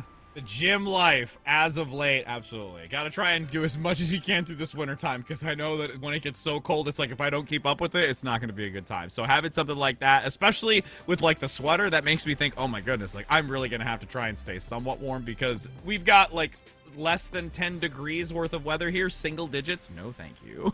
Yeah, and I over here, like, in the Northeast, we're threatening to have some snow, so it can't, you can never really go wrong with a nice hoodie. And then, you have the layers, so, you can wear something nice underneath it, when you go back inside, because we were just talking about in the break how it's like 10 degrees outside for like both of us, but we go inside and we're here and we're like sweating our toes off over here. Like, it's kind of crazy. But I mean, one team that is no longer sweating, even though they very well might have been, and that last one is Valentine. And we have got AJMR here for an interview to break that all down. Aaron, how you doing?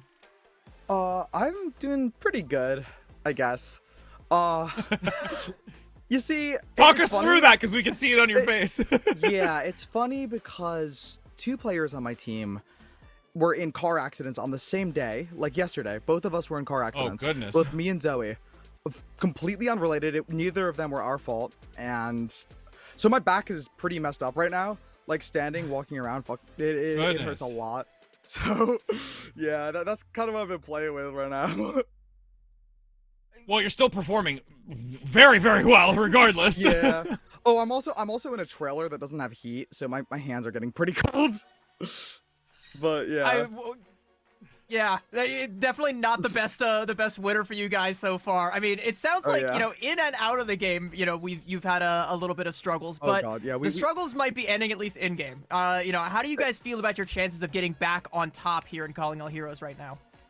I definitely think we can do it. We did not practice as much as we needed to in the past week, so pretty much every adaptation that we've been making has been on the fly, just stuff that we've been realizing mid-match.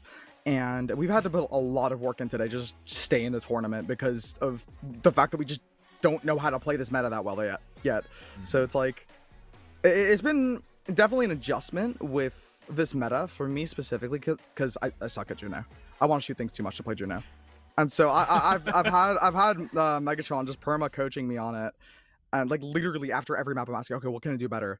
And that's definitely been helping a lot. And we've just been like talking theory between every map, every match constantly. We've been working really hard the past like few hours, I guess. But before that, I was gonna say, yeah. No, go ahead. Yeah, before that we just oh god, we had a lot of problems, just internal stuff. But I don't know if I want to talk about that on broadcast. It's just personal stuff. But the team definitely almost blew up, like for sure. At least that's my understanding of things. So I think us, with how we've been playing and just like how we've been interacting with each other, it's been a lot better. And the dynamic's been really good. It's been really healthy now. And I'm really happy with how we've been performing. I definitely think we can win this tournament. Well, I mean, you got to use the playoff bracket aspect as your practice realm moving forward. And that's kind of what we're doing. Like, it's kind of crazy, but we've been managing and we've been doing good. Well, and, like you had mentioned, trying to work through some of those obstacles and hurdles when it comes to the communication aspect, because, again, we can see as, of course, the way that you're playing, the methodology behind the way that the compositions are working and your focus fires and all those types of things. But what's like the communication like having to kind of work through those hurdles? Is there specific things of where it's just more maybe conciseness in talking, or is it certain details that are kind of being expressed in certain ways? Like, I'm just curious of what that comm system looks like to try and help work through something like this, not only because it's something you're in a state of like a practice mindset to continue bettering, but also working through that as well. One thing about that I want to mention is I guess like last weekend, I personally was having a lot of problems with getting way too pissed off. Like when we lost our last match in Swiss, I remember I punched my desk so hard that my hand was like bruised for a couple days after. And so I've been really trying to be way less pissed off because like I would just be yelling for no reason. And it's not that I'd yell at my teammates. It's just that I'd be getting so upset at like my own gameplay that it'd be affecting like my comms and stuff and making it so my teammates wouldn't be able to listen to me. And so I've been trying my hardest to, I guess, be more like level-headed and have more of like a balanced mind, I guess. So that's one thing for sure, because I'm also someone who's very vocal when we're playing, just in general. Like that's always how I've been. And so that's important with Juno. And if you have a player who you can't listen to because they're fucking getting mad at everything, then that makes it so you just can't play, essentially. So I've been working really hard to be more level-headed. It's definitely showing in the gameplay. Like you guys, you said you know don't really know how to play this meta. Could have fooled me. You know, when you guys are playing that Junker Queen comp, you look great. You know, in these it's been a lot of stress though, and in these big macro fights where you have a lot of things popping off all at once, it can get pretty stressful. So, who is it in the comms that's really like keeping things together? That's keeping you guys all on the straight and narrow and making sure that you are all locked in and focused? That is really hard to say, because it depends on so much. And I mean, it's really everybody. Like all of us, I think, do a pretty good job at reining each other in. And I guess specifically with me, because like I'm very vocal on comms, and with Juno it's like very important. So I know that both Ivory/Flyleaf and Molly have definitely been helping like level me out a lot for sure. And it's really hard to say because everybody does their own thing on comms. Everybody has their role, and it all fits together pretty well, for the most part. Like, yeah, we do have our hiccups sometimes, but I really like how it's been sounding the past like few hours, I guess. Yeah. I was gonna say past few days, No. but we haven't been playing. Well, it's good to at least be able to hear that it's, you know, kind of starting to fall in place and things are, you know, working out in tandem with one another so that you can perform at the way that you are. And we do really appreciate the time to get that insight since we don't otherwise get to hear that side of it. So we really appreciate your time and looking forward to continue to see you and the squad continue to progress through this lower bracket. All you gotta do is keep it together for one more day, by the way, which is one more day and you're good. Yeah. No matter what, I promise that we're gonna put on a show. I swear. It's just our Looking matches are gonna forward be to really it. fun to watch. Absolutely. Well, thank you so very much for your time, my friend, and we'll look to see you continue to compete. Thank you. Alrighty. I think that is a promise that I know they can deliver on. Is the fact that those games will be a show, and we'll definitely have more of them going forward. Absolutely, as we do have that conclusion for our third match of the day, but we've got one more. There's so much more drops to be had. There's so much more Overwatch to be had and more competition. So don't go anywhere, my friends, as we'll be getting into that final match of the day after this break.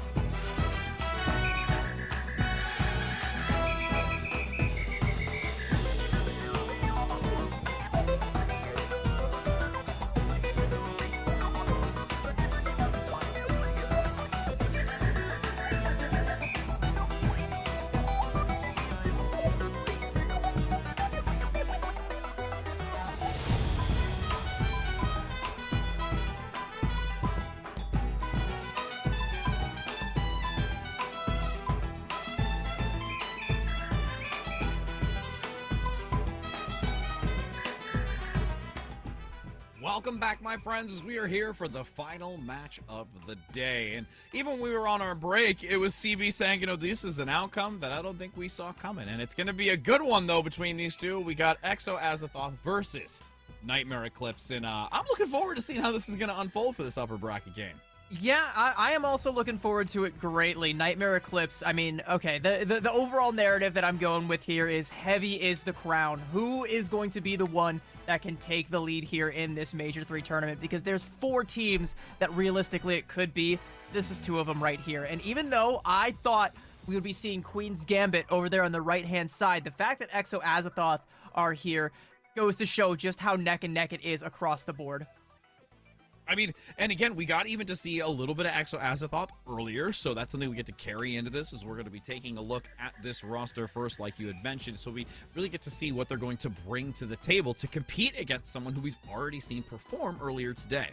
Yeah, this roster, by the way, is stacked, all right? They've got enough stars on this roster to challenge Maximilian Pegasus, all right? And they must be a Christmas tree the way they are decorated across the board. This roster is so stacked that when they dropped this roster reveal, everybody in Calling All Heroes started talking about the battle for second place. And then they go through Swiss and Queen's Gambit says, nah, fam, it's not going to be that easy. We're actually going to be, you know, staking our claim for the crown. And then, you know, we see just earlier today, the other team we got on the other side, Exo Azathoth, come over and one-up them. So as stacked as this roster is for Nightmare Eclipse, they're still kind of in this situation where the domination that we've seen from this core across the entirety of Calling All Heroes, it might be, you know, a memory. Well, because even going into the broadcast just before today, you were mentioning about the significance of Queen's Gambit and the way that they were able to play and outmatch it. That's Sombra, which we touched on a little bit, at least when we went into that King's Row match, and just also from what both Lemon and Dustin were talking about. It's those subtle, unique changes in the hero selections and the methodology behind the play. But going into this weekend, it is that variation, the difference that we're seeing. And with Nightmare Eclipse bringing this list of A-game players is just going to be really exciting to see match up against Exo Azathoth. I was gonna say Azeroth. I've been playing way too much WoW. I've been playing way too much WoW on the little time that I have, and that's why I keep wanting to say Azeroth. Yeah, well, Exo Azathoth, like the TH sound followed by the OTH, like it really, like, I get it. It really trips you up. As this team has managed to trip up the previously undefeated Queen's Gambit. There's another banger segue. Gonna you know, pat myself on the back for that one. I'm patting you from a distance. We always have each other's backs. I love this. You know, so we talk again about how decorated the other team is. You know, you have Hitori on the tank for Nightmare Eclipse going up against Kindred. I think that's a really interesting tank matchup. And I also want to highlight Kuna, who Kindred herself highlighted in the interview as being the one making these plays and making these big things happen where previously nothing really was. I think Kuna might end up being the player to watch if we can trust Kindred's word.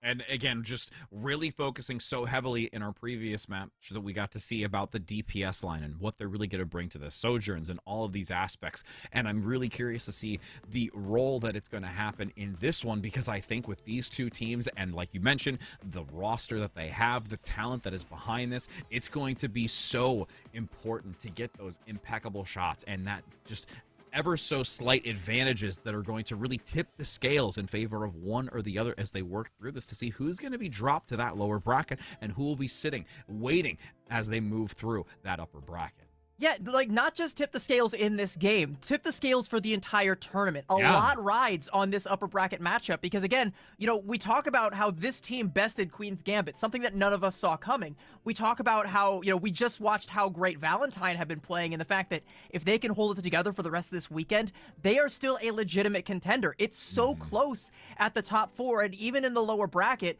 it's a nightmare down there. Even though we haven't set Nightmare down there just yet, who knows, maybe Exo Azathoth will be the ones to do that too. But we realistically could be seeing any one of those 4 teams take it. And we can take a look at the map pool here as well for those. We've gotten to see a lot of course, the Control hybrid and then moving into Flashpoint. Not as much of the Clash map, though, at least for you and I. And just being able to be wondering if that's something that we're going to eventually have prop up or rise to the surface, since I know that even when we talked about the collegiate aspect of it that only just recently happened just before Championship, where it was like, you know, Throne of Anubis was a massive pickup. everyone wanted to play it. So, deviating away from that and focusing on those others was so significant, and it's been really residing on so far just that Oasis and King's Row initial selection. I think Clash as a game mode, by the way, does facilitate a very rush-oriented, style of play, but we're in a rush meta, so just about every map is currently doing that, save for, Gibraltar is kind of like the one real outlier here. So it's like, people can still go to that Clash if they want to maybe try and play a off-meta rush, like a Reinhardt, but unless that's something that's in their back pocket, they're going to be going for like New Junk or Saravasa, 8 times out of 10. Yeah, I would agree. Yeah. Again, we haven't seen any Clash today, so, I'm, at least consistently correct. Yeah, mathematically, I mean, they always say don't do math on stream, but you know what? Every now and again, we can attempt to tread that line where we're just like, math. Okay, here we go. This is the last match. I can count to 1, and so far I haven't seen 1 Clash map, so I think I'm good. I think I've got that much math locked down. I'm so gonna laugh if we get a Clash in this last match, just so it's like the universe rubbing it in and saying, we will start on Control, but if the first map pick is Clash, I'm gonna go ballistic. That's just somebody looking to just break the rule book, saying, right here, me, okay, so we have Nightmare Eclipse and Azathoth. Yeah, we're gonna go ahead and actually break the system, and we're gonna make sure that we get to do Clash first. Wild and wicked opener, so. Yeah, if any of the players are in the chat right now just watching, once the delay comes through, they'll know. They'll know how they can brief me on the cast and just be like, all right, Hanaoka it is. You said 100%? Nah, If anything, it'll just be Prod being like, hey, do we want to mess with them a little bit? Do we want to take a couple of minutes? And we're just going to throw them into that and then absolutely blow our minds and then be just like, nah, you're joking, right? And just only put graphics up. Only do the graphics. We're going to actually be on Control. But that's me. You know what? If anything, I'm giving them the idea. I shouldn't have put that little planted seed there. One of these days, they're going to probably do that. By the way, speaking of map selection, the festive maps are also in play, but none of the players, it's an option, but none of the players have gone for it. We got a bunch of Grinches in this tournament, apparently. They really need to have their heart grow 3 times bigger, so. Next team that picks King's Row and doesn't pick the festive version of King's Row, you're going on my personal naughty list, all right? You're getting a lump of coal from me. Absolutely. That stocking is going to be full of it by the fireplace. Speaking of which, I really need to figure out what I'm going to do for my stocking stuffers. It's like I haven't even bought like a week out. You know what? I've got just the thing if you're looking for some stocking stuffers or some last-minute gifts, and that would be our good friends over at Be Quiet, sponsoring another tournament for us, and they've got some gifts lined up for our first, second, and third place winners. That case, by the way, that is a sexy looking case there. I would love to have one of those. I'm past, by the way, I've got some other Be Quiet stuff in my background. I've been trying to build my own PC setup here, slowly but surely acquiring more parts. I might have to try and get my hands on one of those cases there. Absolutely. And again, for, being able to hit that and make sure that you're going to be able to view it. Because again, pioneers in the field of quiet hardware where they're focusing on the future of gaming, that's just like a great mission overall. And the future of gaming itself is you can check it out at bequiet.com on amazon.com/bequiet for details and for deals that if you're looking for that little upgrade to make sure that your holiday season is 10 times better. Or in this case, 10 times quieter, if one could say. Because then at least if you're like up and you're playing and like Santa comes in and is like, hey, I'm gonna try and give you presents, and then Santa's not gonna know that you're awake and then be like, oh wait, you are awake, you're just on a really quiet PC and I didn't know that, and then you'd be just like, hey friend, like, can I get more stuff? It's one way that you can really make sure that it is a silent night. Yes. Yeah. See what you did there. Yes. I was waiting, just for the opportunity. I made that connection. I was like, am I going to be able to stick the landing on this one? And I'm glad you kept going for a couple extra seconds, because then I was like, I got this. All right, we're going to be kicking things off on Ilios. So a little bit of a break from the norm so far. We've seen a lot of Oasis today, again, trying to facilitate that rush kind of style with the Maugas and the Orisas. This time we're going to move over to Ilios, which again, as Coach Christopher so adamantly declares, this is a dive favored map. I'm curious to see if we will see dive come out from either of these teams. Yes, I know. And again, we get to deviate away again from so much of the Oasis map where we saw so much of University. That's cool. Love University. Love Well. I would love to see a self-sacrificing Terra Surge that pulls multiple people into the pit, because that's the closest thing I can get to, because Halt is no longer a thing. Sorry, I'm really going to ride that train forever. But Spear is also really cool, so I can't really ever get mad at it. You know, I kind of have a hot take. I feel like they should bring Overwatch 1 Orisa back. I kind of would like to see the Halt come back personally. And you know what? And the Shield too. I don't even care. Like, I think Overwatch 1 Orisa was not that problematic. Let's see. I think if we want, no, this is me going into like theory creative, like designer mode, where bring Halt back, but what happens is you have like the spears like jettison out and then turn and then come back in, and it pulls everybody in. So like you meld them together. It's like you do damage on like little spikes that go out, and then they like recede back into the center of it and pull people in. That's what I want. That'd be fire. Or like, you know, you could rework the Halt with the javelin, so like it pulls them all together, but just like shoots them all back together at light speed. Like, see, we could talk all day about how we can just make Orisa even better, but that's okay, because we're gonna enter into this. I think that's the last thing any of these teams want, is Orisa to get power crept even more, because like right now, you know, we still see a lot of the Mauga coming out, but Orisa is strong. Those Terra Surge buffs were definitely not nothing. Oh, not at all. Absolutely. As we're going to be going into this one. And I'm almost kind of curious of what this first sub-map's going to be, because I think that really dictates a lot, because there are so many different variations to this. When you go to Room, when you go to Well, and like those two specifically, but even Lighthouse. So again, you talked a lot about that dive aspect of it. We saw some Winston in the previous match, ever so slightly. EV wanting to invest into that, and will we look to see that same type? And as we start on which map, who knows, and what that initial composition selection is going to be.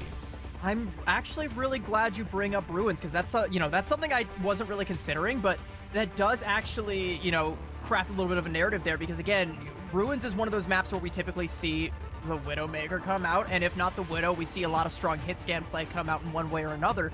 You've got Wisps on one side, one of the best hit scan DPS in all of Calling All Heroes, going up against Kuna on the other side, who, you know, hasn't always been in that conversation, but has over and over again, especially this tournament, shown to be more than competent, especially on the Sojourn. And there have been some times in scrims, by the way, where I've seen a Sojourn getting the better of a Widowmaker, even on like Gibraltar. So there's a lot of different ways that that could play out. You know, we could see a Widow versus Sojourn, or a Widow head-to-head on Ruins. That could dictate the entire pace of this map. Lighthouse, I think, is also going to be interesting, because that's where you're going to get the potentiality of that dive composition that could come out from either side. I'm curious, you know, this is, I believe, Nightmare Eclipse's map pick.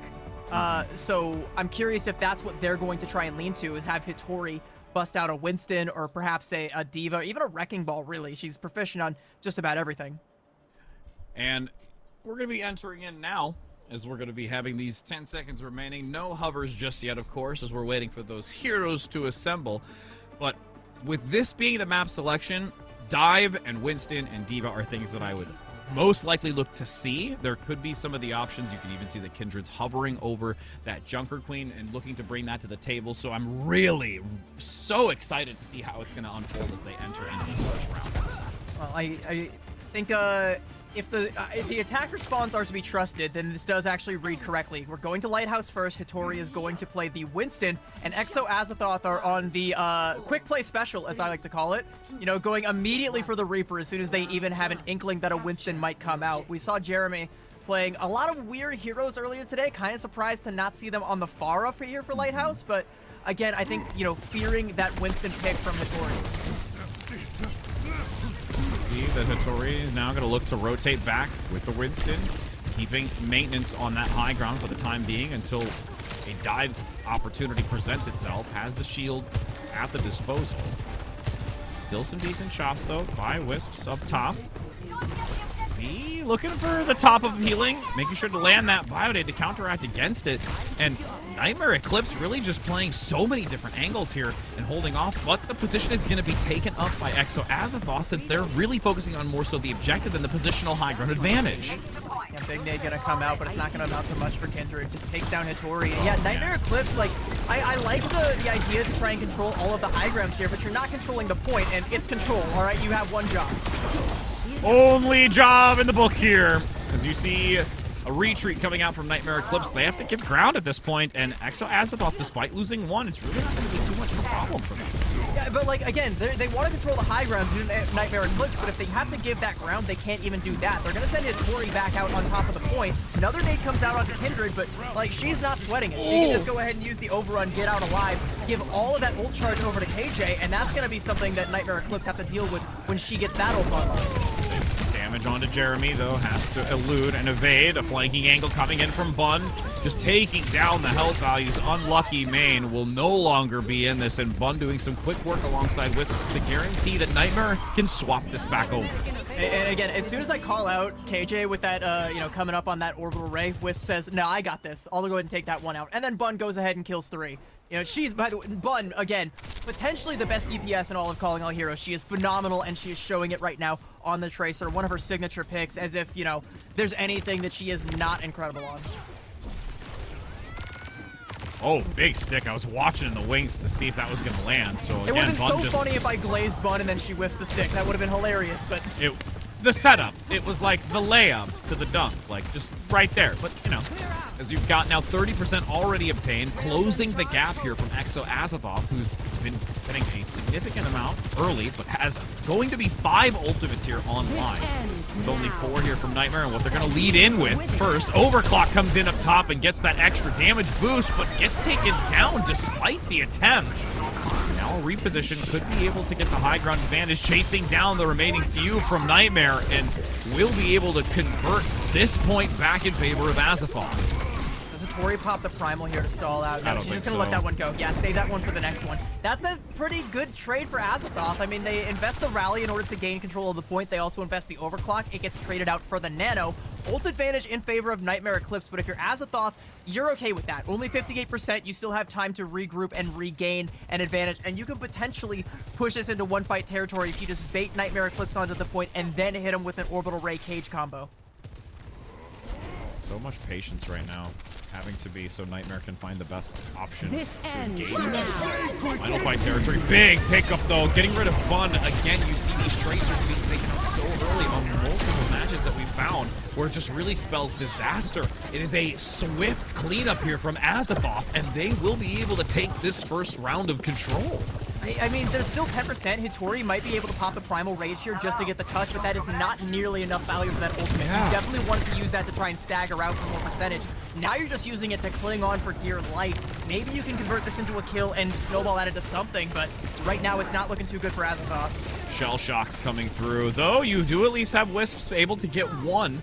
So that's a great opportunity. It is still going to be one support play, but now with those couple of picks coming up, it really all rests on the shoulder of Wisps and Bun to make that difference, despite it being into that 90-time overtime. And with Hitori not really gaining any value, it looked dire, but the DPS really get them out of a sticky situation. Yeah, what a fool I look like to ever count out Nightmare Eclipse when you have Wisps and Bun. Hitori, by the way, going to switch off of the Winston and over to the Mauga to mirror Azeroth. But, I mean, now you're kind of up against the clock. Nightmare Eclipse are going to be getting into one-fight territory. Bun can put this whole map to bed with a big pulse bomb. But if that goes awry, and it sure does, Exo Azeroth, now they have a way forward. It's that Death Blossom from Jeremy. It was so close, but yet so far.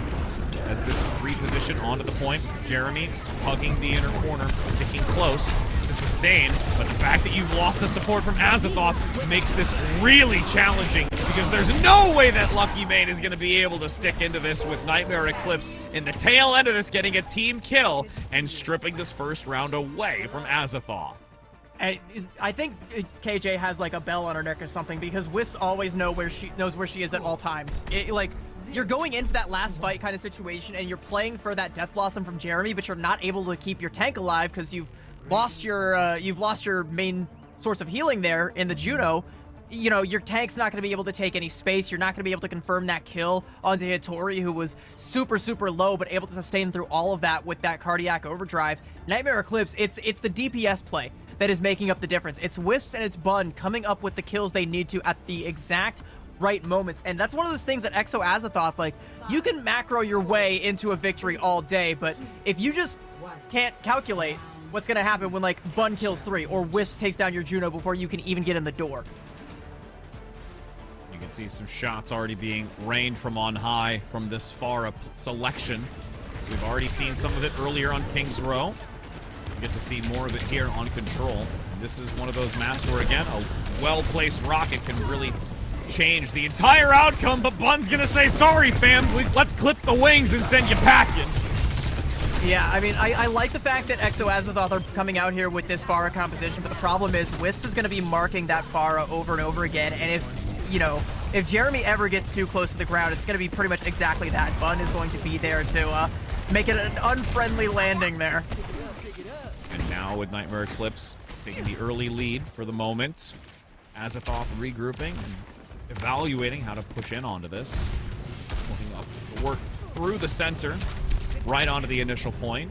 No one yet really contesting against it, and no one dropping low enough until finally they give up about 2/3 of it before contesting. Having to dive out of there, Hattori can't overstay their welcome. With Jeremy getting some shots onto the back, looking for the support. Beautiful sleep as the damage there to recover. Bun gets the execution, but Kindred comes in sweeping and just completely dominating with that aggressive movement forward. But Nightmare Eclipse is actually still holding on to this, and they're bobbing and weaving to keep it contained until finally it swaps to Azathoth, and you get a boop in the center with Unlucky Main going down. I mean, okay, so that fight nearly goes Azathoth's way, because the whole time I'm seeing that setup, I'm like, all right, where is Z playing? Because that's exactly where Jeremy is going to want to get on top of. The sleep from Z is incredible, but the follow-up from Kindred is there.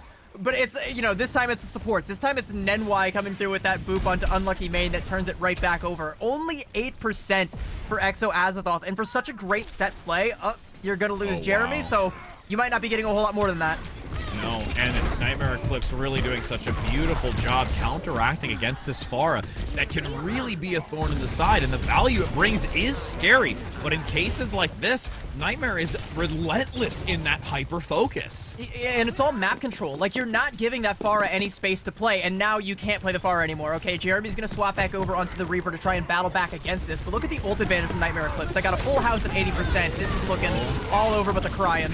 A stick is ever so close, locking Azathoth in the spawn. Primal Rage from Hattori, just continuously knocking each player around like a chew toy. And this will be Nightmare Eclipse denying anyone touching this well, and it's gonna be no one home. There's an attempt from Azathoth with the Lucium. You can see that there was no hope remaining to keep this in contention. I like that cage from Kindred there, just yanking Hattori back and saying, no, I'm not done with you yet. You've killed all of my soldiers, but I still want this one-on-one.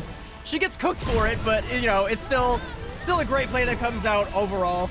I mean, it's so dominant from Nightmare Eclipse, though. Like, this dive composition that they came out here with, we see why they picked Ilios well. It's because they wanted to put Hattori on this Winston, and they wanted to just play the dive composition. And even though it almost falls apart on Lighthouse, on Well, it didn't look close at all. Yeah, no, it was almost kind of like, all right, we allowed this first round to have our sea legs and get ourselves stable, and now we are no longer having a problem at all. And again, it's more so just really recognizing the big player that was Jeremy on this Pharah. The fact that Bun was able to get that first elimination out the gate in the first major encounter. Then you land a 6 sleep, which is another. And then following up with the Winston play as the boosters run dry.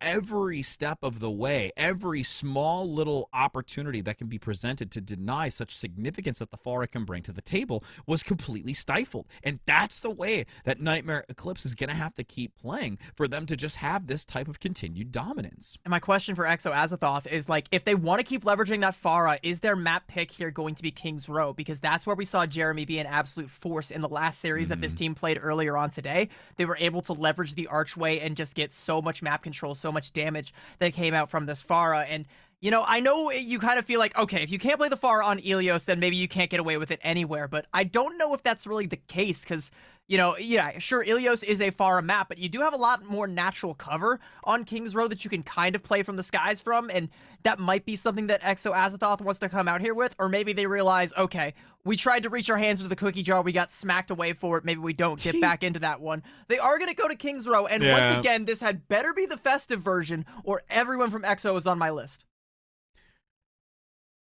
I kind of want them to be on the list. I kind of want them to be on the list.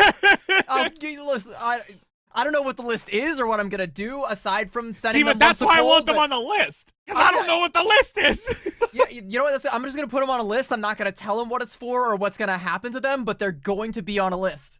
It's like that looming feeling of when it was like Stewie and Brian, when Brian was just like, I am gonna punch you, but you don't know when, and just has to wait because you don't know when it's gonna happen nor what's gonna happen. It's just this ever-growing fear of just begging, please tell me what the list is. When's the list gonna happen? I mean, the list is gonna happen, but the consequences are reserved for the future. We'll get there when we get there, but you know, all right. The consequences of this map pick, again, if it's not the festive one, even if it is, all right, it still kind of to me signals that Exo Azathoth want to try and put Jeremy back on that Pharah and try and leverage the natural cover of the archways and the hotel to try and maintain map control that way. But that's a very like defensive favored strategy. I don't know that that's going to work out so well on offense, where they're going to have to worry about Wisps on the high ground on the Sojourn constantly checking Jeremy, or you know going through the attack through the archways, where you can just kind of have Wisp play back and wait for the Pharah to come to you. Yeah, I mean, it's always been that really long-form discussion about, do you hyper-focus the Pharah or do you play the ground game? And when it comes to a lot of this, because of the architecture here, I almost feel like the way that Nightmare Eclipse has been playing, you got to focus the Pharah, because they've been able to execute on every occasion to just deny the value that it can bring. And if you're able to do that on such a consistent basis, I think that that's absolutely what you should continue to do, whether it's the Sojourn or the Sombra, if you wanted to bring something like that as well to clip the wings. Like, there are so many different methods that you can go to just completely nullify that value that's brought. And in some of those choke points where you're going to have, yes, the funneling of the rockets, and there's a lot of architectural defense to deny that takedown, it's also going to somewhat bottleneck the availability for that Pharah to get maximum potential. It really is, just like you said, the battle of, like, you know, do you win the fight in the sky or do you try to win the ground game? But I think, you know, in this kind of situation, if you win the fight in the sky, you win the ground game by default, because that becomes a 5v4. And that's, again, why they want to just try and keep checking Jeremy. This being Exo's map pick, I think there's a lot of different ways we can go with this, but that's kind of the thing that I think you and I are both kind of expecting to happen, is like, all right, the Pharah comes out, will it be effective? Oh, 100%. And I think it's going to be a telling tale within the first, like, 30 seconds. I think if it might be something where if these picks come through fast, it's a guaranteed I'm sticking with this. But if there is an instant pick, it might be one of those ones where, all right, I'm not going to bode into this, and I'm just going to adjust into the alternative. And then what that alternative is going to be, I think, another interesting factor to really look into, as we're going to be heading into this where Azathoth is going to be on the defense. So we do get to see what they're looking to bring in defensively here, and specifically what Jeremy's going to bring to the table. You know what I don't see is any snow, any decorations, any holiday cheer. Yo, I was don't trying to see not any, comment on that. I don't see any jolliness or joy. I do see Pharahs on both sides. I doubt Nightmare Eclipse is going to stick with that, but I don't see any Christmas trees. I see... Oh, there's a heart. There was a heart. Okay, there's a little bit of joy, but I still got 5 Grinches on Exo Azathoth. All right, you're all on the list. There's some love. There's some love printed on these bricks. It's not in the air, it's in the floor. That's where the love is right now. Yeah. But, I mean, to be fair, though, you could say that the joy comes from us on this map. I'm so trying. I'm so trying to help. Just trying to restore the joy. All right, well, Jeremy is currently going to try and restore that Pharah pick. See if we can get any value out of that. And this is Exo Azathoth on the defensive. So if you're going to leverage that Pharah, this is where it's going to be. Bun, though, wants to match it with an offensive one. And she's going to have an interesting time trying to find a way in. She's taking this off angle for a couple of decent shots. Almost gets the elimination, but barely skirting out of the way for Azathoth to recover, and the support's going to top up before looking for a re-entry. Z in the back, though, going to continue holding up top. Torpedo's going to come in from a distance to get that extra chip damage necessary, potentially going to find the elimination. It's already 1 tick so far for Nightmare Eclipse, and again, it is just surgical the way that Nightmare has played this, and bringing Bun on this Pharah to just directly hard match up to Jeremy is such a statement.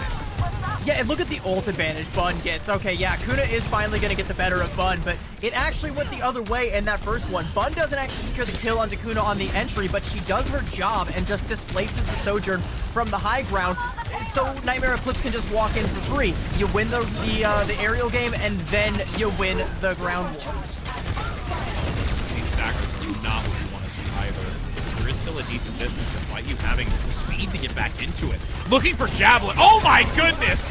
There's everyone funneling damage into Jeremy, once again just demonstrating that there needs to be another option here from Azathoth.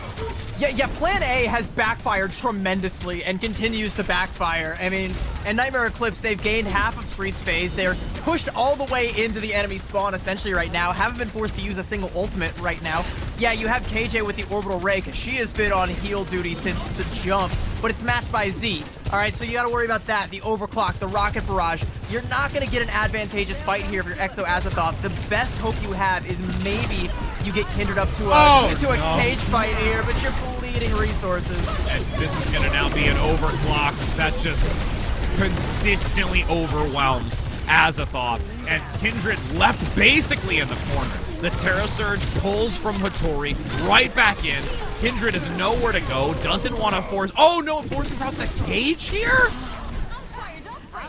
Oh no, and she dies for it too. You also pop the rally. That's the, oh there, yeah. This is the worst case scenario for Exo Azathoth, because you really wanted to have Jeremy alive to follow up on that cage with a barrage, or even Kuna to be alive to follow up with some damage from the Sojourn, but you invest your two biggest ultimates, the Orbital Ray and the cage, and you get zilch for it. 5 minutes of the time bank for Nightmare Eclipse, and they show no signs of slowing down here. It's wicked to see this type of time bank, but it has been so clean for Nightmare Eclipse, with no real stopping point as of yet. Jeremy goes in for the Rocket Barrage, but the stationary target when a rail is charged is not what you want to see. Yeah, I mean, gets the kill onto Nenwai, and that's going to be at least enough to slow the push down, but it hasn't stopped. Like, Nightmare Eclipse still have control over the point. They get the kill onto KJ. They can just keep marching forward here. Heavy damage going to come in up front. Kindred trying to pump as much as possible, sticking close to the health pack, but that is going to be another Terra Surge! Getting two from Hattori. This is absolutely clinical, the way that this has been played. 4 minutes and 20 seconds on the time bank. No one there except for an attempt by a swap for Jeremy, but the second that Venture comes out from the ground, the mole beneath the dirt, it is instantly sent back to the spawn. So, if you're Exo Azathoth, I think you have to go back to the drawing board completely. And you know what? I'm gonna say it, by the way. Maybe a little bit of Christmas cheer might have helped lift the spirits a little more. Maybe you could have held out for a little bit longer.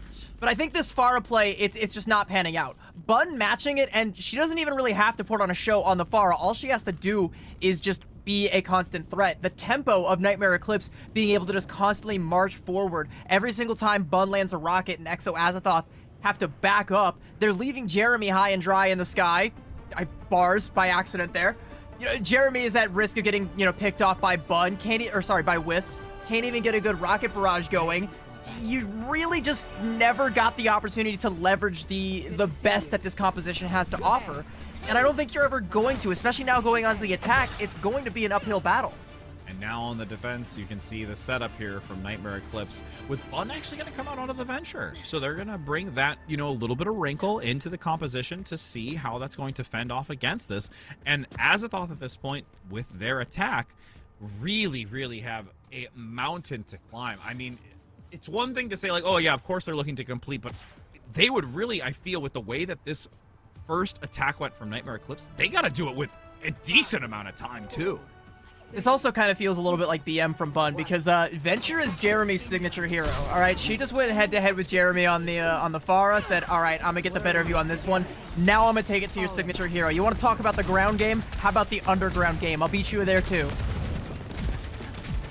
We shall see who from the depths between the stones and the boulders shall be the more adventurous one. Get it? I'm really trying. I'm swear, with the holiday and the Venture lines, I'm doing my best to only keep up with you. As there's 3 minutes and 30 seconds now on the clock, forcing back Nightmare Eclipse, and that's a big pickup to get early. Wisp's now going to make the swap to the adjustment onto the Genji play. So as quickly as we saw Nightmare Eclipse looking to capture this, Exo Azathoth is doing the same. Yeah, and I think a lot of it also does have to do, first of all, with that pick off there onto Wisps, who's going to go back over to the Sojourn again, but also this Zarya pick from Kindred. You're able to put out a lot of pressure through the Javelin spin of the enemy Orisa, so you can constantly keep the frontline pressure up as long as you can sustain this Zarya, which that's something that a Juno is great at. But speaking of Junos, have a look at the ult charge for Z right now. Ooh, boy. That 100 energy looking real good right now, as you have Kindred just vaporizing everyone within reach. Oh, that's going to be a big recovery, though. Able to at least shut down that charge, but the damage is already done, and Azathoth is working through this archway. Jeremy, by the way, back over onto the Pharah, Bun also mashing it. But yeah, getting to that archway is absolutely massive, and you're going to be able to build up that Graviton Surge here as well. I highlighted again the Orbital Ray Charge from Z. That is a ticking time bomb, and Nightmare Eclipse can potentially retake the cart before it gets to this endpoint here, and maybe even retake Arches if they're able to leverage that. That's something that Azathoth has to scout out and try and make a heads-up play with Jeremy's Barrage or potentially the Graviton Surge if they get the chance to. Very aggressive moving into this, playing the corner. There's the pull. Shield is active. Does get one. Unlucky main. For sure feels the unluckiness with that one. So being able to stifle this aggression forward here is the first of many that's going to happen with 4 minutes and 20 seconds on the clock. And the stagger there onto Jeremy as well. But I mean, you know, like I said, Nightmare Eclipse, now that they're able to win that fight, you invest the Terra Surge as well, which is a little bit much. You maybe only needed the Orbital Ray, and Azathoth weren't forced to try and respond, so they're going to have a full house of ultimates here as well. They can potentially battle this one back here, but they're still lagging behind a little bit on the Orbital Ray, so that one battering ram that you really need to break through this defense isn't quite online yet. It's going to be at least another 10-15 seconds before we actually get that. Bond looking to try and move in. There's the pull. Graviton Surge able to cluster them together for the moment, but is able to escape. Squad still survives. Nightmare plays back. Bun goes down, though, with Jeremy finding an angle. Now has the Rocket Barrage. Might look to swing around the flank to find the value, and at this point, Azathoth is taking full control of the street segment and separating out Nightmare Eclipse. But they have to try and confirm the kills there. Killer onto Nenwai. Wisp is going to go ahead and pop that overclock. We'll see if they're able to get anything with it right now. Rally going to come out from Unlucky Main. That's a lot of HP to try and chunk through. Big shot! Big shot onto Jeremy, but that is not going to be enough to stop this pain train. Oh, goodness. The Bash also gets a great stun. 3 minutes now on the clock. This is still going to be a decent time going into it. Not the 5.5 that we did see from Nightmare Eclipse, but it's still going to be worthwhile with a 4.5. Yeah, I mean, you're not going to match the 418 that Nightmare Eclipse had, but you will still be able to put up something respectable if you're able to win this next fight outright, and you do have 2 DPS ults to do it. Nightmare Eclipse making some swaps here. Wisps over onto the Widow and Hattori over onto the Winston. I think that is a great way to counter out this Zarya. Maybe force a swap from Kindred, but you need to win this fight. Oh, big shot. Well, and the other part, too, is that you do really start to handle from the offensive side of it a lot because there's the skybox now. So Jeremy's going to have to play into this lower profile to the ground where Wisp is going to be able to find value. And again, when you're a sitting duck like that with the Rocket Barrage, that's easy pickings here for Wisps. And now with 3 minutes and 50 seconds, Bun up top. Sneaky. Oh, with a rocket instantly onto Jeremy, says peekaboo, my friend. I've scared you to death. And the shield to protect her, too, from Nenwai. That's some great teamwork that comes out from Nightmare Eclipse. And if you're Exo Azathoth, I think you use this grab and you swap. Shots through the middle. There's the overclock coming in to complement that Graviton Surge as they're locked in. There's another Wisps, unfortunately going to get counterplayed at the moment with that great follow-up from Jeremy. And now they're going to have a spawn advantage to get back into this and still have one last chance to hold. Nenwai, what are you doing? Why are we on? We're on Zen now? All right. I'm not sure about that one, but I'm going to make the swap over onto the Genji. 3 minutes and the cart is rounding that corner, about to be the cap there. It's the battle of the orbital rays here. Z has it, KJ does not. Nightmare Eclipse should be able to win this fight unless they take too long to pull the trigger. I mean, the big thing is maybe they want to use that Discord or to try and guarantee an even better execution, maybe not getting, well, that's going to be a quick work of this. All right, well, let's just throw out the orbital ray and we're just going to eliminate him. If ever there was an I win button, it is Juno's orbital ray. My question now is, do Exo Azathoth make the swaps? And yeah, they're going to put Kuna over there onto the Widowmaker to try and match it. Jeremy getting clapped by Nenwai there. And I mean, we can't even get out of the spawn without taking headshots here. And this is starting to look a little bit rough for Exo Azathoth. And this is where that momentum and that like confidence that you have with it starts to really get stifled. You need to now think about the comp adjustments. How are you going to find these off angles? You know what Nightmare Eclipse has defensively to go into this, and playing something unique enough that they're really looking forward to being able to hold and just cut down this 2 minutes. And by the way, the order away from KJ, she should have had it like 30 seconds ago, but she's only just now getting it. Reposition, flanking angle, pincer maneuver. Hittori gonna take that underpass below the furnace to elude and recover, but unfortunately not gonna survive as the damage comes in. Kindred rotates around that object to get there, to deny it, and now Nightmare Eclipse in the last-ditch effort attempted to try and get it, but they're still pushing it. Can nobody get there? Nobody can. There's an attempt by Bun, but only seconds too late to give them 1:42 on the clock. Yeah, speaking of rotating around, that's what Wisps and Nenwai on the Zenyatta did there, and that's your last two remaining guys that could have potentially gone for the contest there. So, yeah, Exo Azathoth just kind of able to walk the cart right in for free there without much of a stagger push. That's bit of a blunder from Nightmare Eclipse. I think maybe they got a little bit too overconfident in that last fight there, but I mean, they still have all of the room to continue to be confident. You got a 418 time bank versus a 142. Unless Azathoth go on a crazy, I'm talking like capture checkpoint A and B and also maybe halfway through C kind of push here, you're still sitting pretty. Like, you're not even sweating if you're Nightmare Eclipse. I mean, at that point, that's a happy holiday if I've ever did see one. I mean, would have been a happier holiday if we were on the festive map. See, I really set you up for that one. I love a duo caster who sets me up to give some shade to the team. I mean, it's like having a giant redwood in a massive forest. There's nothing but shade to go around for everyone. Hey, at least there's a holiday sweater. See? Okay, all right. But that's on Nightmare Eclipse's side, by the way. They were they weren't the ones who picked this map, but they are bringing the cheer regardless. So I think that might be why they're winning. They have to do it for us. We're all waiting in the wings, and we're just holidays, happy holidays, woo! That's what it was. That's what that gesture was. Kindred once again gonna come out with the Zarya, Jeremy again over on the Pharah. So Exo Azathoth are trying to do the same thing that they were able to do last time, but the question is, will that be able to work twice, or have Nightmare Eclipse figured it out here? They're going to be playing the back of Clock Tower to try and deny any angle from Jeremy. But once they all come out, it's going to be Exo Azathoth having to back up. Jeremy playing very cautious around this hotel. Does not want to get caught out. Just funneling damage into the low ground. That's huge. Great job by Azathoth getting Hittori down. That's going to make this really challenging for Nightmare Eclipse to get back into this. And at this point, even with the timing, Bun's gonna go down. Yep, this is gonna be disastrous. So Hittori swaps to the Winston to see if they can contest this, but they most likely are just gonna have to give this up.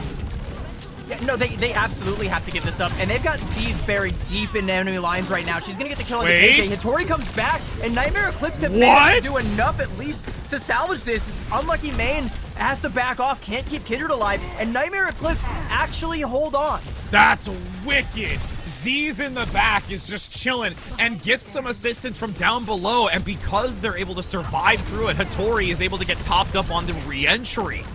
And by the way, if Exo Azathoth had capped there, Z's being back there would have been a huge misplay because she would have gotten staggered. That was so close to disaster for Nightmare Eclipse, but they snatched victory from the jaws of defeat in the ultimate way. Bun still continuing to survive. Bun on the run, up top now, looking to get healed up so they can re-enter into this. Wisp gets the elimination onto Kindred. She's down for the count. Jeremy picked up as well, and in the overtime, it's a desperate plea now with the rally to see if there is any attempt to gain percentage. The desperate swap as well from Kindred to get to the point, but I'm sorry, it's too little too late. And that was a massive opportunity for Azathoth to take this point and run with it, but it is all on the shoulders of Z's surviving and healing up Hittori. That ends up being such a good play from Z's and from Hittori as well, who, by the way, was originally on the Orisa. That whole fight goes the way of Exo Azathoth initially because Hittori overcommits to try and confirm the kill onto Kindred, and Exo Azathoth punished that. But then Hittori says, okay, I need to get back fast. I need to switch to something more quick and something that's going to counter out that Zarya. So over to the Winston I go.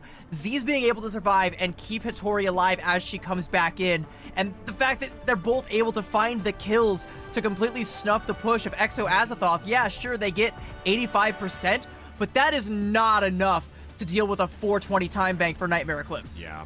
you've got 2 solid rotations worth. As you can see, the selection, Kindred's going to come out on the D.Va, and Jeremy abandoning this Pharah play and not going to stick with it and bring the Reaper to the table to try and just look for that ground game and just that sustain as well for this long haul that's ahead of them. So, but here's the problem, though, is like, okay, so gold, quick play, ranked brain, whatever, like, says Reaper counters Winston. Okay, sure. If you play where the Winston is going to jump and you're expecting Hattori to come out with that, okay, maybe you win one fight, but then Hattori can just swap, and then you're stuck on this Reaper, and you're going to be at Bun's mercy regardless. You don't have the ability to match that aerial game. You've given up the skies completely to Nightmare Eclipse. Okay, we're in this together. See if this decision pays dividends. One now drops below, getting some decent shots through the hotel. More than able to top themselves back up, though, from the support line. What a dive forward coming in. Hattori, it's blasted, though. And that's going to be the first fight of many Azathoth is going to have to hold. And Hattori not actually going to make the swap. They're actually going to try and keep committing to it. Okay. No, there we go. There we go. She's going to swap over to the Orisa. So now we're going to just go ahead and go full force onto the ground game, but you still have Bun in the skies on this Pharah. Psych, she's going over to the Mei. This is an interesting look from Nightmare Eclipse. They might be able to catch Kindred out with a wall if they're smart about it, but this is a really interesting look. Creating the artificial wall for potentially a pin and denying incoming fire or separating the team is necessary for Nightmare Eclipse. Big damage, gets the D-Mech. Here's the instant follow-up that has to happen. Maneuvering through the hotel, not much more defensively. Z gets the pickup onto Jeremy, and now the cards start to crumble. The house, unfortunately, not going to stand tall as Nightmare Eclipse is in a position to wall everyone away to get even closer to this point and in a prime position to do so. Yeah, there's the parting shot there onto KJ from Wisps, and that is going to be it. Again, you know, a decent first defense from Exo Azathoth, but it's literally just like I said. It's like you can counter out that Winston dive once, but you have all the time in the world for Hattori to make the swaps, and then Bun even swapping over onto the Mei, just getting a little bit of that freeze ray damage through the defense matrix, burns Kindred down out of mech, and once you lose that mech, you've lost the whole game. You can't control the point anymore after that. You don't have the tank presence, you don't have the map control, your Reaper doesn't have the ability to just walk up for free because suddenly the other team is really, really tanky and really, really hard to take down, even with the burst damage from the shotguns. You just don't really have any win conditions left at that point. And now we enter into a match point where Nightmare Eclipse has really put on a performance. And again, not to discredit Azathoth, because they still had a very good run on the attack. But once it comes down to having that differentiation in the time bank, and it's just those really small micro heads-up plays that turn the entire table here, Azathoth comes up short and now is just having to fight their way through this. Again, they do still have the option of going into the lower bracket, so it's not like a win and you're like continuing to move forward and then you lose, you're out. So that's at least the only saving grace here, but it's still one of those things that when you're facing against a team that you touched on specifically and that we talked about, this roster being so intense from Nightmare Eclipse, you really want to be able to try and find the weakness now so that if you do have the chance to revisit them, you can take them down. Yeah, and I think, like, with the way these first two maps have played out, that, like, barring a reverse sweep from Exo Azathoth, which I wouldn't entirely count out, but I wouldn't bet on either. Barring that kind of situation, this has been a statement so far from Nightmare Eclipse. Again, they're saying, heavy is the crown. Sure, maybe we lost to Queen's Gambit, maybe you bested them. Maybe that makes you the team to beat now, but I guarantee your neck is not strong enough to wear that crown. We are coming to take it back, and they are going to buy their way to grand finals here if they're able to get just one more map win. And if you're Exo Azathoth, you know, this Pharah pick hasn't worked out. You've tried it twice, it hasn't worked out, and I don't think it will going forward. Your options now are, you know, Flashpoint Clash, Push, or Escort. What do you do? Obviously, you don't go to like a Watchpoint Gibraltar because you know Hattori is going to take you to school on a Winston composition. You know, you don't try to play into that Pharah anymore. It's actually going to be New Junk City that they take us to. All right, so again, New Junk City, you know, Flashpoint specifically. I was really hoping that we would get a clash just so we can vamp a little bit about that. But, you know, that's another day, another time. As we're going to be seeing, yes, New Junk City. And with this one, again, the Pharah is still something we can absolutely see, but is that something that you bank on? With it not being able to pay any value in this? It's something we could see, but I don't think it's something we should see because, again, it hasn't worked. I would honestly rather see Jeremy play just like a Genji or go with a Venture. I mean, and those both work very well here. So that could also be the reasoning behind that if within that realm of hero selection. I do also kind of want to highlight that Exo Azathoth is one of those teams that has tended to reach for that Junker Queen from time to time. Kindred does love to pick up the Junker Queen whenever she can. And, you know, New Junk City, it's literally a home field advantage for Junker Queen. She's pretty good on this map. And I think if that's something that they want to leverage and try and maybe win out the ground game that way, that could be the win condition for them. But my question, though, becomes, you know, how do you deal with Hitori's Orisa? Because Orisa plays pretty well overall into the Junker Queen. Absolutely. And just not only just playing independently against the Junker Queen, it's just the way that that team kind of functions around it. And if you're able to separate the aggression from the Junker Queen or mitigate a lot of that incoming fire or just the damage that comes through, I mean, you have the nullification on like the Jagged Blade and those kind of things and blocking it. So there's so many different mechanisms that really, I think, just outmatch it not only independently on the one-to-one, but also just with how the team's going to have to maneuver and function around that. I think it's likely going to come out to that macro game, which so far Exo Azathoth have been completely outmatched on. Like, Nightmare Eclipse have been setting the tempos, winning the ult trades. You know, I want to keep highlighting Z always beating KJ to the punch when it comes to these orbital rays, and how much of the game revolves around orbital ray. You know, losing out those trades, really dragging it out. KJ's ability to build that ultimate, it has a ripple effect that is going to slow the entire tempo of the game down to one that, you know, Exo Azathoth is not going to be comfortable with. They're going to end up getting steamrolled by Nightmare Eclipse if they can't make up that deficit. And, you know, it's not to put all of the weight on KJ, because a lot of these are situations where, you know, you're losing a man early, or you're, you know, getting caught out of position somewhere, and, you know, suddenly the fight's already lost. What's my Juno going to do now? You know, not much. Oh, absolutely. And then the other part of it, too, is, like, when you talk about the accumulation of the orbital ray, even those few seconds of just being able to get it first, like, even if, let's say, they were always between the two of them so close that it's like a percentage or two, if you get that early advantage, that in and of itself tends to lean more heavily because it's so impactful. It's not, we're not even talking about like trying to use like, oh, orbital ray, and then like you're getting it behind, or even at the same time. It's just, it's wild how significant that can actually contribute to the fight, even just those 2-3 seconds worth of it. Yeah, and you know, we've been saying orbital ray a lot. We've been trying to like deviate and find other ways to say it. I'm gonna go ahead and pitch orbital slay. Is that anything? How do you feel about that one? I think that's a pretty slight comment. All right. Thank you, Queen. All right. I try. Speaking of queens, none of them on the field right now. Kindred going back over to the Mauga, but Jeremy is going to ditch the Pharah and play the Genji. I imagine Bun is going to mirror that when she uses the TP there. No, actually, I'm wrong on that front. She's actually going to go with the Reaper, which does kind of put Nightmare Eclipse's comp about one meta behind, but, you know, this is what people were playing. This is what was really strong not too long ago. Now this initial fight, both Maugas just pumping damage onto the front line. Question is, who will break and buckle first? Big shot onto Hitori, though, from the back line. That rail shot generated lightning fast. And again, these meat shields are going to give so much agency to the Sojourns in the back, where you see the shot come in, and now all the dominoes start to fall and make quite a beautiful design, favoring one, but actually a couple of picks come through. It's not quite over just yet for the moment until you finally have Kuna and Jeremy cleaning up the rest. Look, all I have to say right now is look at Kuna's ult charge. Yeah. And that's it. That's the whole fight right there. All of the damage that Kuna did, just pumping it into Hitori, and the fact that you find the opening kill there onto Whiffs, shut down the enemy Sojourn. I don't know that Nightmare Eclipse are going to scout that Kuna has this overclock, but this is a huge trump card, and yeah, here we go. It's been unleashed. They're aware now. With that disruptor shot up front, looking to try and separate. Can't quite land the shots. NY actually gets rid of the support line. But with Nightmare Eclipse losing Hitori, that's the real unfortunate factor. You no longer have your tank line here to get back into this. It's all onto the shoulders of the DPS, which are actually doing quite a decent job here. Kindred drops down below, but this is just consistent damage right in the back of Kindred, and we'll be able to swap over. I mean, the only thing better than taking down the enemy tank is taking out the enemy support, because, you know, the tank is going to be next to fall. You know, you take out KJ early, and by the way, orbital rays, let's have a look. Z's already got hers, KJ only at 67%. And a lot of that comes down to the fact that she died first in that fight. That's the pickoff that Nightmare Eclipse needed, and they found it.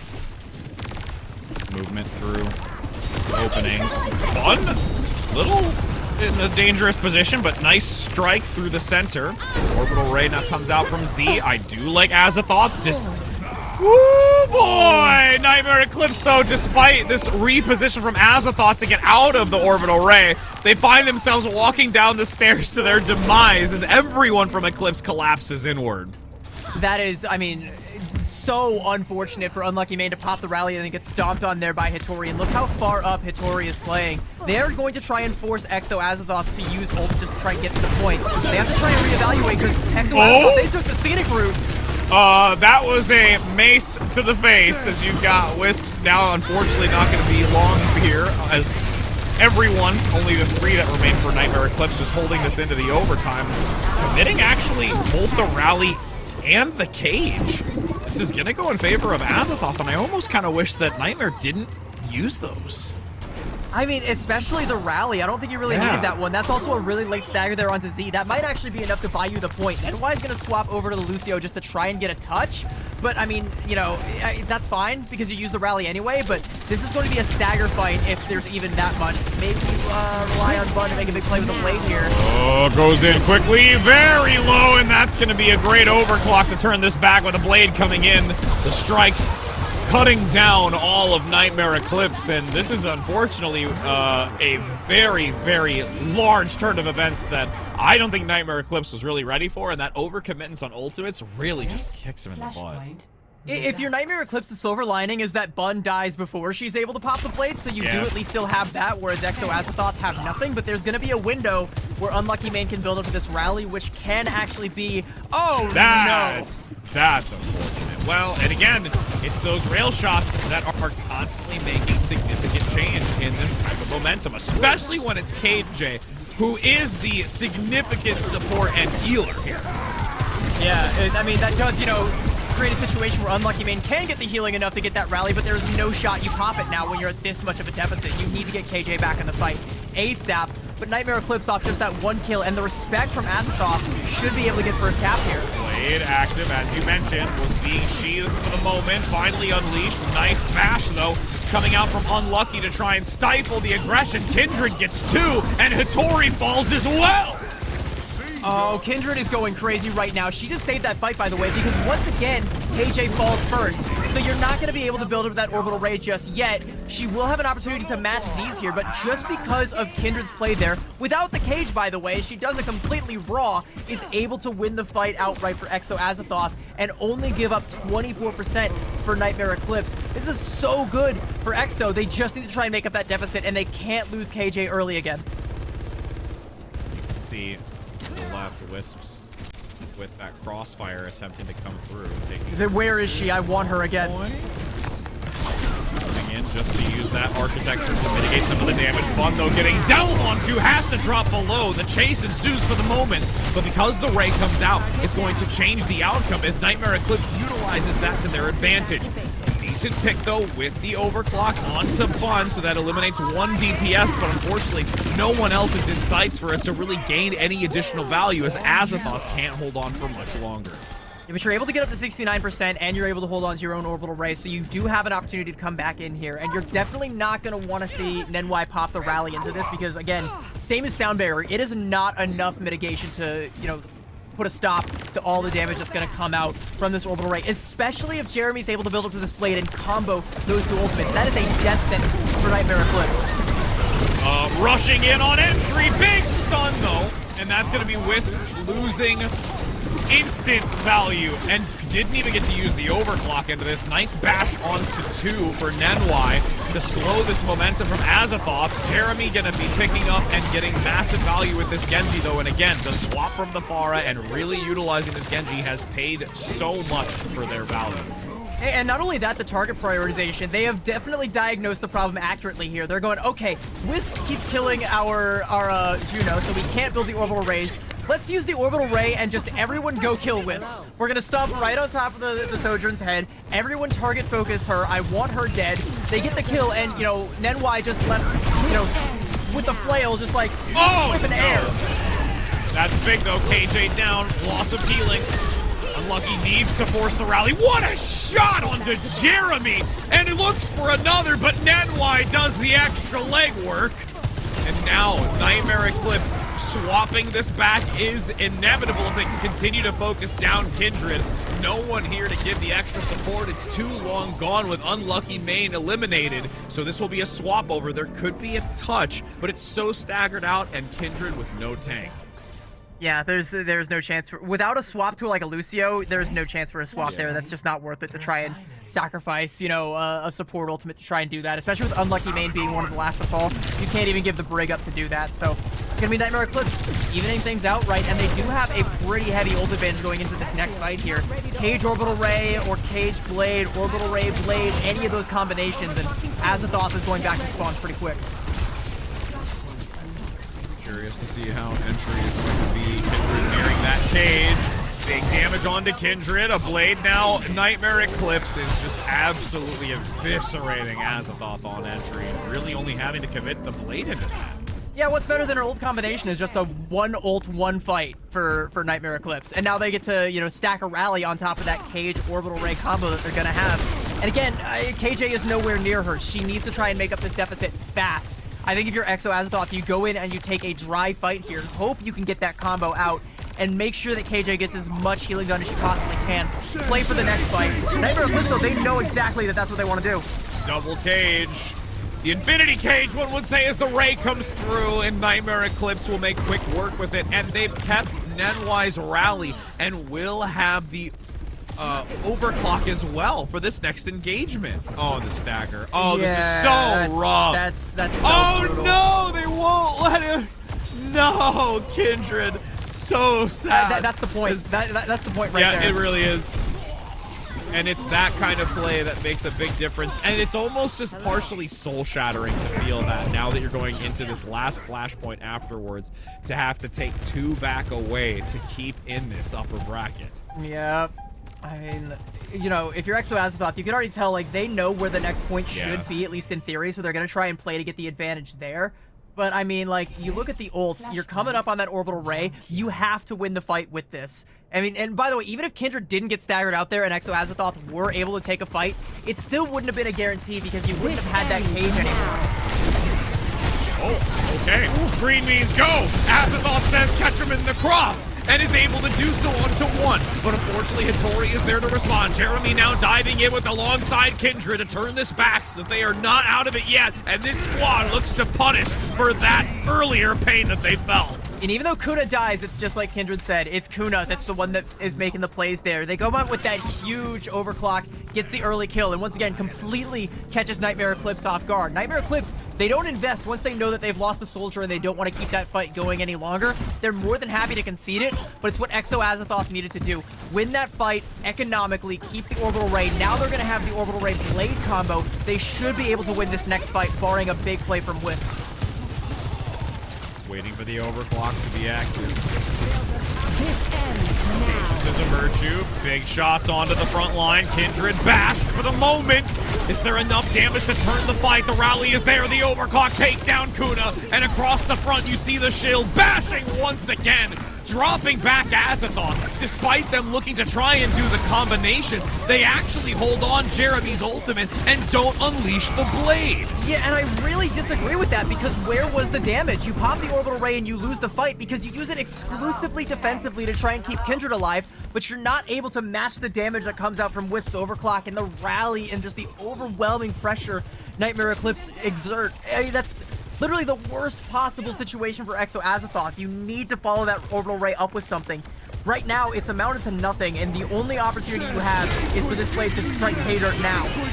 Oh, Cage onto 3. The blade is in the middle of it. That's going to be a ton of damage onto Hattori. No way that you can work through that kind of damage, as this percentage is going to continue to climb for a moment longer. But realistically, Azathoth has done some quick work there, but expended the remaining lifelines that they had, as now Eclipse at least has the Orbital Ray and the blade to work with. And again, KJ died first, so her Orbital Ray is, again, incremental progress at best. If Nightmare Eclipse get another touch here and they go with that Ray Blade combo, I mean, sure, Azathoth can get to 99%, but Nightmare Eclipse will have no problem matching that. Ooh, gonna go face to face. Kindred is so low. She's got to bail. Getting around the outside. Orbital ray across the center. Unlucky main. Brought down by Nanwai. The counterpart says, no, no, no, my friend. I am the true shield here. Swapped over, and now Eclipse is in the final moments of closing this out. That's still best case scenario for Exo Azathoth because they're able to live, they're able to get all the healing, and they're able to try and get KJ up to 71% with a play from Bun. Oh no! Bun gets locked down. Great shield reaction, but Z and Nenwai, the support line comes in with fill into the killing feed. Even though there's only one hope remaining. Jeremy in the back being a stealthy ninja, agile among many, but now with the only one with a hope and a prayer is sent packing. Overtime vanishes. And that will be a 3-0 match score here for Nightmare Eclipse. The roster you touted is going to prove their worth. I like Jeremy kind of being like, all right, this is lost. I'm going for the be quiet play. All right, I'm going to go for a sneaky back cap. Still not able to pull it off, though. I mean, that play, the blade from Bun, even though she gets punished for it, the follow-up aggression that comes through in every single member of Exo Azathoth falling one by one at that, like, that's it. It's such a great understanding of the tempo, and I do once again want to highlight KJ on that Juno. Had she been able to build up to an orbital ray, maybe that fight goes a different way, but she was not able to because Wisps identified the problem, and it's always go for that Juno. You always want to take out the source of all of the hurt. As long as you can win these orbital ray trades, and Wisp made sure they did, you will be able to win the game. And it was just always playing behind the 8 ball, and that's such a rough place to be when you're always in a mentality of like catch up or having to try and do what is necessary to turn this back and just always be on the back foot on like a consistent basis. And then again, like we're gonna probably see it here in a moment where it's really realistically after this fight where you get that stagger, and it's just more like salt in the wound and like insult to injury where you start to kind of have that mental boon and you're just attempting to try and keep a level head. There's still some reactiveness and some great response from Azathoth, but things just really start to disalign here where they can't come out on top. It's so rough, but I mean, Nightmare Eclipse, if you were somebody who saw this roster revealed just like I did and said, nah, this team does not want to take a silver medal ever again. They want to make it all the way. They want to wear that crown once again. They are going to the grand finals, and for a lot of people, it was never in doubt, but for this tournament so far, there have been moments of doubt.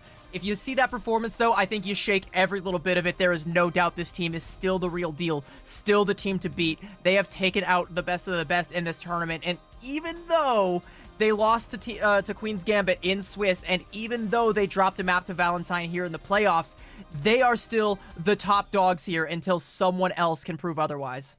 Yeah, and again, the one, blessing in disguise is that it is not over yet for their opponent. Exo Azathoth will be able to continue competing in this playoff bracket, being one of those top 4, like you mentioned, where there is significant competition, and maybe one of these teams are going to be able to match up against Nightmare Eclipse, who has been at this point, like you mentioned, that #1 spot, and that they're all fighting for second place.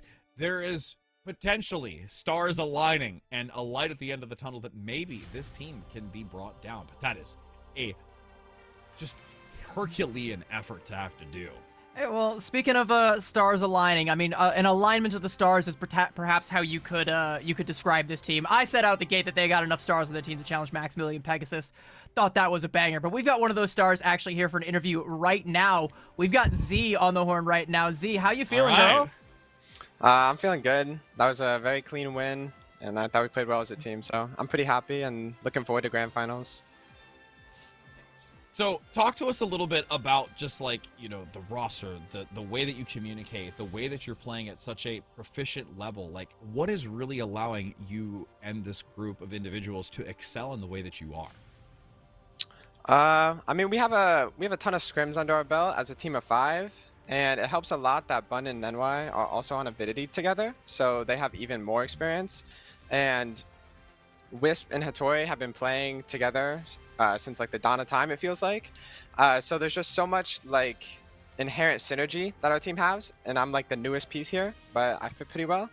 And so just having all that experience together makes it really easy for us to play together at a high level. So you mentioned, all of the synergy that already exists. You have the players from Avidity. You also have yourself, who plays for the main Nightmare roster. How do you juggle all of that between Face It League, Calling All Heroes, OWCS, and being as proficient across all of it as you are? I mean, it's definitely a crazy schedule. For especially on Avidity, they have a crazy schedule. They're triple blocking every day. But at the end of the day, you just have to want it, and everyone on our team does, so it's not a question. And Hattori is also playing in all these EU tournaments at the same time, so we just have a bunch of grinders on this team, so no matter the workload, we're ready to go. You mentioned that you want it. You potentially want it the most out of anyone else in this tournament. I think that that performance definitely shows that. But which of the I think there's 3 other teams that are potential threats, and you beat 2 of them today. So are you potentially looking at that Queen's Gambit rematch and seeing what happens there, or are you you expecting to see maybe EXO or Valentine in the grand finals? I'm expecting to see Queen's Gambit. I think they'll get it together, to be honest. I think they have the second best roster, and I want to play them again after they beat us and show them that we can play too. So to dive in a little bit further, because again, it's all what is to come, but since that was a team that really was able to outmatch at the moment, what was realistically the things that you feel you've had to work on, if to see them again, to be able to correct those wrongs, to be able to take them down in this current form of what your team is? What are those kind of things that you would look to work on, or better to do so? I think individually, I needed to focus a lot more on Juno and get better at Juno, so I could play so there wasn't a gap in the flex supports. And I think that we had a lot more scrims this past week, and like I said, I'm pretty new to the team, so there was a lot more gelling that happened, and I think it was just more of a time thing. We all knew we were good players, we knew we were a good roster, and now it's coming together, it feels like.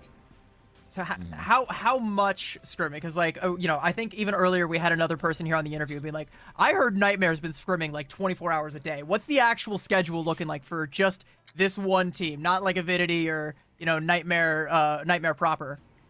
We're basically, I'm looking at the schedule right now. We basically double block every single day, and then if we get a scrim in anytime we can. Whenever Avidity is not scrimming, we are scrimming. So we're double blocking, and then sometimes we'll triple block or have a little short hour scrim. So anytime we can get it in.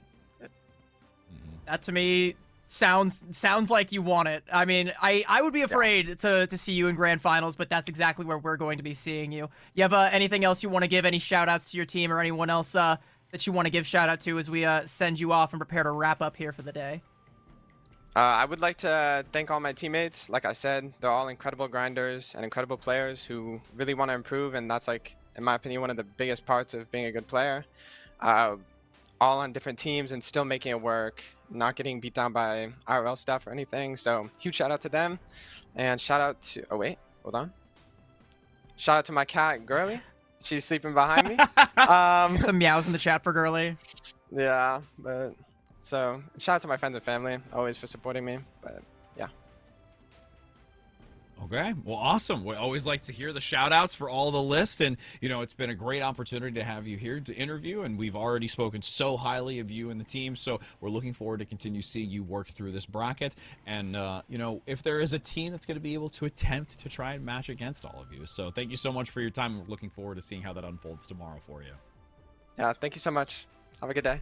Absolutely.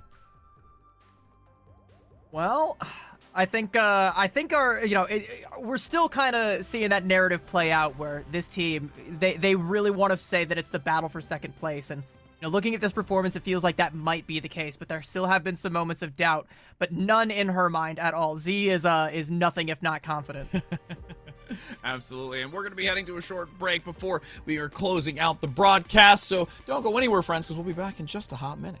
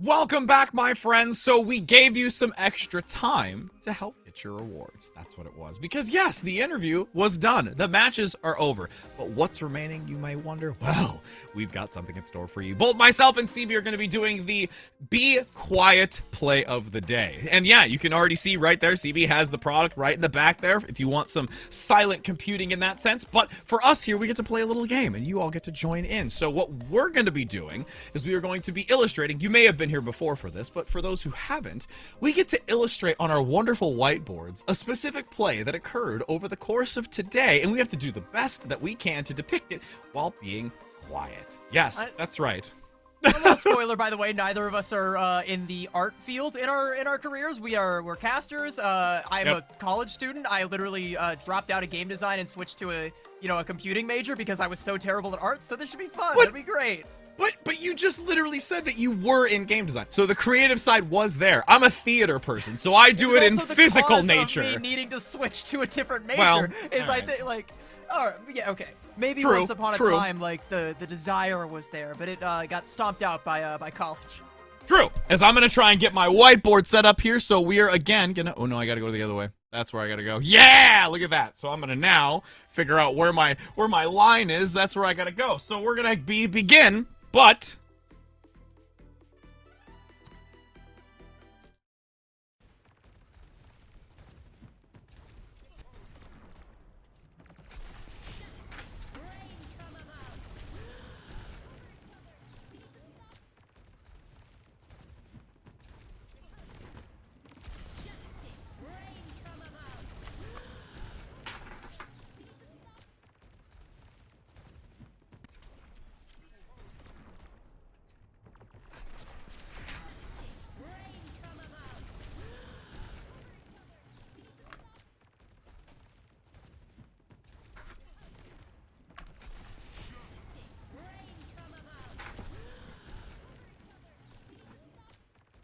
Yes!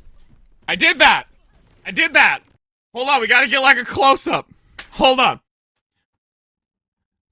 I'm gonna like bring it a little closer. So am I gonna narrate first or are you gonna narrate first? Tell yours. It's already on the screen. Let's do yours, and I'm gonna take some time and contemplate how I feel about mine. While It's you're, okay.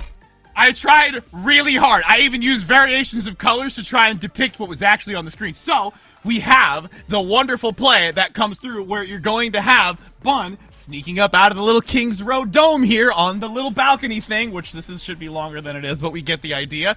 As then, you're going to have that shield right there to defend as it's rockets raining, going to shut down Jeremy, and then this was my attempt at Skull and Crossbones. That's okay. All right. I think that might be a little bit better than what I came out with.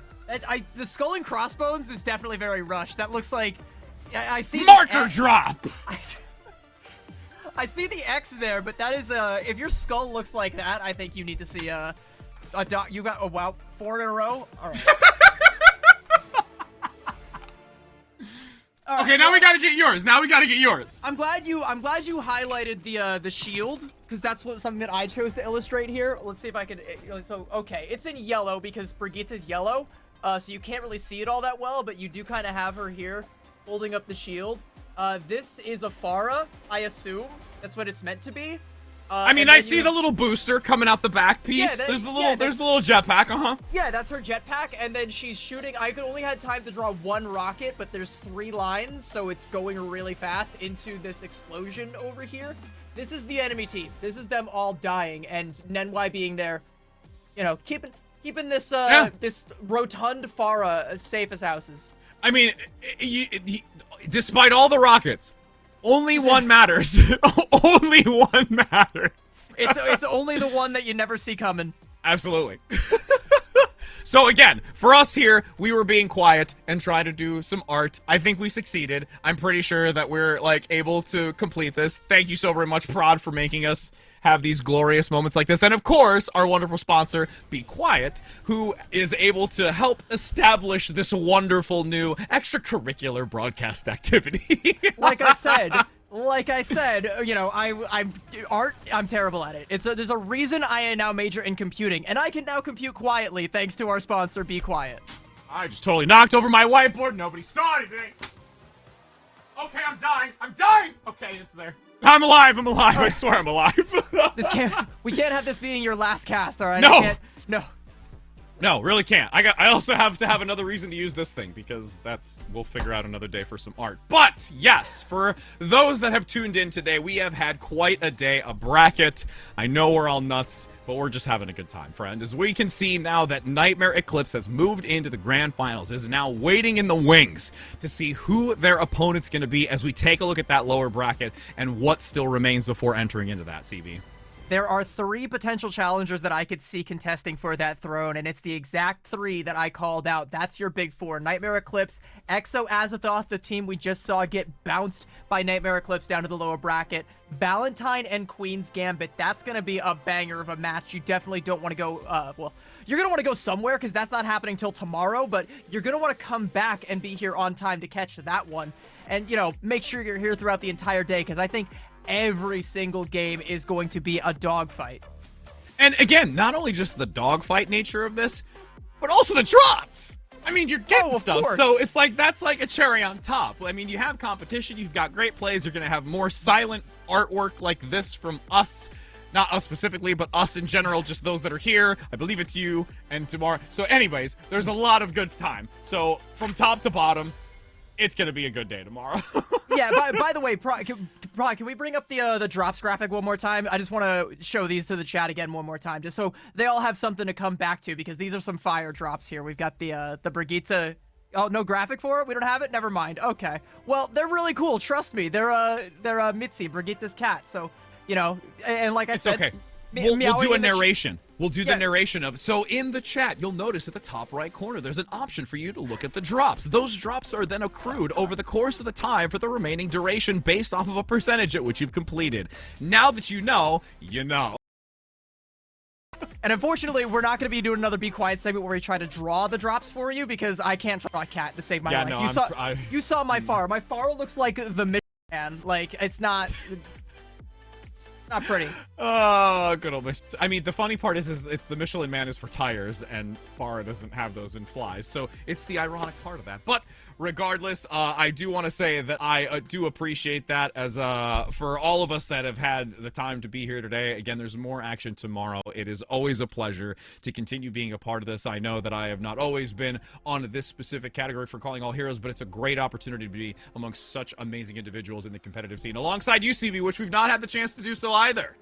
Yeah, but I mean, first time for everything, and hopefully we get to do it again here very shortly. It's been a blast. By the way, we still got to fill some more time, help you get those drops that we alluded to, that you could, check up in your own inventory there on Twitch to see if you might be inching closer towards. Maybe you need just a couple more minutes. I got you, because I'm gonna use this time to shout out Calling All Heroes Rising. If you might not be, you're seeing the play today and maybe you're like, whoa, these guys are something else. I'm only a lowly diamond player. Boy, do I have the place for you. Calling All Heroes Rising. You can sign up, you can find a team, you can play together, and you might even end up on the broadcast because we have a tournament going on right now for Calling All Heroes Rising, and the grand finals will be broadcasted tomorrow before our Challenger Series grand finals. So definitely be sure to join the Discord, sign up, compete, and come out and support Calling All Heroes Rising. Those guys are so insanely dedicated. I love what they do. I'm so glad that they get to be a part of the community. They're one of the most welcoming communities out there. Love it. Be sure to come out and support. Absolutely. And from us here at the broadcast, it has been an absolute pleasure. We hope you have a wonderful rest of your night. Take care. Happy gaming. And we will see you tomorrow.